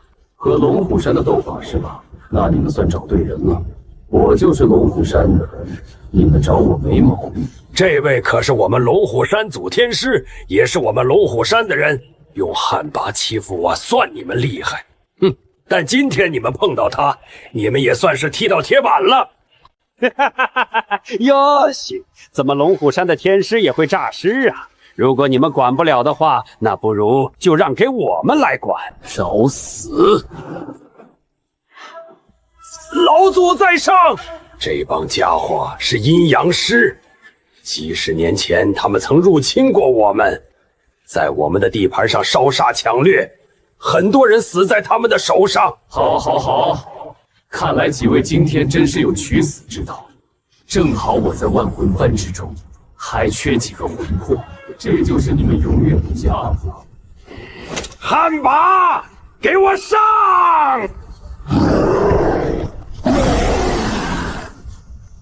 一群跳梁小丑，竟敢指挥这等杂碎来送死！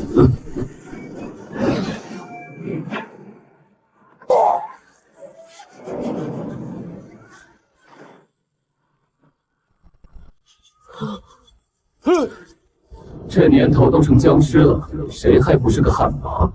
你一个地板砖也敢跳起来硬刚天花板，哪来的勇气？再给我上！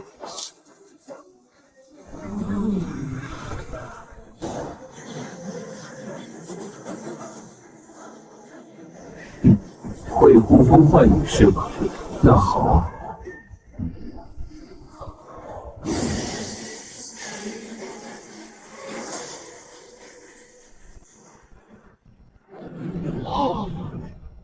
什么？这火焰能烧化洪水？这怎么可能？天师，这是怎么回事？五行相生相克，在祖天师这儿不管用了。如果我没有猜错的话，这应该是传说中三昧真火。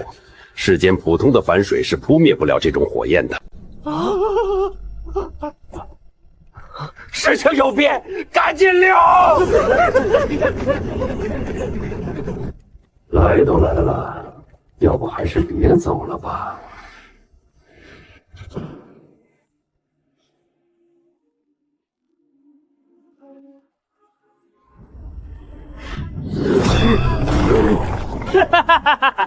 这面铜镜名曰千手鬼镜，里面炼化了1000头厉鬼，你等着被吞噬掉吧！好，好，好，好，还有这种好东西，正缺魂魄的，这不是送上门的吗？既然里面的魂魄被吸收了，那这破铜镜就没什么用。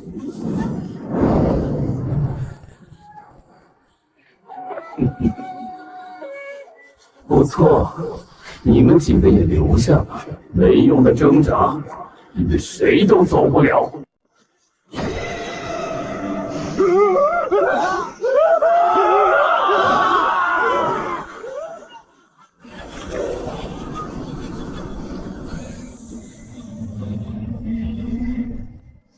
看来这小黑葫芦不是什么都能吞噬。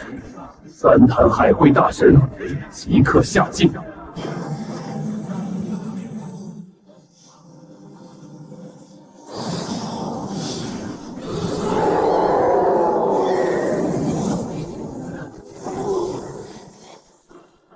该死的龙虎天师，有种你把我们放出来，我们1对1单挑，有种斗法，你敢对我们出手的话，我们全体阴阳师都不会放过你们的。敢招惹我们，你有取死之道，还不赶紧把我们放出去？难道你真的想与我们为敌吗？都沦为阶下囚了，还在这嚣张呢？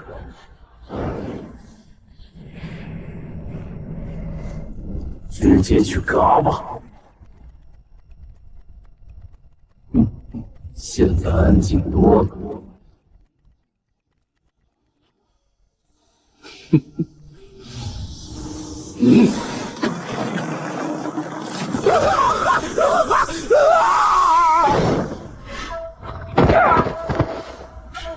祖天师饶命！祖天师饶命啊！我是一时鬼迷心窍，这群阴阳师是主动找我的，我只是犯了每一个人都会犯的错误，而且我并未教他们很多东西，只是教会他们如何培养僵尸而已。老祖饶了我吧！你到底出自哪个道场？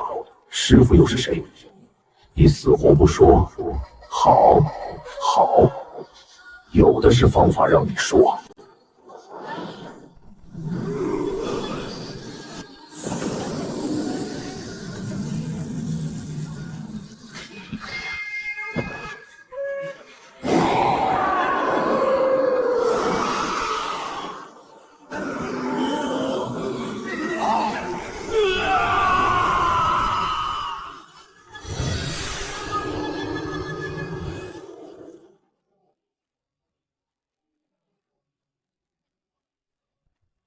现在可以说了吧？天师，放过我吧！我是金阳山观主之子，我只为捞钱，求您饶了我吧！金阳山是吧？你们还真是活腻。该说的我都说了，您饶了我吧！你已经没有利用价值了。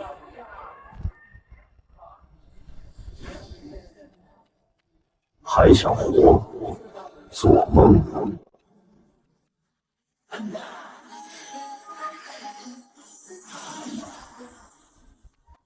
这汉魃神通广大，若是炼化了，倒是不错的助力。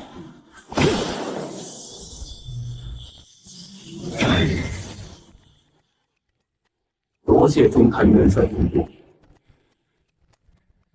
回去之后当勤加休息。你如果以后连汉魃都对付不了，那就太让我失望了。祖天师说的没错。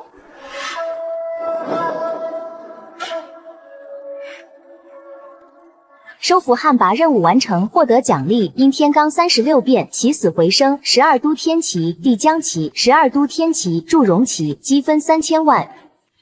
第一条任务的内容是解决僵尸，获取纯菌。我现在虽然解决了僵尸，但是系统让我找的那把纯菌一件还没有找到。刚刚等解决这些僵尸的时候，也没有看到所谓的纯菌。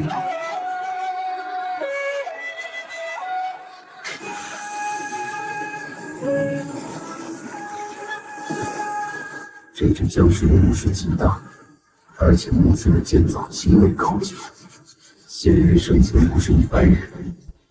看规格达不到皇帝墓的标准，但至少也是一个诸侯或者古代王。这帮阴阳师没有发现，应该是他们只对尸体感兴趣，对这些墓穴里的陪葬品没那么大兴趣，所以一直没有发现这把剑。居然轻易摧毁了墓室之中的一块石头，石斧之中竟还有如此神剑，这灵性丝毫不逊色于天之剑，这就是古剑纯绝吗？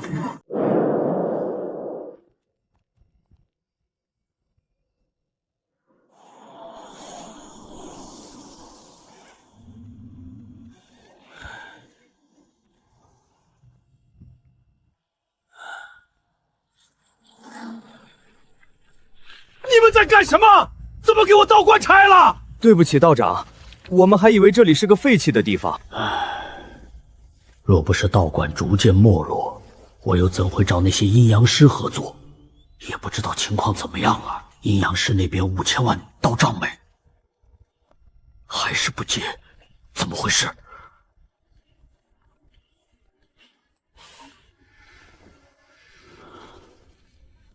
不行，我得亲自去看看。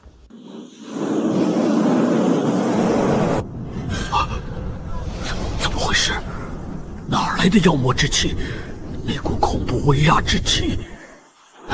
何方妖魔犯我道门？金阳山，你们金阳祖师当年也是教化一方的得道之人，怎么会有你这样的后代？和阴阳师合作培养汉魃，还用来对付自己人，与妖魔合一。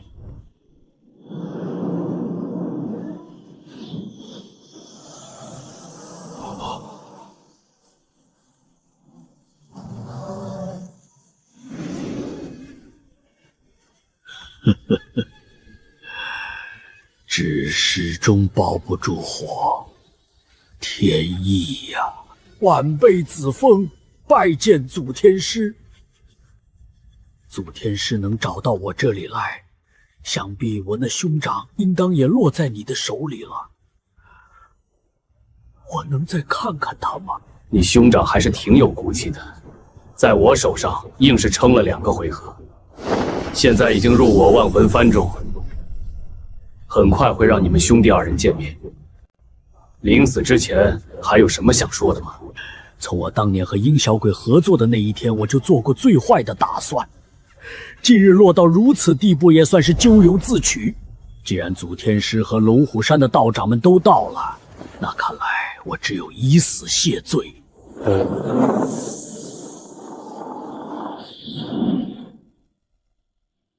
先在万魂幡里付个几百年的刑吧。这些钱得之不正，既然是用道术所赚的，那就用在道门上吧。回头这10个亿就用作道门补助，这些钱以后可以用来补贴像金阳山这样没落的道门，倒也能避免再出现这样的悲剧。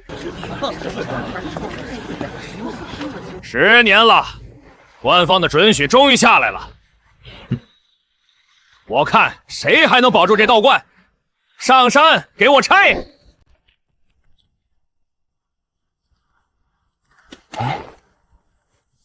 这不是说这道观没人了吗？就那老道士一个人在这守着，怎么多了2个人？你们是哪里来的道士？这座山已经归我们佛门接管了，这是官方批文，赶紧下山去吧。此地以后就是我们佛门的庙宇了。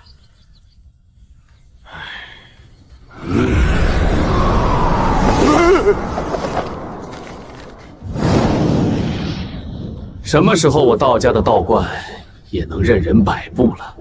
你们2个这是要跟我争地盘？阿弥陀佛，原来是张施主在此。小僧刚刚没看到张施主，还请见谅。张施主，这金阳山我们已经走了正规的程序，现在归我们佛门掌管，还望今日阁下行个方便，不要乱来。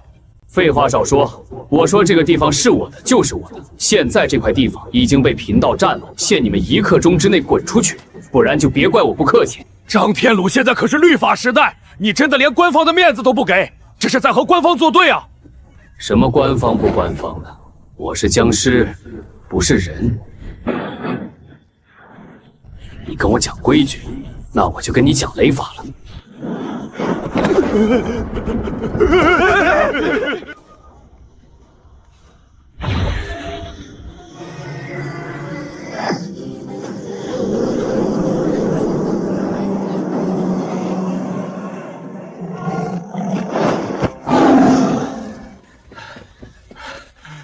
正阳师兄，那张天鲁太不讲道理了，我们回去禀告住持，这件事情一定要讨个说法。只是，连雷音寺的3位住持都败在他手上，我们正阳寺的住持大师也不一定是对手啊。那怕什么？我们背后还有官方呢，这件事情也是得到那边的肯定的。现在张天鲁把我们挡在外面，不给强拆，那就是钉子户，自然有上面帮我们。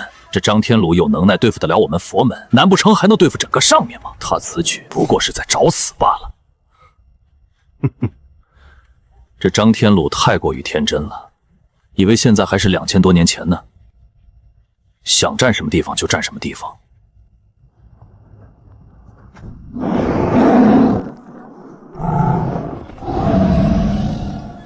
万剑神印修至大成，纵使敌手之剑，亦要归我所有。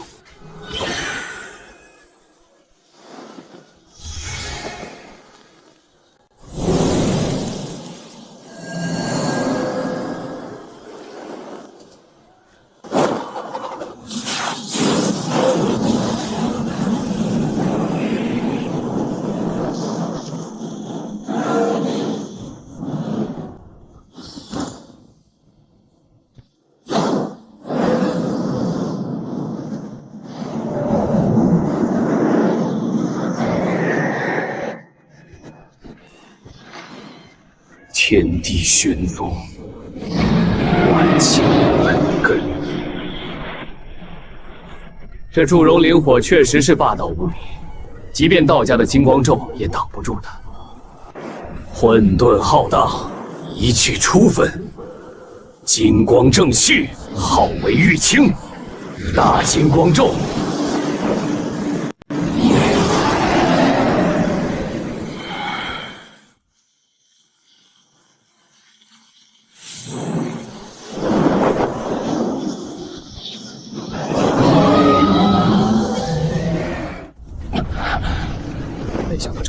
居然还有第2阶段，大金光咒已经有些不够看了。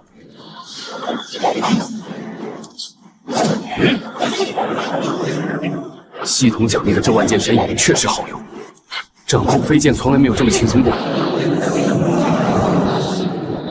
这万剑神影确实强大，若可以多收集一些高品阶灵剑，那就更吓人了。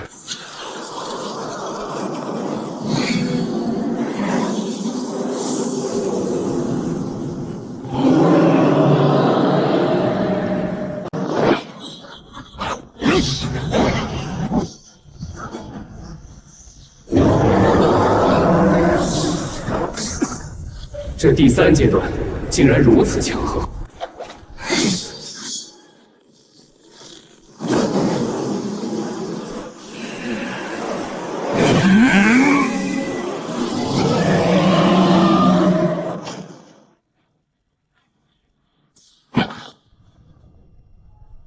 不愧是12都天神煞阵法，即便此刻是一个单独的阵法，也依旧恐怖如斯。好宝贝，真是好宝贝！祝融阵的威力我已经见识过了，现在来看看这一把地将旗的实力如何。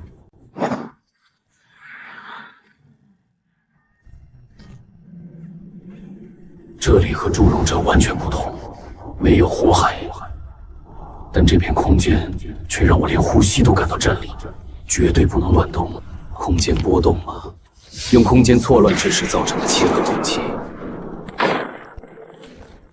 这相当于是整个地将阵掌控了这一片的空间，任何移动的生物都会被空间交错切成虚无。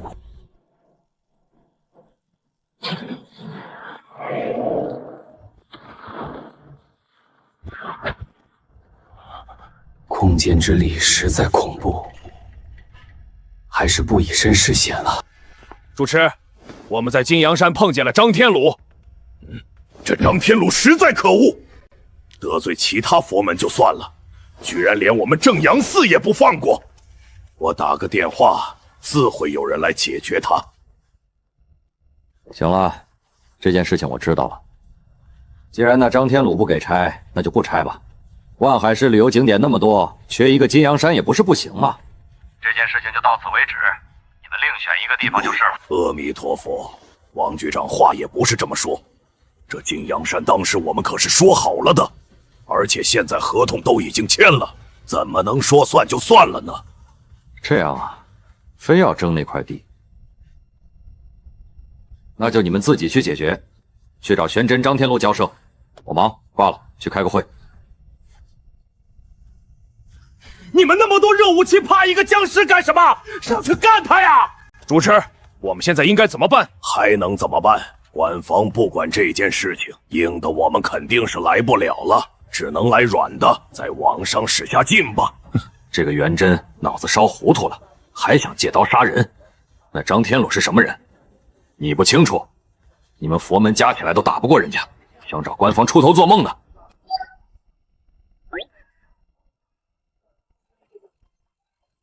既然官方不帮我们，那就让网上的唾沫星子淹死他们，把龙虎山推到风口浪尖去。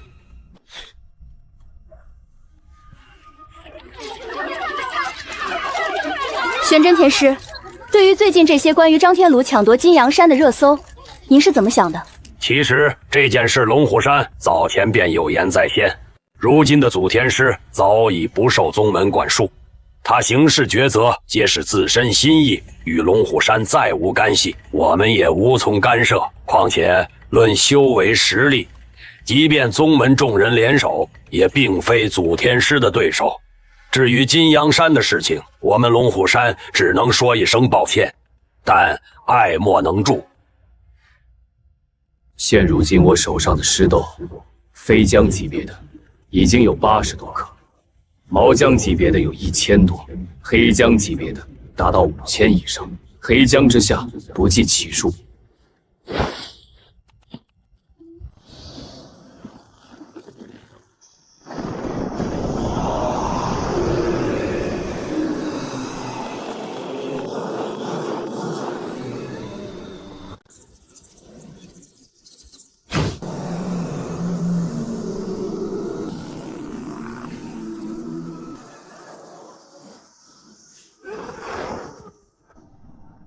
还是不够，再来。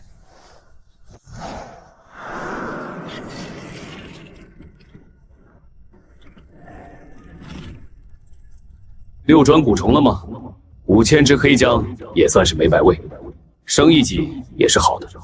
这2个蛊虫的战斗力上限，可比5000只黑姜军团要恐怖得多。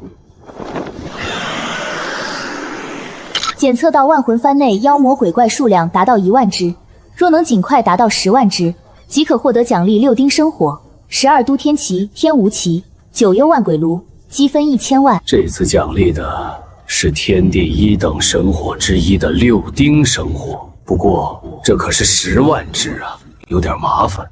到现在为止，万魂幡之中也就才勉强达到1万只而已。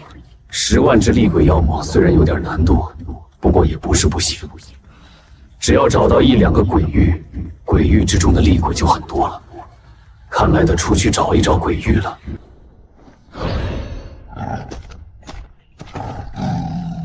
走，跟我出去转转。现在缺一批妖魔鬼怪当材料。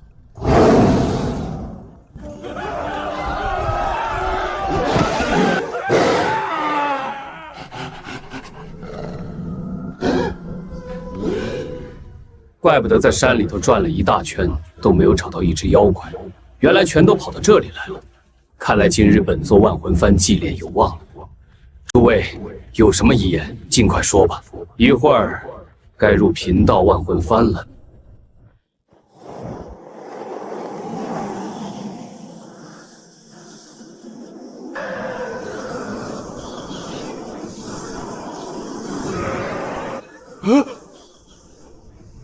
我的乖乖，这是什么邪修僵尸，邪门到家了！拿我们妖族炼魂幡！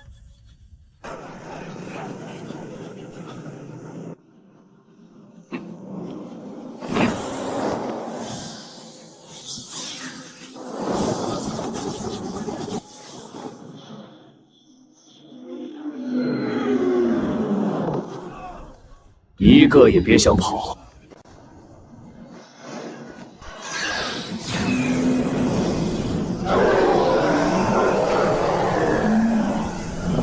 既然你要赶尽杀绝，那就拼个你死我活！就算今天死在这里，你也别想好过！受死吧！这可是我最强的法术，只要沾染一滴，绝对活不过3天！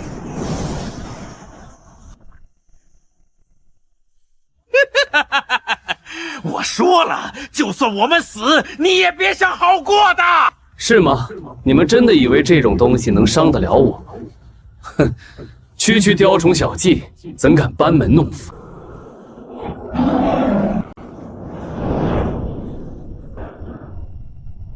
什么档次？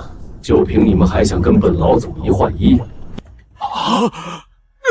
竟然有人能将我们的怨毒煞气逼出来，这家伙的修为太恐怖了！烛龙明火！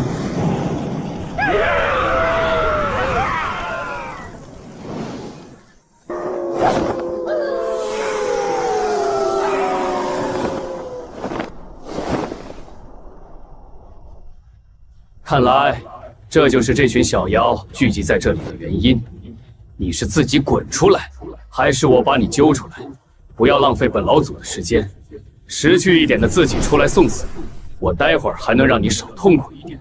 如果执迷不悟，那就别怪我不客气了。不知道道友是何方神圣？你我往日无冤，近日无仇，不必拼个你死我活吧。我手下这些狼妖都是死在你的手上，我也不计较了，就当是送给你的见面礼。不如大家就此罢手，你走你的阳关道，我过我的独木桥。井水不犯河水。我是什么人，你是不需要知道的，因为一个死人不需要知道这么多。至于井水不犯河水，谁让本座的万魂幡里面缺人呢？今日你必入万魂幡，这也是没办法的事情。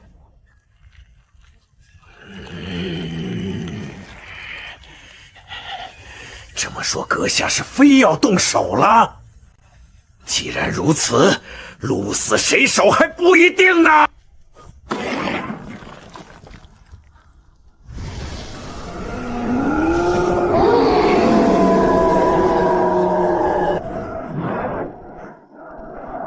雕虫鸟。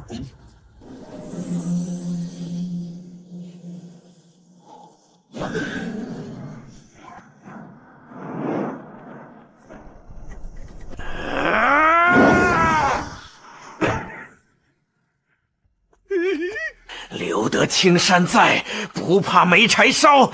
小子，你等着！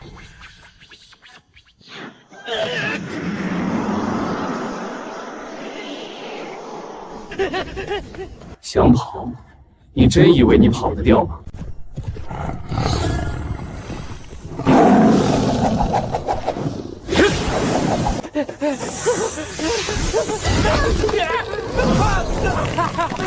哦，有点意思。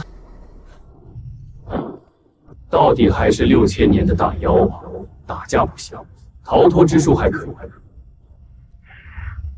但今天你跑不了了。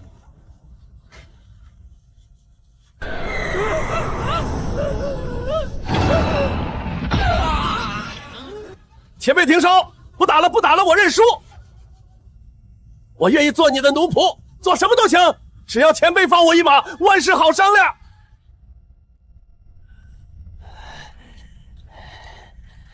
混账东西，你今天非要来个鱼死网破是吧？信不信逼急了，我把这老头嘎了，临死之前也要拖一个。你不会真的以为用这一招就有用了吧？我又不认识他，你杀了他跟我有什么关系？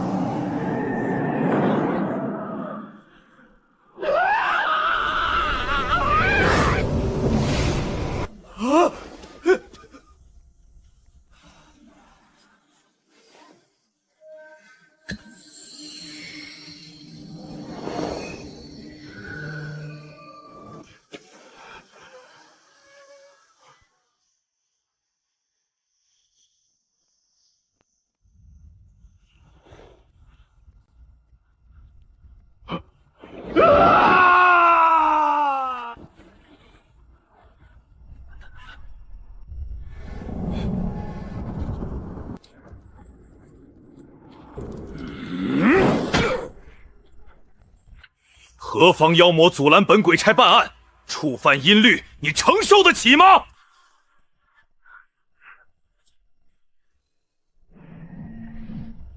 新上任的是吧？睁开你的眼睛，看看站在你面前的是谁在说话。啊！天师，僵尸，什么鬼？真的假的？天师怎么成僵尸了？你是龙虎山的哪一代天师？贫道乃龙虎山第3代天师张天鲁。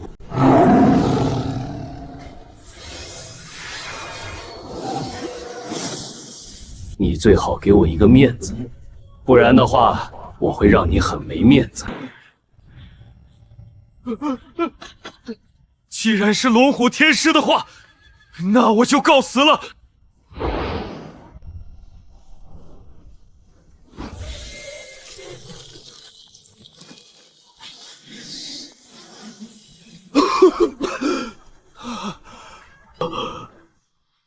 僵尸不都是邪恶的吗？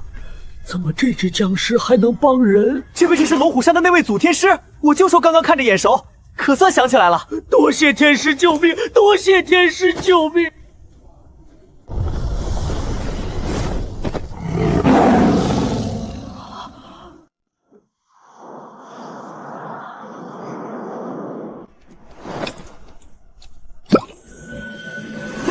天师饶命！饶命啊！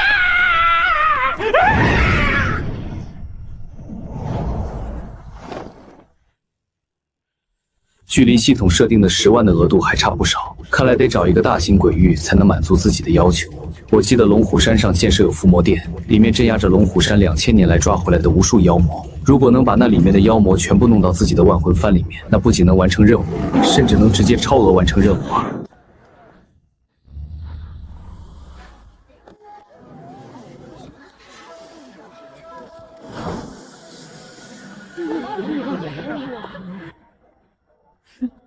这就是龙虎山啊！我今天倒要看看有没有传说中的那么厉害。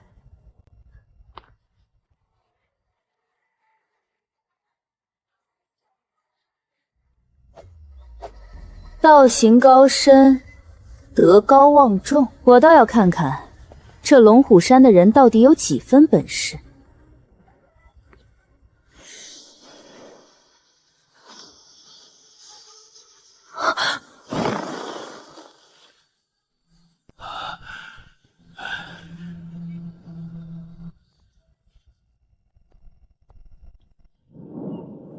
阁下是什么人？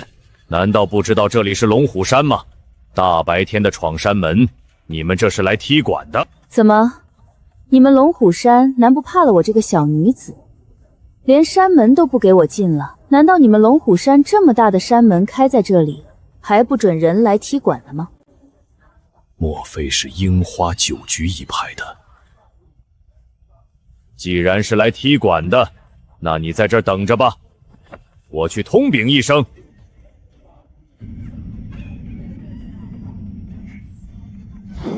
酒局一派，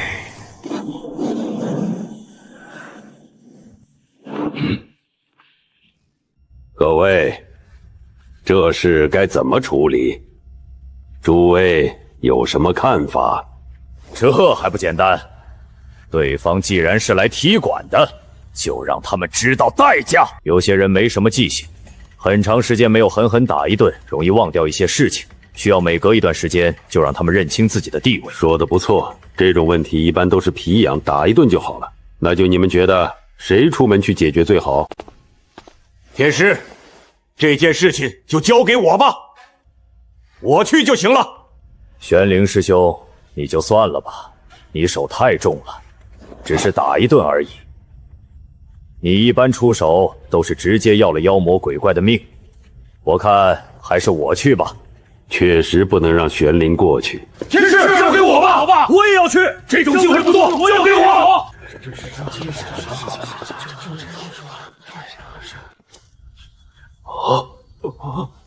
拜见斩鬼师叔。斩鬼师叔，坏了！这位师叔几十年来都很少出关，今天竟然出关，而且直接到三清殿来了，这下麻烦了。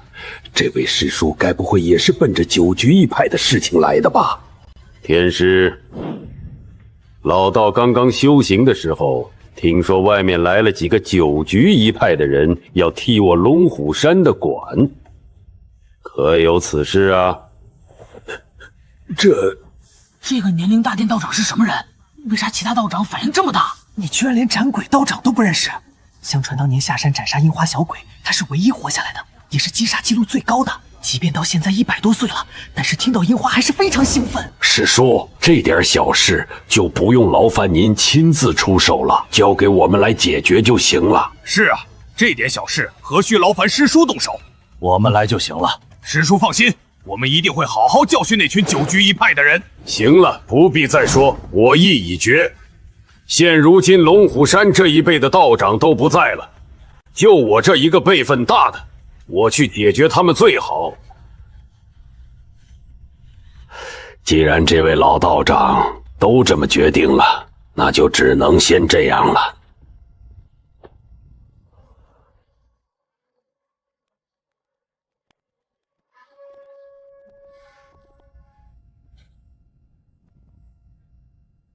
还真是九局一派的。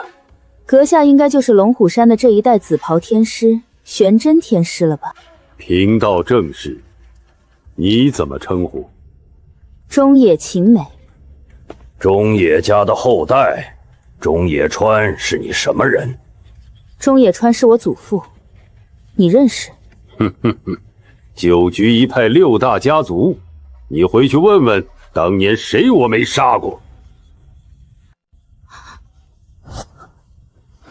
敢问尊姓大名？道号青法，青法是以前山上的师傅给我取的名，后来我自己改了，叫斩鬼。我听说过你的名字，当年是我祖父的大敌，没想到你居然还活着。大敌，他也配？当年被我一刀打残，要不是他跑得快，我的剑下又多一个亡魂了。对了，中野川现在还苟延残喘吗？我家祖父已经去世多年。死得好！哈哈哈哈哈！笑死我了！不是龙虎山的这位老道长说话一直都这么有意思吗？好气啊！哈哈哈哈！看这个英女人的脸都绿了，他还以为老道长慰问他祖父呢。哈哈哈哈哈！贫道修行100年，一身修为已入炼气化神金丹造化之境，寿元最低500余载。你死了，我也不会死。想让我死，是不是有点难？还是说说正事吧。你们这帮人没事堵在我龙虎山门口，是要干什么？今天我们来龙虎山，自然是来报仇的。报仇？报什么仇？半个月之前，我九居一派的人来这边旅游，死在龙国内部的万海市。我们最后得到的消息是被你们龙虎山的人所杀。我们在现场发现了雷法的痕迹。龙国之内能够使用如此大规模雷法杀人的，除了你们龙虎山，没别人了吧？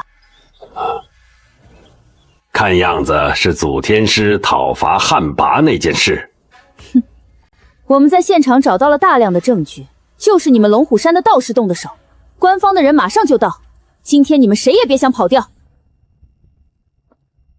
你们还愣着干什么？还不过去抓人！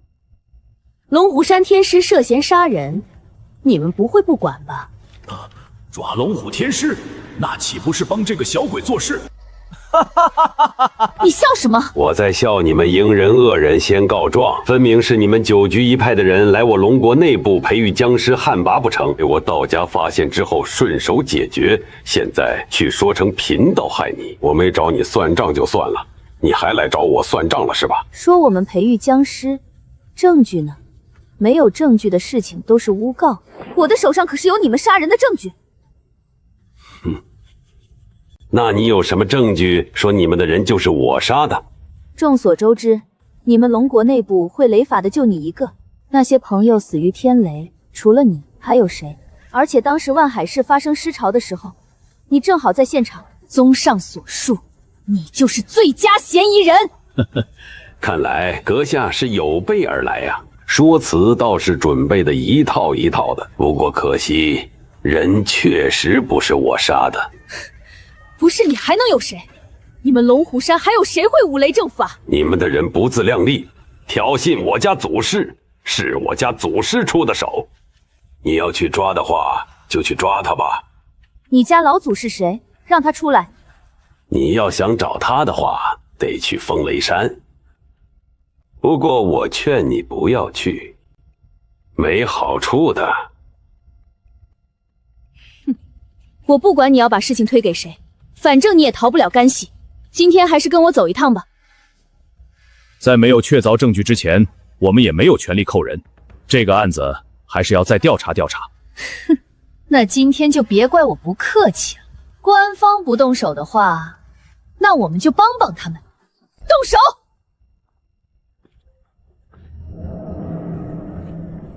玄真天师，还是跟我走吧。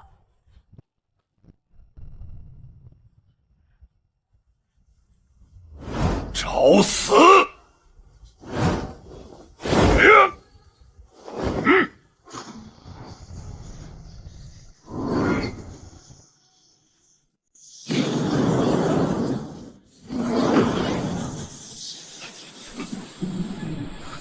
这是疯了，还是有自信，觉得自己能接？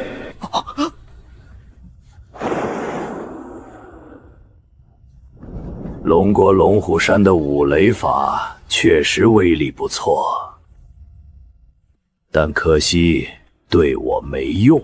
掌心雷对你没用是吧？那就试试这个五雷掌。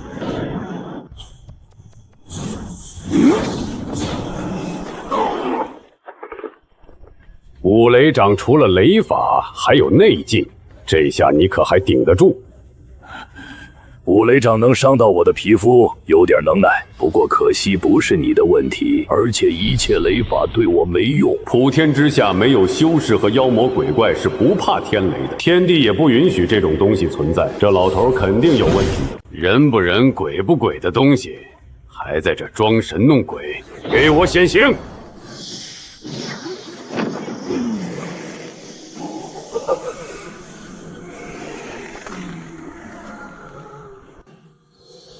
我勒个去！这是什么东西？这还是个人吗？这皮肤怎么变成这种颜色？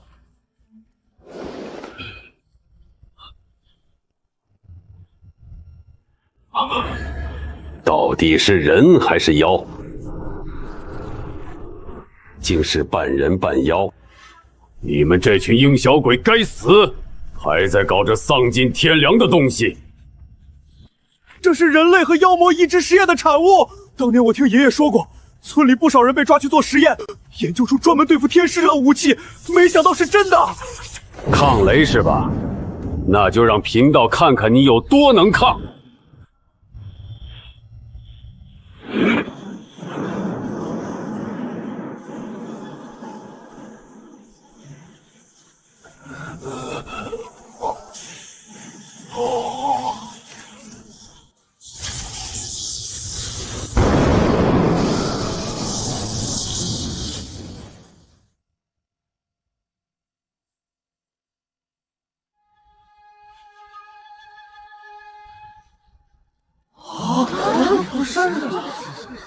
怎么回事？不动了。这老家伙刚才挺嚣张，还说单耍龙虎山呢。没动静了，不会死了吧？好了，胜负已分，还想留全尸的话，就拖走吧。哼，不然一会儿全尸都没了。什么？胜负已分？你们几个，这老头杀人，你们不管吗？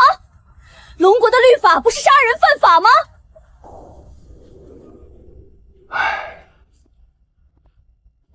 老道长，这人是你杀的，跟我们走一趟吧。什么杀人？他被雷劈跟龙虎山有何关系？况且你们也看到了，那老头根本不是人，而是妖。现场这么多人看着，你管这叫没证据？好像确实没有证据。别问，问就是巧合被雷劈。我能证明，老道长刚刚距离那老头至少10米。这个距离被雷劈，关道长什么事儿？真是好响一声雷！666，消失的尸体是吧？这下连尸体都没了。你报警说龙虎山道长杀人，连尸体都没有，你说鸡毛呢？你们这帮敢做不敢认的道士！好，那今天我就彻底扫平了你们龙虎山。今天，你们龙虎山会付出惨痛的代价。杀！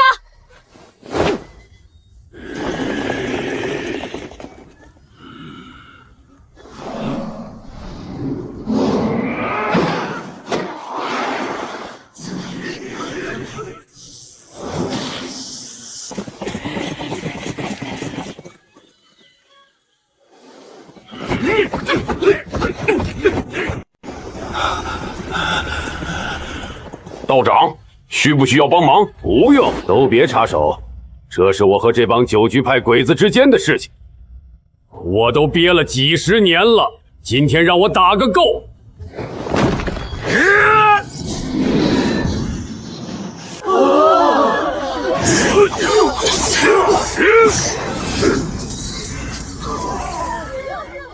老家伙，今天就是你的死期。几个人合力欺负一个100多岁的老头，怎么好意思的？你管这叫踢馆？别侮辱踢馆了，人家踢馆也不是这么踢馆的。只要能赢，过程是怎么样并不重要。又不是我让他不叫帮手，他自己要1打7，关我屁事。这些家伙防御惊人，一举一动竟有僵尸的影子。普通的掌心雷和五雷掌根本没用，想要杀死他们，还得用蛮雷咒才行。可恶，根本不给老道施展蛮雷咒的机会。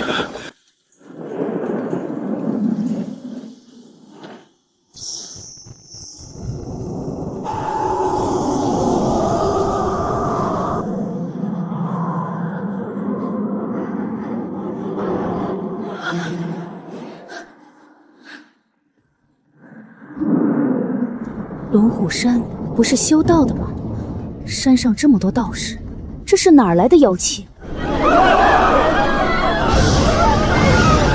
该不会是龙虎山的张天禄到了吧？这黑云有点像他降临的开场啊！如果真是那位张天禄到了，那乐子可就大了。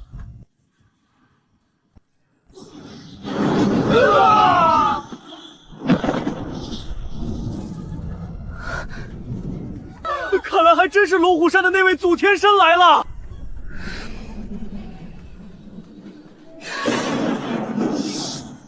什么人出手？不要躲躲藏藏的，有本事出来一战！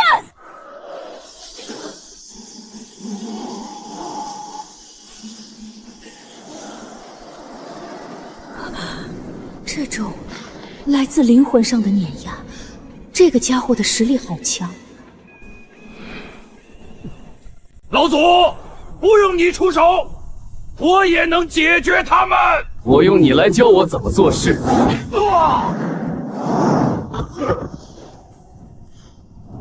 打几个不人不妖的东西用这么长时间，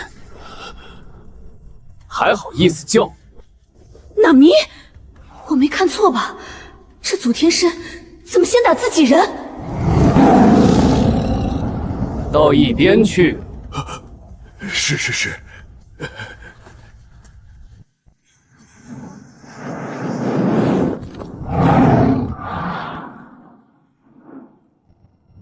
说说吧，你们几个来龙虎山捣乱，谁指使的？是你们龙虎山先杀我父亲在前，我是来报仇的。杀你父亲？谁呀？就是在万海市的阴阳师，其中一个就是我父亲。原来是这么回事啊！你爹确实是死在我的手里。怎么说，你是来找我报仇的？那我今天就给你这个机会，动手吧。商天鲁，你不要以为你是无敌的。你们龙国有句古话，人外有人，天外有天。今天你必死！围住他！哼，这些是什么垃圾？半人半妖的东西。就凭这些，你就想找我报仇？一会儿你就知道厉害了。我手下这几个改造阴阳师，是人类和僵尸的融合体，刀枪不入，不死不灭。给我上！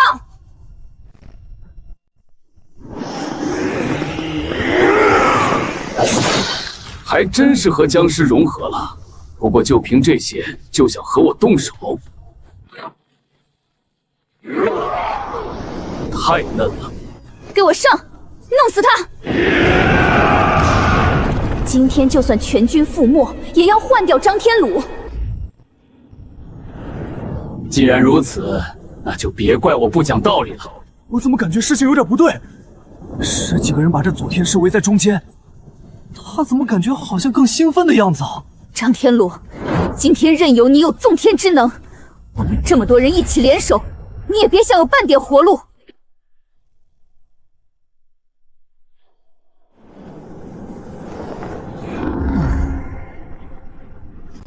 天罡36变，撒豆成诗。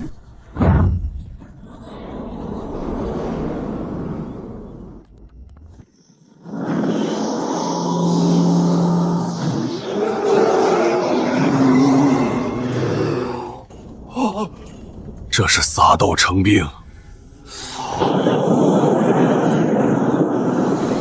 感觉有点不太对呀。这也不是兵啊，这一个个青面獠牙的，这是僵尸吧？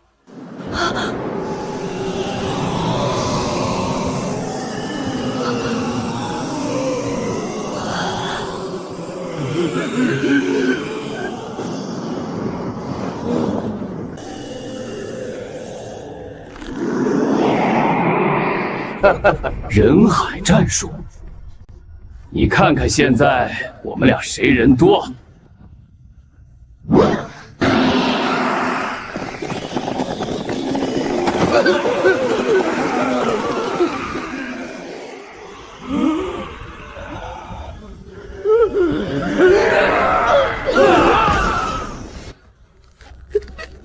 住手！住手！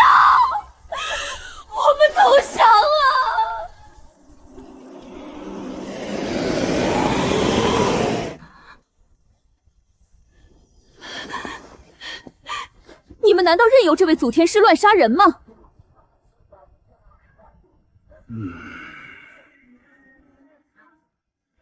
不好意思，中野女士，这件事情我们也管不了，目前只能向上级请示。龙虎山是你想来就来、想走就走的地方吗？我去，这就是僵尸的杀伤力吗？也太恐怖了吧！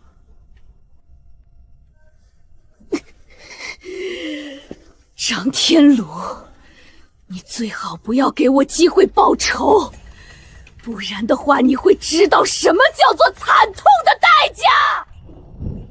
放心，斩草除根，这道理我2000年前就透了，我不会给你报仇机会的。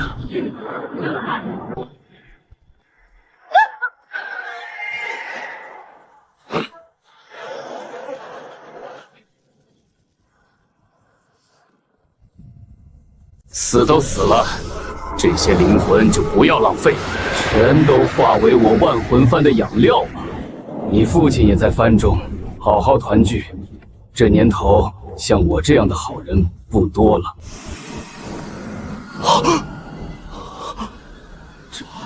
这就杀了吗？要不说还得是张天鲁啊，下手就是果断。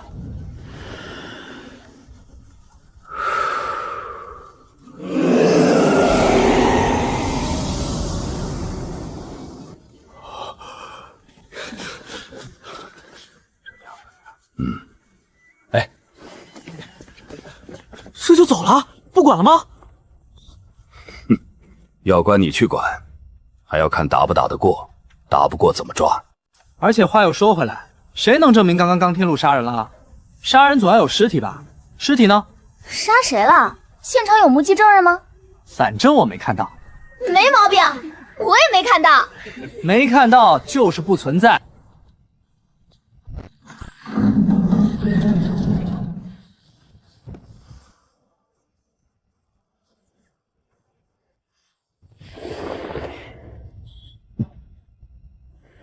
老祖，您今日回山，是有要事交代吗？本座这趟回来，自然是有我要做的事情。本座复活之后，炼制了一柄人皇旗，炼化天下不正之气为己用。但现在这柄人皇旗还差一点能量。这段时间，本座四处搜索能量，颇为烦心，没耐心四处搜寻了。想起龙虎山伏魔殿关押斩妖，与其在外寻觅，不如收妖祭旗，顺带帮龙虎山分忧。伏魔殿关押着历代天师抓回来的妖魔，积攒了太多冤魂，万一到了极限被妖魔冲破，那麻烦就大了。祖天师真是帮了大忙了。不过祖天师手上看着不像人皇旗呀。哎呀，不管了，纠结这么多干嘛？您说是，那就是，只要不乱来，您想干嘛就干嘛。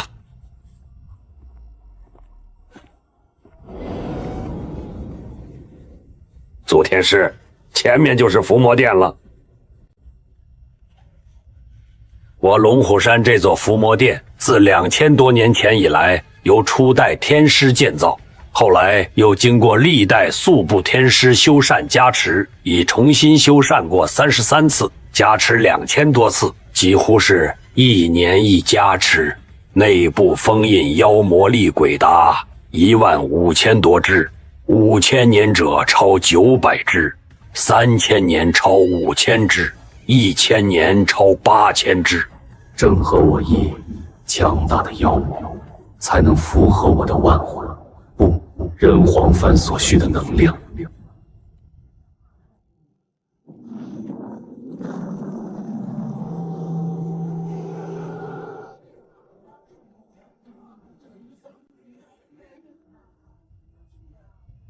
解开符箓，本座现在就要进入这伏魔殿。老祖，你真的想好了吗？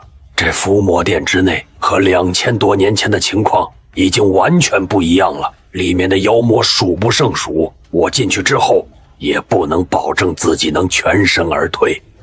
您真的决定要进去？这就不用你来担心了，做好你自己的事情就行。本老祖要进去，自然是有自己的底线，你只管开门就行。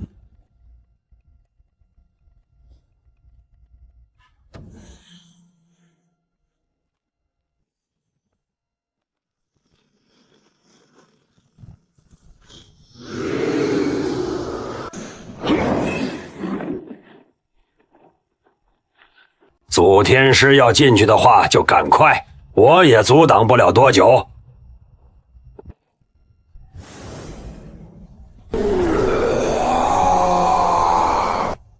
来得好啊，哼，自投罗网是吧？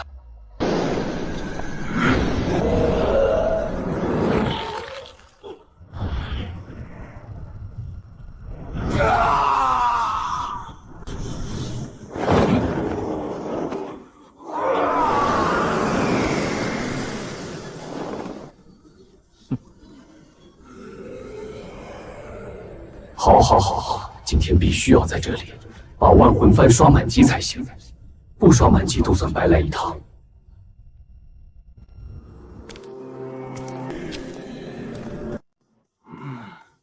这道士为何如此面熟？似乎以前在什么地方见过，或许是幻觉吧。这僵尸应该是新被关进来的。既然进了伏魔殿里面，大家都是一条船上的人了。外面龙虎山的那些臭道士就是我们的共同敌人。你如果愿意加入我们，就过来一一拜个码头，和我们一起等待机会冲出这伏魔殿，以后找龙虎山的道士算账。哼，废话少说，本座进入这里是来炼制万魂幡的，你们识趣一点，不要抵抗，乖乖进我万魂幡，还能少吃点苦，不然的话，贫道就不客气了。贫道？这僵尸自称贫道？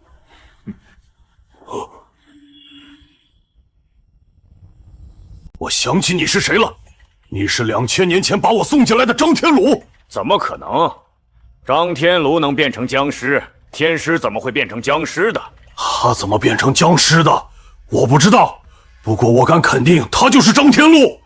你看他背后背着的那把剑，还有他腰间挂着的那个天师翼，当年我就是被这2样东西打成孙子，关进这伏魔殿之中，我不可能认错。怕什么？我们现在这么多人，他只有一个，而且他现在已经变成僵尸了，也不是当年的天师。今天就是报仇的机会啊！张天禄，没想到你也有今天啊！当年你把我镇压到这里，想不到你也有一天会被你的徒子徒孙们送到这里面吧？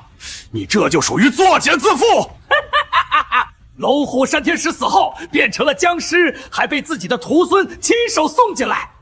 还有比这更好笑的吗？张天龙给你个机会，要不要加入我们哥几个？以后带着你冲出这伏魔殿！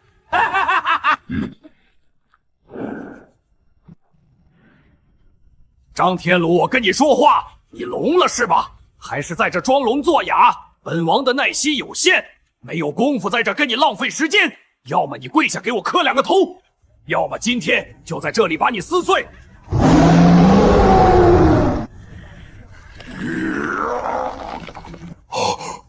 这家伙的脑袋难不成是铁打的？不是喜欢捏我的脑袋吗？怎么不继续捏了？如果你捏不动的话，那就轮到我了。三昧真火！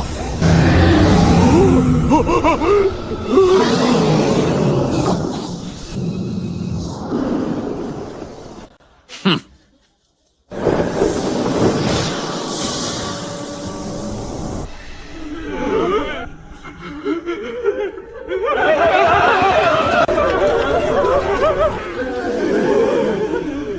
跑啊，怎么不跑了？没路了，那就乖乖入幡吧。张天鲁，你真要赶尽杀绝不成？我们已经被你关进伏魔殿内了，而且也没有做什么伤天害理的事情，你凭什么杀我们？而且我们这么多人，你不要以为我们真的怕了，真要动起手来，大家大不了鱼死网破，谁都得不到好处。真打起来，我们就算拼得全军覆没，也要拉你下水。到时候对你我都没好处，大家各退一步，以后我们井水不犯河水。杀鬼降军咒。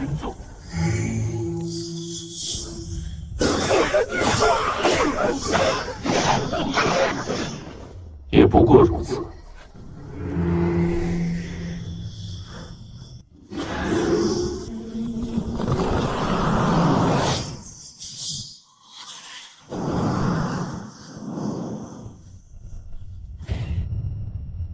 又来一个不怕死的，看来当年祖天师还是没有把你打服。也好，今天就我来收拾你。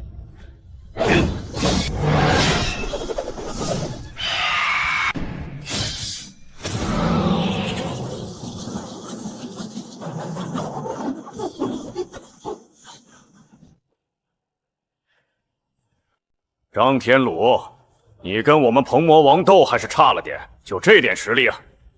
投降吧，张天鲁，你不会是我们鹏魔王的对手的。不过一个回合而已，真以为自己占据上风了？真以为你们鹏魔王无敌是吧？那就跟你们玩玩。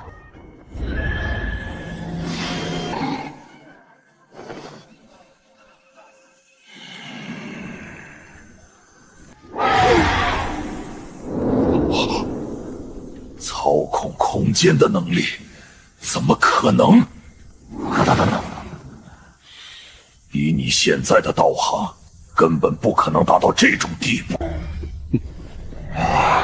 我现在的修为确实不足以接触空间之道，但这不妨碍我能够使用法宝吧？张天鲁，难道你没有其他手段，只能用这法宝来刁难这座对付我了？有本事你把这法宝收了，我们硬碰硬打一场面对面斗法，敢不敢？打不过开始用激将法了吗？我现在用这法宝的话，对你几乎是必赢。我为什么要冒险和你硬碰硬？撤了这法宝对我有什么好处？